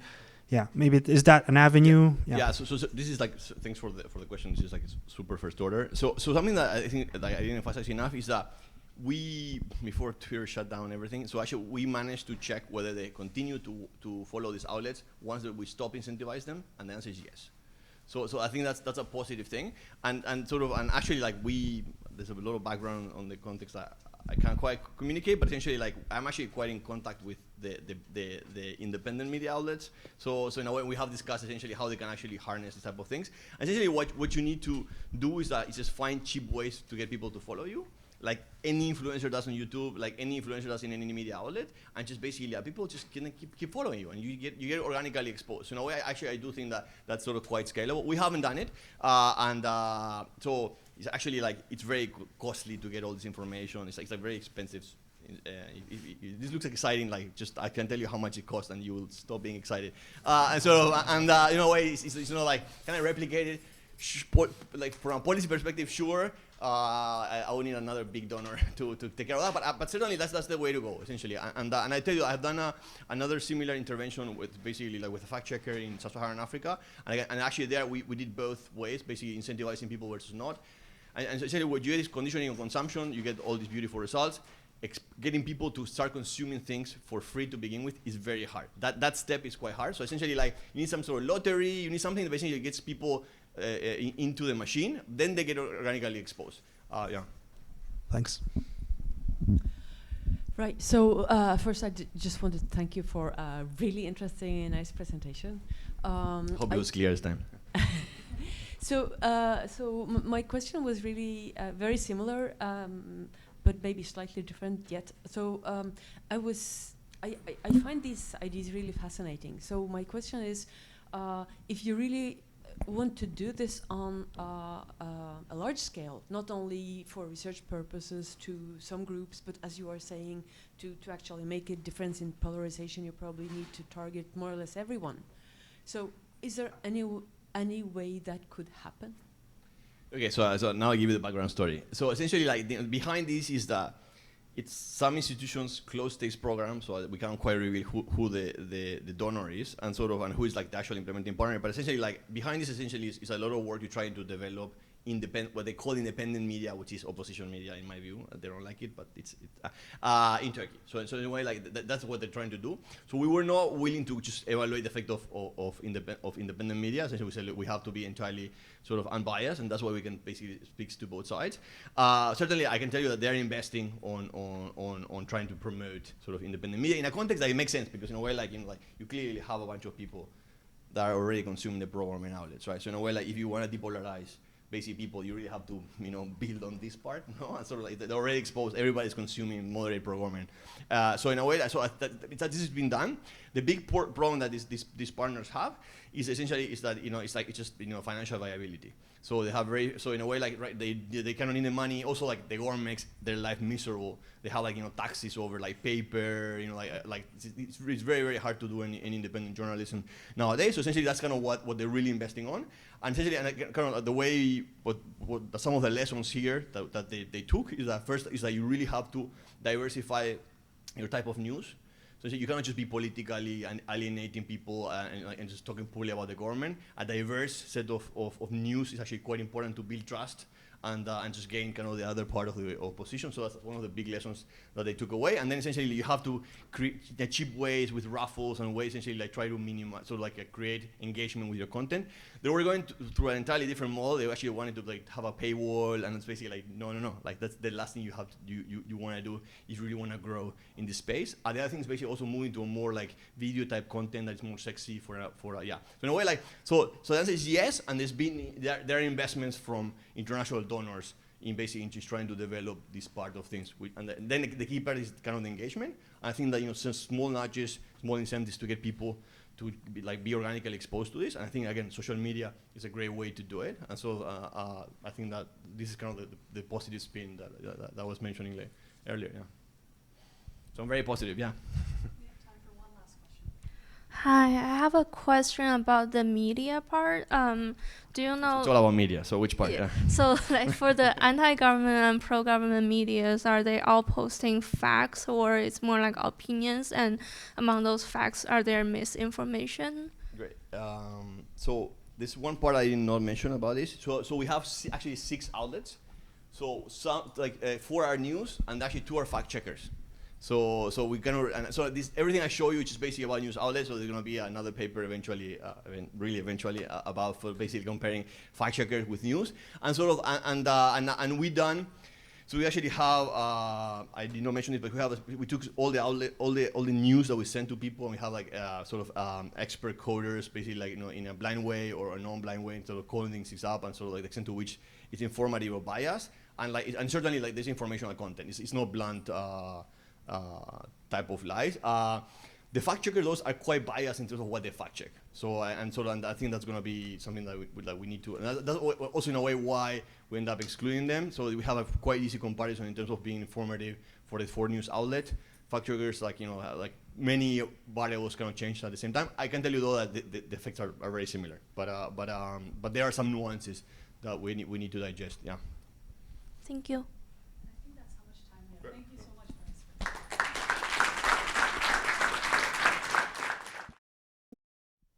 Okay, so moving on to our next talk. I know that folks feel free to grab a drink or a snack in the meantime, but we'll move right along. Our next speaker is Dr. Loreto Cox.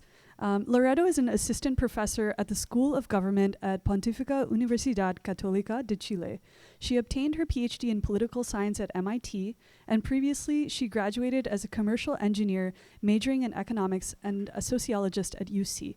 Her main research interests focus on political behavior, with a special interest in public opinion and the functioning of Chilean political institutions. And with that, let's please give a warm welcome to Loreto.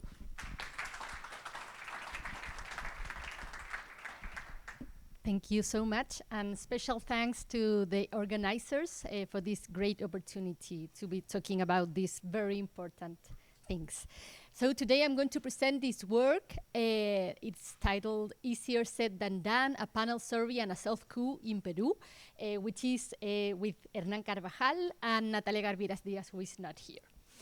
So I think the past presentations have made my job easier. I don't have to motivate you a lot, but we're in a context of democratic backsliding, and people are increasingly looking at citizens to see to what extent they are willing to act as a democratic check when politicians make undemocratic moves. And previous research has shown that actually citizens are not that willing to act as a democratic check. And we think that this is a very important thing for Latin America, where trust in political institutions remains low. Citizens are more willing to tolerate autocratic attitudes. And also we have a history of undemocratic events. We are not Canada, as in the previous presentation. So we've seen attacks on liberal democracy around the world, from the US to Hungary, to El Salvador, Brazil, many places around the world. And today we're going to focus on this case. This was an unexpected democratic event that took place in Peru in December 2022, when former President Pedro Castillo attempted to shut down Congress. He also declared a state of emergency that implied that he would govern by decree. He established an immediate curfew and proposed to reorganize the judiciary and the constitutional court, among other things. He was impeached and then he was arrested, so this was like a failed self-coup, and this is the case that we're going to be looking at. The thing is that his attempt to shut down Congress was supported by 1/3 of the population. This is not a majority, but still is a relevant share of the population. We can think that if only 15 percentage points of the people who are disagreeing with this action change their minds, they will already have a majority supporting this move. So our goals here are twofold. First, we want to explain citizens' responses to a real-world and democratic move. And second, we want to examine the extent to which we can anticipate those responses based on stated commitment to democracy. In the panels, I think that someone said, okay, but we are working with these experiments and we don't know how much these experiments will help us predict responses in the face of a real world and democratic move, and this is exactly what we will try to do here. So this is hard to do empirically because these events are usually rare. They are more frequent in some places than others, but still they are rare, and usually it's hard to find data before and after these events. And we will exploit a unique setting brought about by Castillo's move, plus a panel survey, including experiments that we had conducted before this unexpected move. We had conducted this two-wave online panel around the 2022 local elections that took place in October. The self-coup was in December. And afterwards, we conducted a third wave in July 2023, after the events had unfolded. So we believe that this is a very unique setting to test the democratic commitment, especially of the people who supported Castillo, because of course it's easier to condemn Castillo when you are his or her opponent. So this is more or less the timeline of the events. Here we had our data collection for the two first waves. Here Pedro Castillo attempted the self-coup, and this period was a period of political turmoil, lots of protests, police repression, pretty messy, and we conducted our third wave in July. So the research design, these were all surveys conducted by NetQuest, which is a well-established polling firm.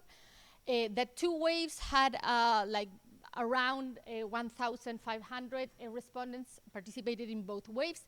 The first wave was a rich baseline survey with a lot of questions about democracy.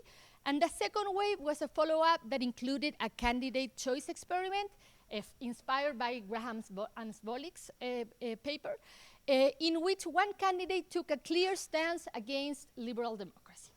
So this is how the conjoint looked. We manipulated an economic policy proposal, a social policy proposal, political identity in the left-right axis. This is like the equivalent to partisanship in the US, more or less. a slogan, a famous phrase, which is the way that we propose the undemocratic move. As you see, candidate 2 proposes, as a famous phrase, in a crisis when Congress does not help, the president must be able to govern alone. It's like no Congress. Whereas candidate 1 has a neutral phrase that says, in difficult times, we have to bring out the best in ourselves, but basically nothing. Electoral platform, age, sex, and education level, and respondents completed 6 times this task between one undemocratic and one democratic candidate. And the undemocratic stances were basically variations of Lapop's questions on democracy, and actually 2 of them pointed to shutting down Congress, like the one here, just like Castillo would do 3 months later. The other ones were about silencing critics and justifying a coup. Okay, the third wave was conducted in July. We were able to recover about half of the sample, of course, not perfect, but it is what we have. And this wave provides evidence of self-reported, revealed support for democracy in the face of a real-world and democratic move. And we included lots of questions about democracy and about the political situation in Peru. So, going into our definitions, we define explicit and implicit support to democracy. Explicit support is based on that baseline survey. We are like a priori, our preferred measure is the question about whether you justify shutting down Congress or not, because it's the one more directly connected to Castillo's action. And actually, empirically, this proves to be the most predictive question. I will go back to that later. And in our sample, about 1/3 of the people justifies shutting down Congress, and this is fairly similar to Lapop's results for Peru. And then we measure implicit stated support, which is the share of times that the respondent voted for an undemocratic candidate in the 6 conjoint tasks.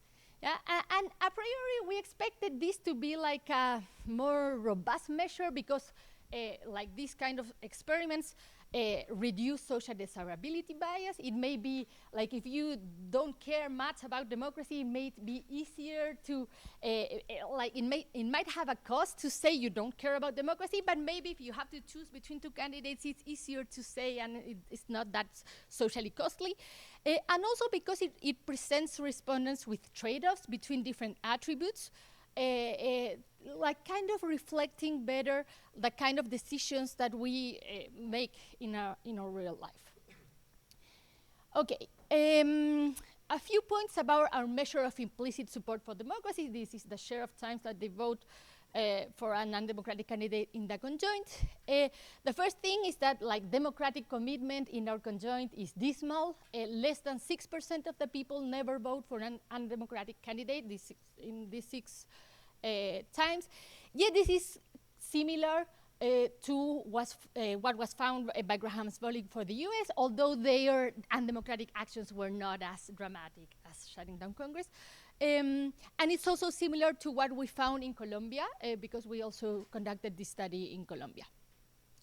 And also, our conjoint is internally consistent in the sense that there are reasons why that make people more likely to vote for an undemocratic candidate, and specifically, people are much more likely to vote for an undemocratic candidate when this candidate is closer to her ideology or social policy preferences. And so, and this, again, it's similar to what Graham and Zvolik find in the case of the US. And the third point I wanted to tell you about this is that explicit support, this is whether people in the first wave had said that they did not justify shutting down Congress, predicts behavior in the conjoint, like it makes you behave a little bit more democratically, but very little. Actually, those who justified shutting down Congress voted for 0.3 more undemocratic candidates than the mean of 2.55. So, like, in a sense, like, it is predictive, but it's far from, like, being foolproof. Okay, so let's go to revealed commitment to democracy. This is after Castillo's attempt to shut down Congress. And this is the question, the distribution of the answers to the question about whether people agree or disagree with Castillo's attempt to shut down Congress. And we see that there's a lot of variation. There's a math here, but there's a lot of variation. And actually, there's about 30%, 31% that agree with Castillo's move. As you could have expected, it matters a lot whether you had voted for Pedro Castillo or not. Like Castillo voters are more indulgent of his self-coup, and this is consistent with the evidence also from Graham's Volek. The mean support for Castillo voters was 61%, whether for people who had not voted for Castillo was just 19%. Okay, so your political preferences matter when you have to condemn an undemocratic move. And now I'm going to put together this element with whether people had justified or not shutting down Congress in the baseline. So this is how it looks. We use Castillo's evaluation to provide more variation. And again, we find that there's a slope here. Your agreement with Castillo's move increases as you liked Castillo better. But we do find that there's a gap across the different evaluations of Pedro Castillo in the sense that people who did not justify shutting down Congress are less likely to agree with Castillo's move. Still, like as you can see, there's a lot of people who did not justify shutting down Congress who will now agree with this move. And next, we try to assess to what extent people adjust their democratic values to fit the move. And here, I'm looking to another question, which asked, to what extent is shutting down Congress democratic? And we're looking only to respondents who did not justify shutting down Congress at baseline. And this is how it looks. Again, political preferences matter. Castillo voters respond differently than people who did not vote for Castillo. And notably, about 34% of Castillo voters who did not justify shutting down Congress at baseline now think this is democratic. Not that it was justified, not that it was necessary, but it is democratic. And this is in line with recent research by Krishnarajan, who argues that people adjust their convictions to avoid uncomfortable things in life. We also conduct a difference in difference approach to assess whether, Castillistas change their views about democracy. We measure different views about democracy, and we examine the changes before and after with respondent and wave fixed effects. We do placebos between the first and second wave, which work. But still, we cannot fully test the parallel trends assumption, and that's why, we are cautious about causal interpretations. And also, we should note that these were very turbulent times, so the treatment is like a bundled treatment that has many things happening, but still, it provides interesting results. So these are the results. I'm showing results for the whole sample, for those who did not justify shutting down Congress at baseline, and those who did. And we do not find results for justifying shutting down Congress.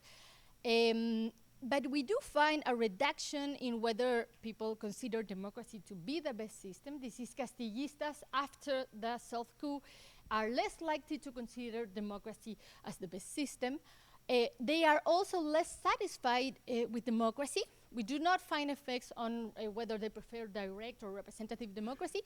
And there's also sometimes significant reduction in a trust index that included trust in elections, political parties, and the judiciary. Okay, so now, I've taken you to an overlook of how people respond to these events. Now I'm asking, to what extent could we predicted these responses based on our baseline survey and on our conjoint experiment? So we first take an agnostic approach using this lasso predictor, and we put all of our questions and all our measures of behavior in the conjoint experiment. And well, Castillo, being a Castillo voters, is always selected. It's very highly predicted. It's like natural. This is the set of explicit support for democracy questions from the baseline survey.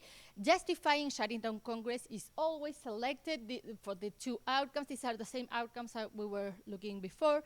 In the first case, it also picks whether democracy is the best system, the justification of protest, and whether Congress is essential. But in the second case, it only picks justify shutting down Congress, and notably, it never picks any of our measures from the conjoint.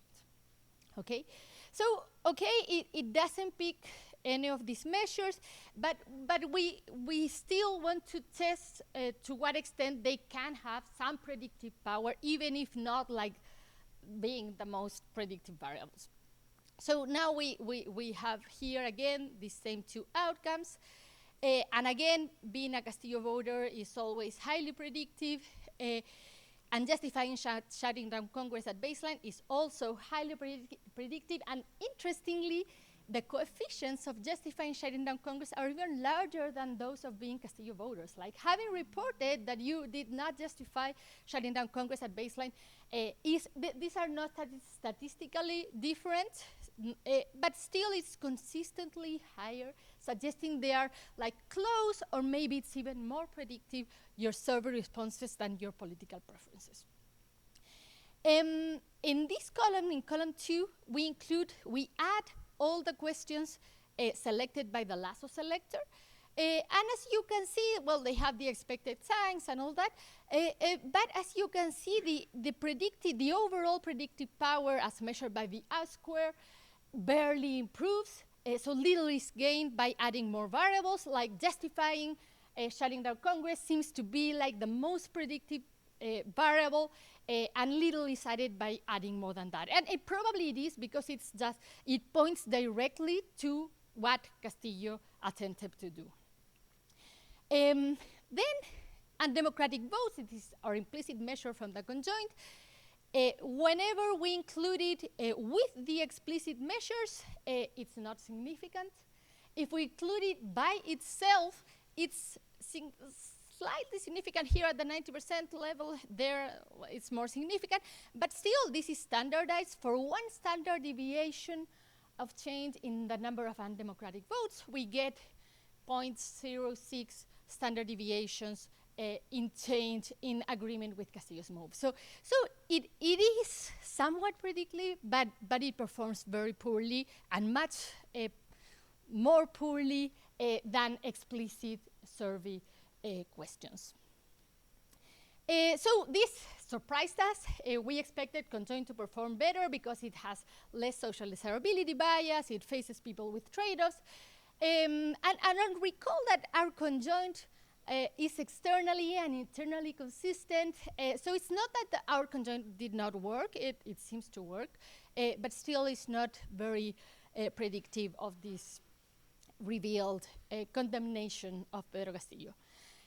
We explored other analyses. I don't know how much time I have. Okay, yeah.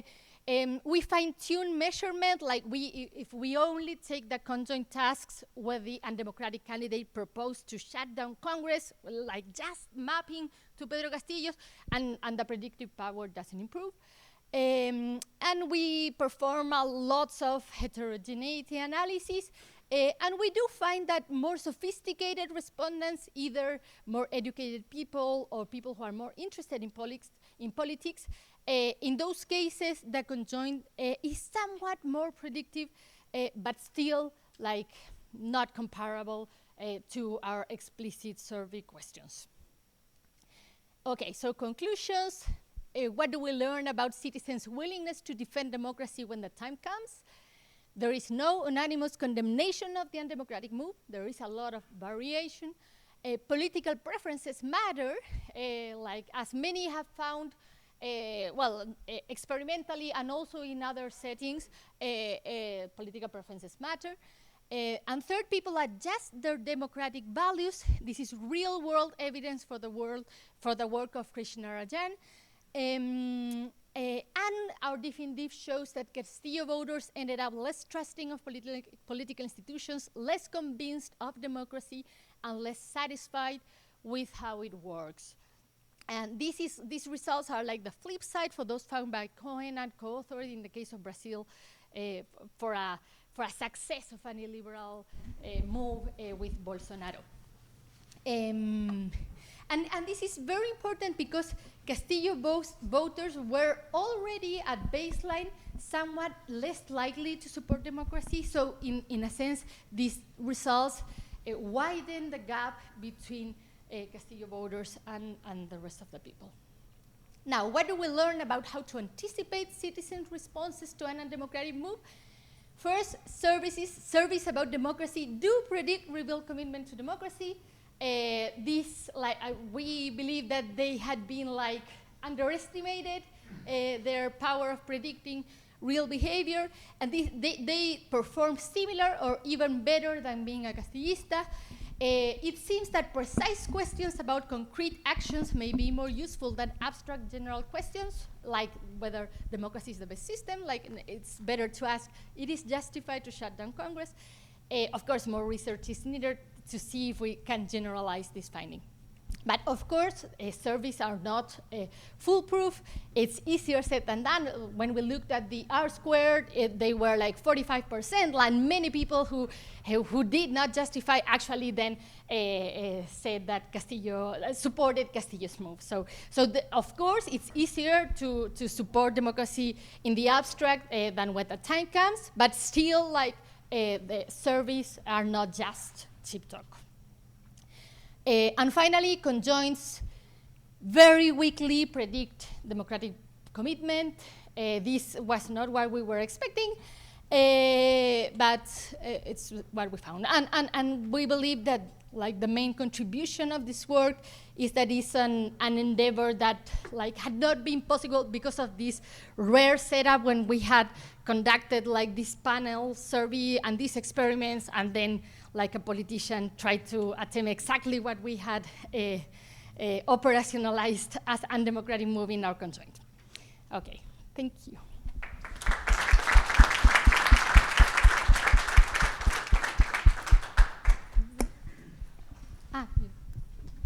Thanks. So this is really interesting, and it's particularly interesting that you do it in Peru, given Fujimori in 1992. So I'm wondering if you have any generational differences, so people who are responding and taking your surveys and participating, those who lived through Fujimori, which was also done by the opposition, right, who turned out to be the opposition under Castillo, do they respond any differently? I guess what I'm asking is how Fujimori is sort of lurking in the background for me, and I'm wondering how that might affect how people are interpreting the Castillo coup. Yeah, it's a super interesting question, and I think that we have to work further on that. We just rewrote the paper based on some feedback we received. Well, many people had commented us that because of Fujimori and all that instability in Peru, this would not have been unexpected. And actually, we looked at the data from the stock market, and it seems that it was unexpected because there's a sharp fall in the stock market right after Castillo attempted to do this, and there's additional research showing that it was truly unexpected. But I think that we should explore further, and also because the contender of Castillo in the election was Keiko Fujimori, Fujimori's daughter. So, but I think that we should totally explore this further. Thank you. Yeah, thank you so much. Super interesting. So I have a methodological clarification question and also another methodological question. If you could go back to the regression table. Yeah, you might have said this, I might have missed it. What is the outcome variable here, and what kind of regression is it? Is this logistic regression? No, it's OLS. It's OLS, and this is agreement with Castillo's move. The question was a little bit larger. And that's a continuous variable. Yeah? The outcome variable is continuous. We standardize it. You standardize. Okay. Yes. And this is whether shutting down Congress is considered to be democratic in a 1 to 7 scale, but also standardized. Standardized. So that's perfect. And then also, if you could, I'm inviting your thoughts on the use of lasso, and then what purpose does it serve, given that. So I understand that you're trying to inductively identify variables that could predict this outcome, but you kind of reversed what's normative in that you went with diff and diff first, and then you're analyzing your data through lasso. So what purpose does lasso regression serve in your research agenda here? Well, with the diff and diffs, we try to assess like how Castillo voters' attitudes changed after the coup. It's a descriptive diff and diff of changes in attitudes. And in this part of the presentation, maybe I was not totally clear about it. Like we ask, okay, we know how people respond, and we are looking to these two responses, which we consider like key. And how could have we anticipated these respondents based on the large set of questions that we have, like from our baseline survey, and from our conjoint experiment. So it's like the lasso is supposed to pick like the best predictors, and since our question here is how to best anticipate, that's why we use the lasso. But it's pretty consistent to the result we use using OLS. Yeah, no wonder. Yeah. Thank you very much. I thought this was really fascinating, and I was wondering if you gave respondents a way to normatively evaluate this other than democratic or not. So I thought this was good, or I like Castillo.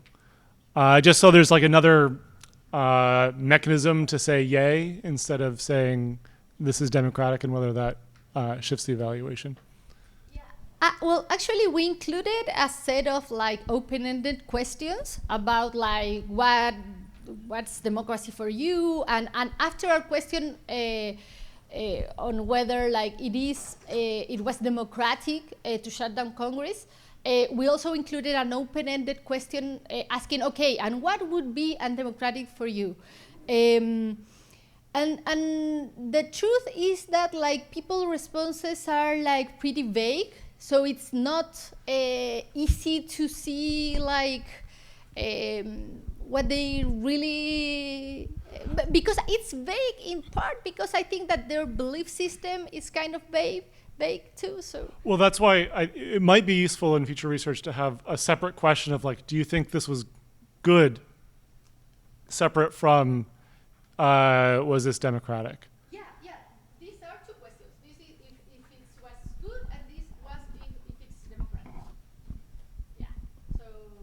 Okay. Yeah, two quick things. First, just to give the conjoint a fighting chance here. So essentially, like the problem is that you're assigning a bunch of other traits, and you have 6 per person. So in a way, it's like super noisy measure of you really whether you like democracy or not. So in a way, like you definitely want to run individual level answers against sort of fixed effects for every comparison category. Because essentially, like just to clean up all the noise, and then that measure potentially is going to correlate much better. So because right now, essentially, there's a lot of like moving pieces, and then more conceptually, like I'm blanking on the actual Peruvian president because like, but right before because they were changing all the time for like it's but right if I don't recall wrongly, like right before Castillo, there was another guy who actually tried to shut down Congress successfully. And then he got a new Congress that then impeached him again, right, or her. So in a way, I'm wondering like beyond the Fujimori story, like it's a bit tricky for in a way, it's essentially like I'm just like the overarching question is basically what's the external validity of this in a context where like you have been just exposed by 2-3 impeachments, one attempt of closure of Congress, and sort of and like. Can you say more about not just like whether they're Fujimoristas or no Fujimoristas? Although Keiko has a big part of this in the story, no? Yeah. kind of beyond the story, essentially. Sort of, because in a way, like, it might be that it's not it's like as it happened in the past, that, you know, like, that the Constitutional Court could rule out that actually closing Congress was legal, the previous attempt, no? So in a way, like, it's a bit tricky to interpret. I mean, you're 1 year past, so probably that noise has been reduced, but it's not a context where, like, certain things are okay relative to other contexts, no? Yeah, good questions. And first, to your first question, well, fortunately, like, I know it's noisy because you can get, like, unfortunate draws in the conjoint, but still, since everything is random on the average, like, it's not correlated to anything else. And actually, we've conducted some, like, measures to try to clean for all that stuff, and they do not perform a lot better, but we should try to explore that further. It's not that the point estimate is going to be biased, is that the noise around the point estimate is going to be massive, right? So it's really about shrinking that standard. Yeah, but the point estimate is pretty small, so it's not. Our problem is not with the confidence intervals, but with the point estimate. So yeah. So that's to your first point, and second, yeah, of course, Peru is like it's a complicated setup, and also they do have, like, this constitutional mechanism to dissolve Congress. Yeah, but well, the conditions for that constitutional dissolution of Congress were not there, and also, like, Castillo. He appeared in this video, 2 minutes, so everybody saw it, saying that he was also established an immediate curfew. He would reorganize the constitutional court, the judicial power, establish an emergency government. So it was like, if you look at that video, it's pretty hard to say, okay, this might be constitutional. Like, yeah, that's. But of course, like, external validity. Yeah, it's a peculiar setup, but also I think it's very fortunate in the sense that it's very rare to find all these things together. So yeah.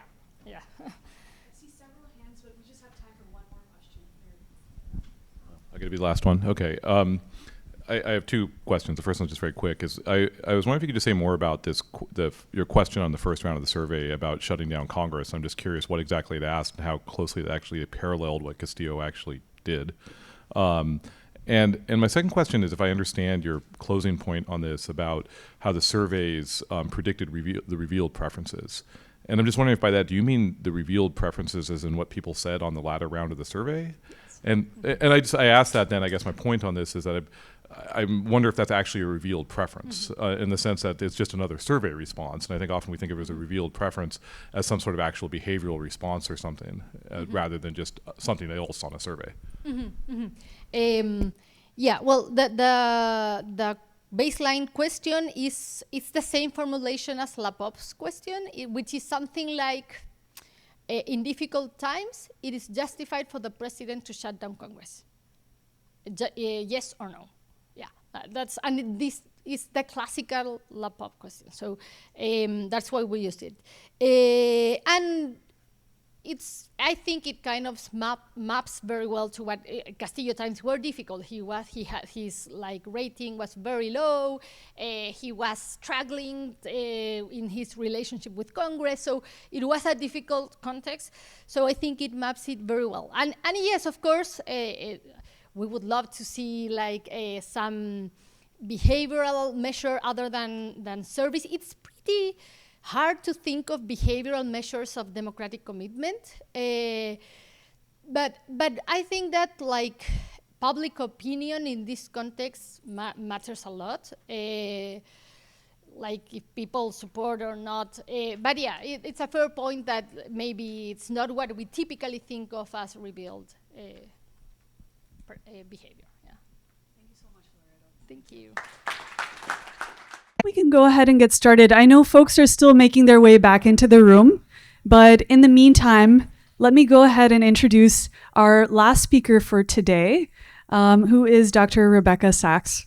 So Dr. Saxe is the John W. Jarve Professor of Cognitive Neuroscience and the Associate Dean of Science at MIT. She is an associate investigator at the McGovern Institute, where she studies the development and neural basis of human cognition, focusing on social cognition. She obtained her PhD from MIT and was a Harvard Junior Fellow before joining the MIT faculty in 2006. And with that, please let's extend a very warm welcome to Dr. Rebecca Saxe.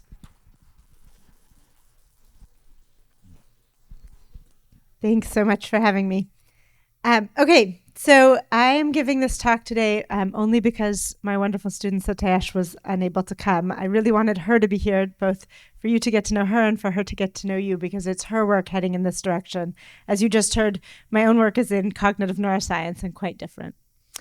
Also, the work I'm showing you today was just published earlier this week, so you can get more details both on the formal model and on the political science context, neither of which I'll be able to go into today from the published version. Okay, so the puzzle that this work is about is whether we can get a formal handle on the variability in the real-world effects of authority debunking as an example of interventions that authorities can try to make on political situations in social life. So the observation that we start with is sometimes when groups in society or individuals in society disagree about a matter of fact, right? If you take a topic area like, was the election fair or are vaccines safe, you might have people who start out with differing beliefs. So time zero on the x-axis here is the beginning, before the authorities tried to do anything about it. And the two lines are going to represent two groups or two individuals in society who start out with differing beliefs about the truth of this fact, where the higher the bar, the more likely you are to believe that a given fact on this perspective is true. Okay, so we have groups that start out with differing beliefs, and then an authority sees somebody make a claim, like people died from the vaccine during the trials, and has to decide whether or not to debunk that claim. Should they wade into the controversy and say, no, that's actually not true? Okay, so what authorities have in mind when they choose to debunk false claims is that as they debunk a false claim, then the people who believe in that claim will change their beliefs, reducing their probability that claims like that are true. The people who already don't believe in it will stay constant, and the result of intervening over and over again in the system will be the gradual reduction of false beliefs in this overall society and the convergence of beliefs on the truth, right? In this case, that perspective is false. Okay, but as everybody in this room knows, that's not always what happens, right? Sometimes you start out with two groups with differing beliefs, and an authority tries to debunk a false claim, and then what happens through a succeeding set of false claims is that the beliefs don't change at all. Okay, so we can call that sustained polarization. So the goal of the work that I'm going to show you today was, and the examples of this in the real world, like beliefs about vaccines, or in this context, the way we wrote the papers with respect to the example of the big lie claims about the election, thanks to the amazing contributions of our co-author Marika Landau-Wells, who's a political scientist and knows about this kind of thing. Okay, so the goal in our work was to take this observation that this kind of thing definitely does happen and try to provide a formal model. So rather than just saying whether or not debunking succeeds depends on context, right, which is a kind of standard move, well, it will depend on the context, our goal was to give a formal model of what context is. What do we mean by it depends on the context? And for that formal model to be in terms of cognitive science, so that is in terms of the inferences that observers make from observations using a standard framework from cognitive science. So adopting a framework that has been applied across a wide range of inferences observers make of human actions generally, and seeing whether we can use that to make formal quantitative predictions of what will happen in this particular context of debunking. Okay, so I'm going to back up to cognitive science because I think insofar as I can make a contribution to this workshop, it's in my disciplinary approach, right? The phenomenon is familiar, and in fact, everyone here knows more about it than me, but the approach that we're taking is different, I think, because we're beginning with a focus on proximal cognitive mechanisms in the mind of an observer. How do observers change their mind in light of observations? Okay, so and this is my actual area of expertise, is how people learn about other minds from observing their actions. Here, again, there's a long literature, but not in a political context, just saying, what do observers do when they see people act? Okay, and the literature here poses this as an inverse problem, right? Observing others' actions is a sparse observation, and the causes are invisible latent states, right, in the minds of the actors.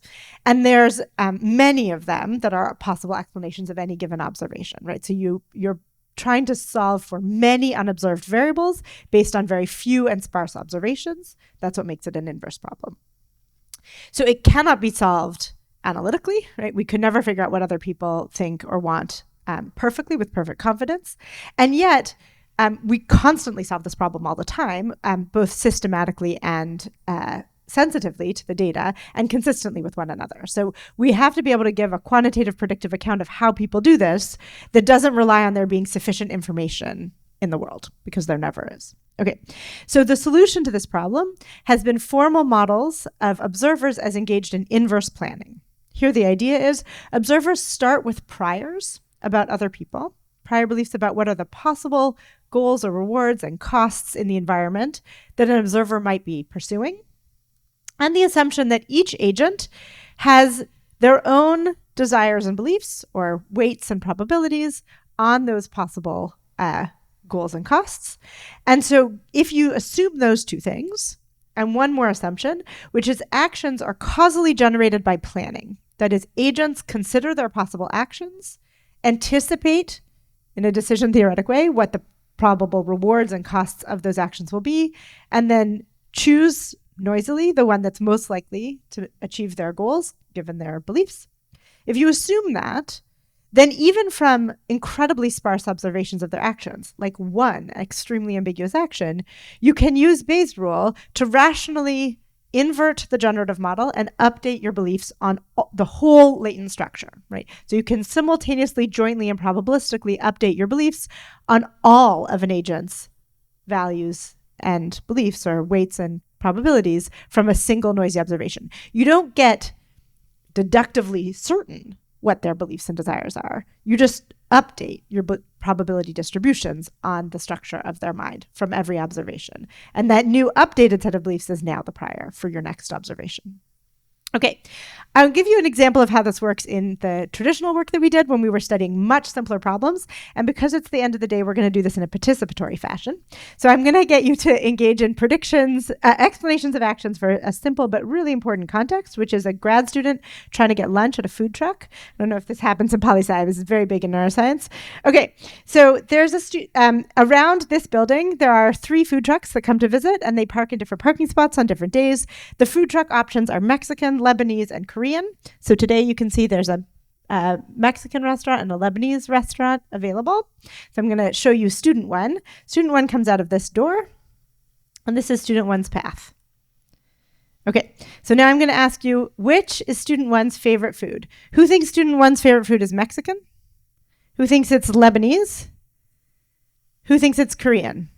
Okay, a lot of people didn't vote. Let's try that again. Who thinks it's Mexican? Who thinks it's Lebanese? Who thinks it's Korean? Okay, so more people think it's Lebanese. People are not sure about Korean because Korean's not there that day. Okay, great.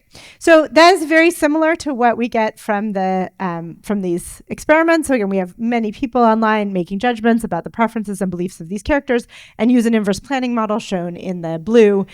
We recover the same ones. Okay, this one's relatively simple. You had some confidence that the preferred food is the one that they went directly towards. I'm going to show you now a more complicated one. Okay, so here again, we have a door. We have the Korean food and the Lebanese food. And here's student 2. So student 2 comes out of the building, goes that way, and goes this way.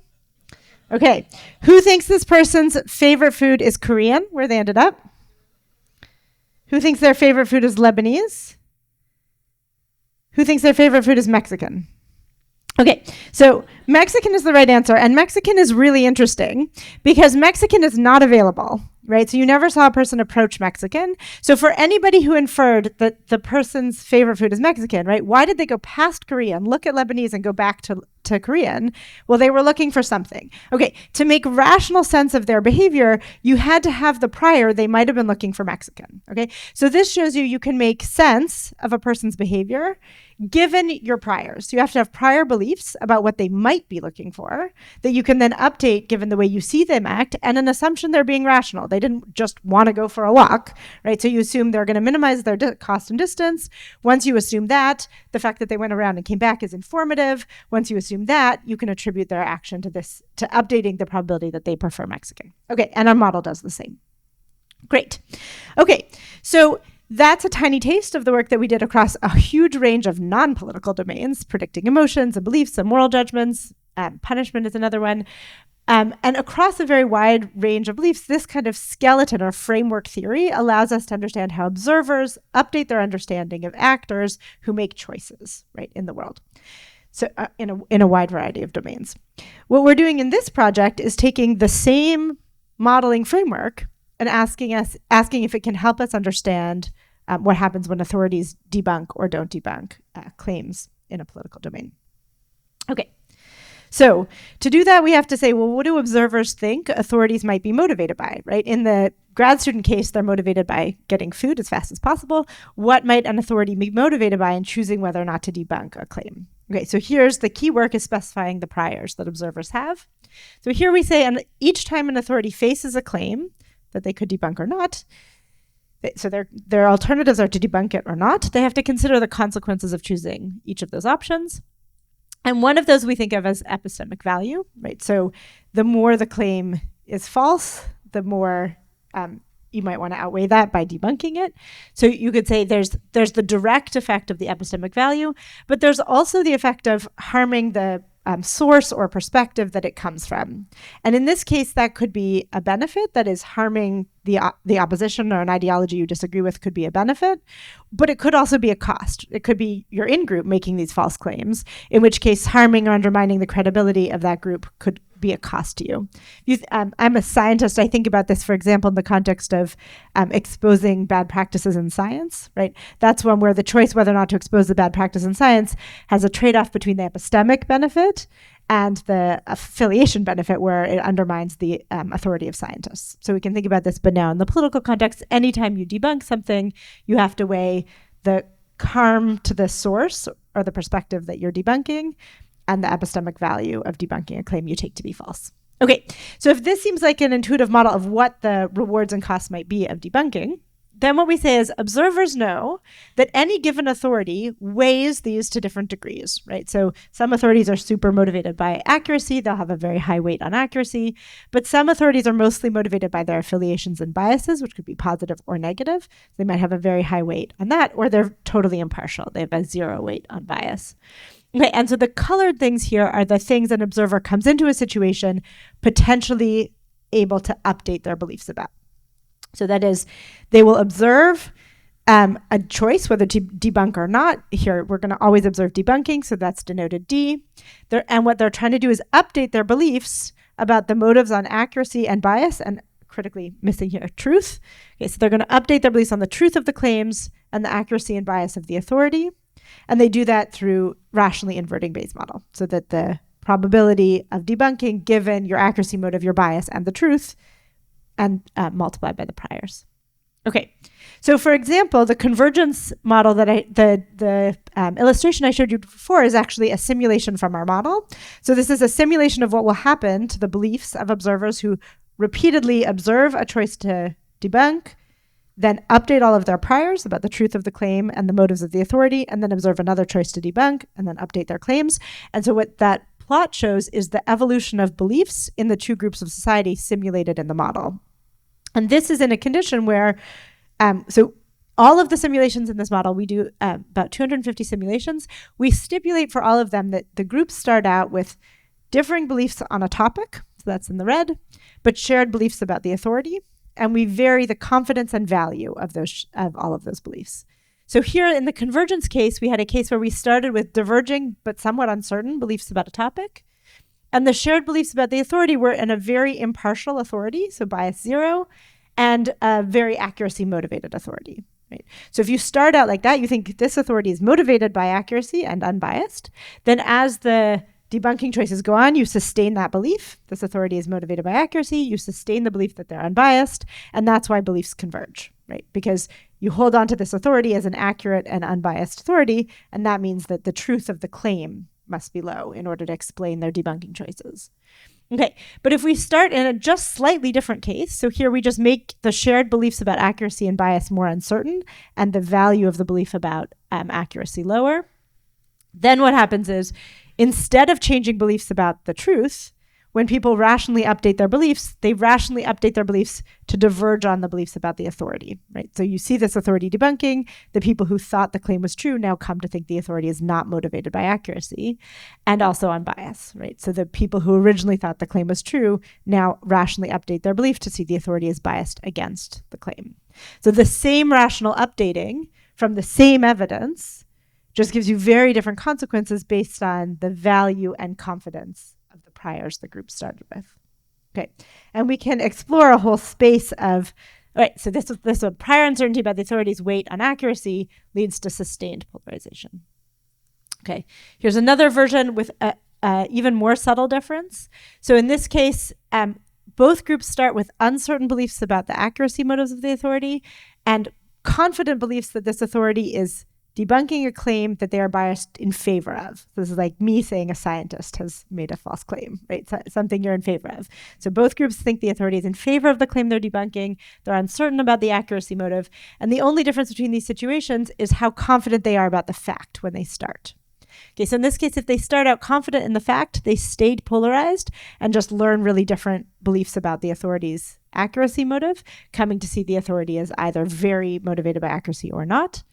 On the other hand, if they started out uncertain about the facts, then the beliefs converge, as do the accuracy motives, and the bias motives stay the same. So really subtle differences in the confidence in one part of this latent space, because of the rational belief updating in the whole generative model, change the belief evolution in other parts of the space. Okay, so here, an authority biased in favor of the debunked view can be the most persuasive authority, is one of the findings in this set of simulations, but only if the initial beliefs are held with some uncertainty, right? Okay. This is the full set of simulations where we vary the parameters of the value and confidence of the shared beliefs about the authority and the differing beliefs about the fact. Just want to point out that all the simulations start in the bottom right-hand corner, where the two groups have different perspectives on the fact, but shared beliefs about the authority. So we always start there. And then we just let beliefs evolve through rational updating. And you can see that sometimes you get just convergence, which you can think of as like the authority's ideal case, right? Beliefs about the authority don't change. All that happens is the difference in beliefs about the fact gets smaller and smaller and smaller. So you can tell that's possible in these simulations. You can also tell it's rare, right? The common thing that happens is not that. And the most common thing that happens is that instead you acquire newly polarized beliefs about the authority. So the thing that everybody used to agree on about the authority's motives is what's now becomes more and more divergent. One consequence of that is it predicts that polarization can jump topics, right? So here we started in a topic where people had different beliefs about the topic but shared beliefs about the authority. We let them learn new beliefs about the authority which diverge. And now we apply the new beliefs about the authority as priors to a domain where people start with uncertain but shared beliefs about a topic. So everybody agrees on this new topic. Okay. And then let them observe debunking by the authority about whom they learned in the first set. Okay. And so in this case, what you end up with is new polarization, which is the red color, in the new domain. And it's as a function of both of the things you learned about the authority. So the more you learned that the authority was not motivated by accuracy, or the more you learned that the authority was biased, the more you will carry those beliefs into a new domain. And now that authority's well-intentioned attempt to debunk false claims in the new domain creates new polarization. All right, so this is our cognitive model of what happens when observers see somebody choose to debunk. So to say, taking this cognitive approach, I think, has some benefits compared to a kind of more standard approach of just stipulating that it will depend on the context.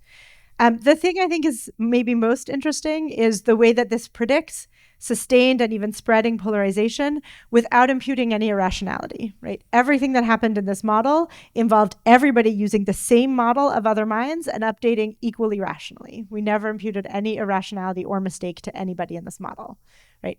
All the polarization that happens rationally. The second thing is it allows us to quantitatively predict the ways in which these belief evolutions will arise in different contexts. But when debunking will reduce polarization, when it will leave it unaffected, when it will cause it to spread into new domains. Again, predicting that. And in particular, a thing I think is particularly valuable about the cognitive model is because of the structure of the generative model, it predicts these joint inferences. The way that you're prior about one aspect of the situation changes your belief updates about a different aspect of the situation, right? So why, for example, thinking the authority is biased in favor of the domain will change whether or not you converge on the topic. Right? So it's the interaction of beliefs that you get out of the causal structure.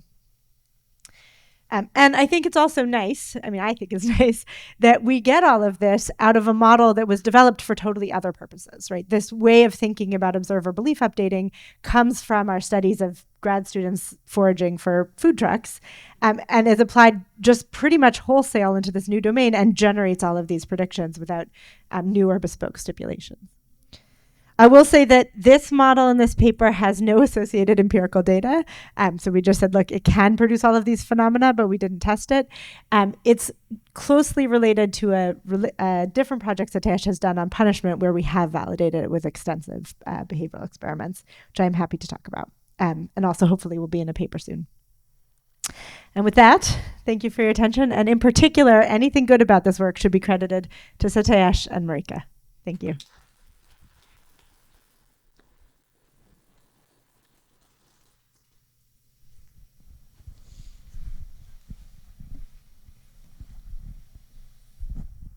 Thanks. This was absolutely captivating. I have one quick question and another bit more, on which I would like to expand on your theoretical model. The first question is more technical, which is, why do you call this an authority and just rather more generically as a source of information? And the second question is concerning the model, not the specific application. Have you tried to apply this learning, this inference model, not to predict the behavior of a single person, but rather of a collectivity, a collective of people? Because I think this model could have very interesting applications into norm learning, for instance, right? So you don't get to see one person, but you can infer the behavior of what's appropriate and what's not. Yeah. Okay. Those are they feel like very deep and potentially infinite questions. So I can start with a little bit. Okay, so by authority, in this work, we mean somebody who can act without creating a reciprocal interaction. So what I mean by that is, if you think about any kind of harmful act, right? If I can do a harmful act and that's the end of the story, so ideally, think about it in a context of punishment or in a context, debunking is like this too. If I can sort of claim this was false and then we stop there, I'm an authority. If I say it's false and then you say I'm wrong and we just go back and forth, right? If we just end up in a kind of retaliatory cycle, I think I'm not an authority. We're just disagreeing. Okay. So I think what happens when you just disagree, it just he said, she said, is different in terms of its inference structure and its implications from what happens when somebody asserts something and observers update their beliefs but can't retaliate equally. Okay, so here I'm interested in cases where, because of some asymmetry of power, this move is kind of definitive. It doesn't have an equal and opposite reaction. And I think that's true both in punishment and in debunking, that it's different if you have enough power in the situation that your move is kind of definitive in some way. Okay, so that's why I'm calling it an authority rather than a source. And I think that applies in real world examples to the way people try to set themselves up as authorities when they go to do debunking, right? They don't just want to be a source, they want to be an authoritative source, right? A kind of last word move. Okay, so that's why I'm calling it an authority, but that might not be standard vocabulary. Again, we're cognitive scientists, so right, we're trying to convey something with it. And then the second question is, what does this have to do with norm learning? So I think it might be very deeply related to norm learning, in the sense that I think this story about how when we see people make choices, we infer what's in their mind, is the underlying mechanism underlying a lot of what's called norm learning. That is, you see people do actions, and what you infer from that is not a description of their actions, but a description of the mental states that cause their actions in terms of their more abstract commitments. Here, the abstract commitment is about truth. Is this claim true or not? In the punishment work, it's about wrongness, right? Are these acts norm violations or not? But otherwise, it's a very structurally similar model that says, based on the actions you choose, what I update is my belief about your belief about wrongness. And under a lot of circumstances, the fact that you think it's wrong will make me think it's wrong, just like the fact that you think it's true will make me think it's true, but not always. And that's critically important in both the debunking model and the punishment model, is that we want to explain why sometimes discovering that this authority is asserting through their act that something is true or wrong leads to updates in the observer's belief about what's true or wrong, and sometimes it doesn't. Thanks.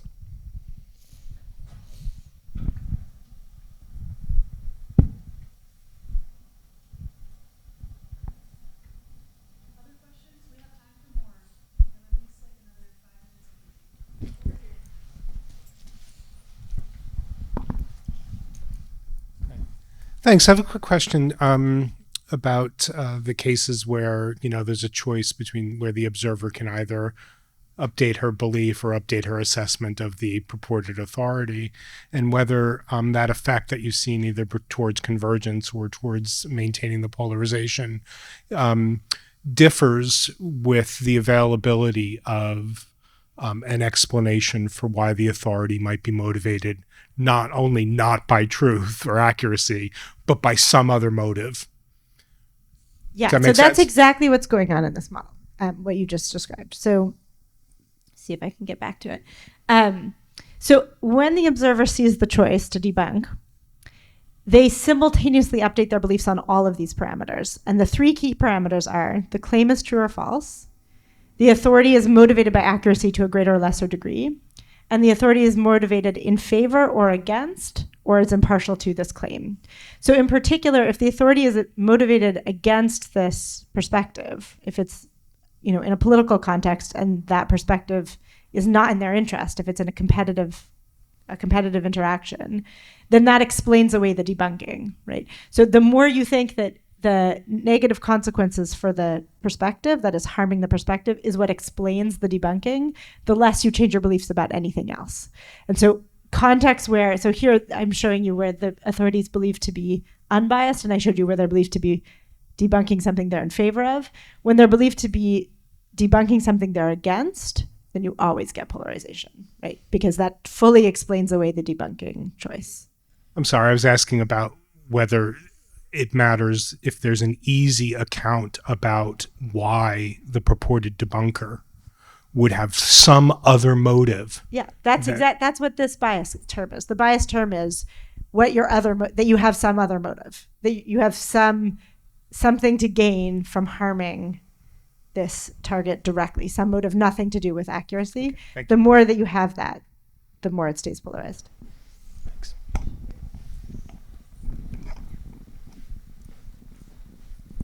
So just one small technical question. So I understand that the uncertainty around 3 parameters, but clearly you start from the same starting point, different simulations, and you end up in different places. So this is another source of uncertainty. Can you speak more about what can get you to converge to different places? Or you're basically moving the parameters what's not in the 2 dimensions that gets you when you show multiple simulations? Yeah. So the simulations. Okay. Yeah. Yeah. So how can you start at the same place? So the simulations, this is plotted in terms of differences. Okay, so the simulations all start with a big difference on perspectives and no difference on the authority. What this doesn't show you is the level and the uncertainty. So each simulation is unique on the level and the uncertainty of each of those beliefs, but they all share a sizable difference on the perspective and no difference on the authority.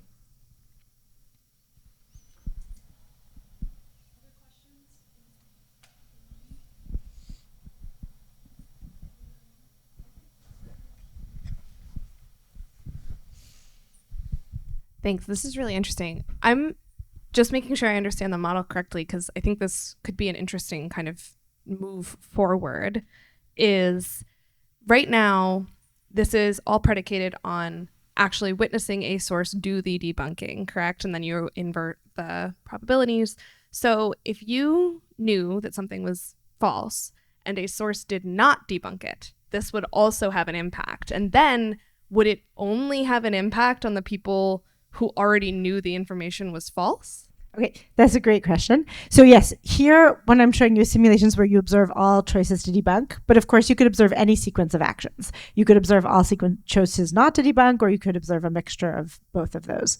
And again, in the punishment context, actually, I think the choice not to punish is incredibly important in authority legitimacy, or undermining authority legitimacy. So in this model right now, the choice to debunk and not to debunk is symmetric. Right? So if you saw 5 choices not to debunk, you would get exactly the same thing, but heading in the opposite direction.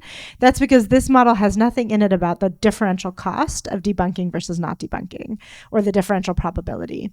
In the real world, probably debunking is less likely than not debunking, because not doing things is kind of generic. And so there's probably an asymmetry related to the baseline probabilities. And again, all of this, because it's Bayesian, starts with the prior probability of the actions. So if you start with a prior that debunking is less likely, then debunking would be more informative than not debunking. Awesome. Thank you.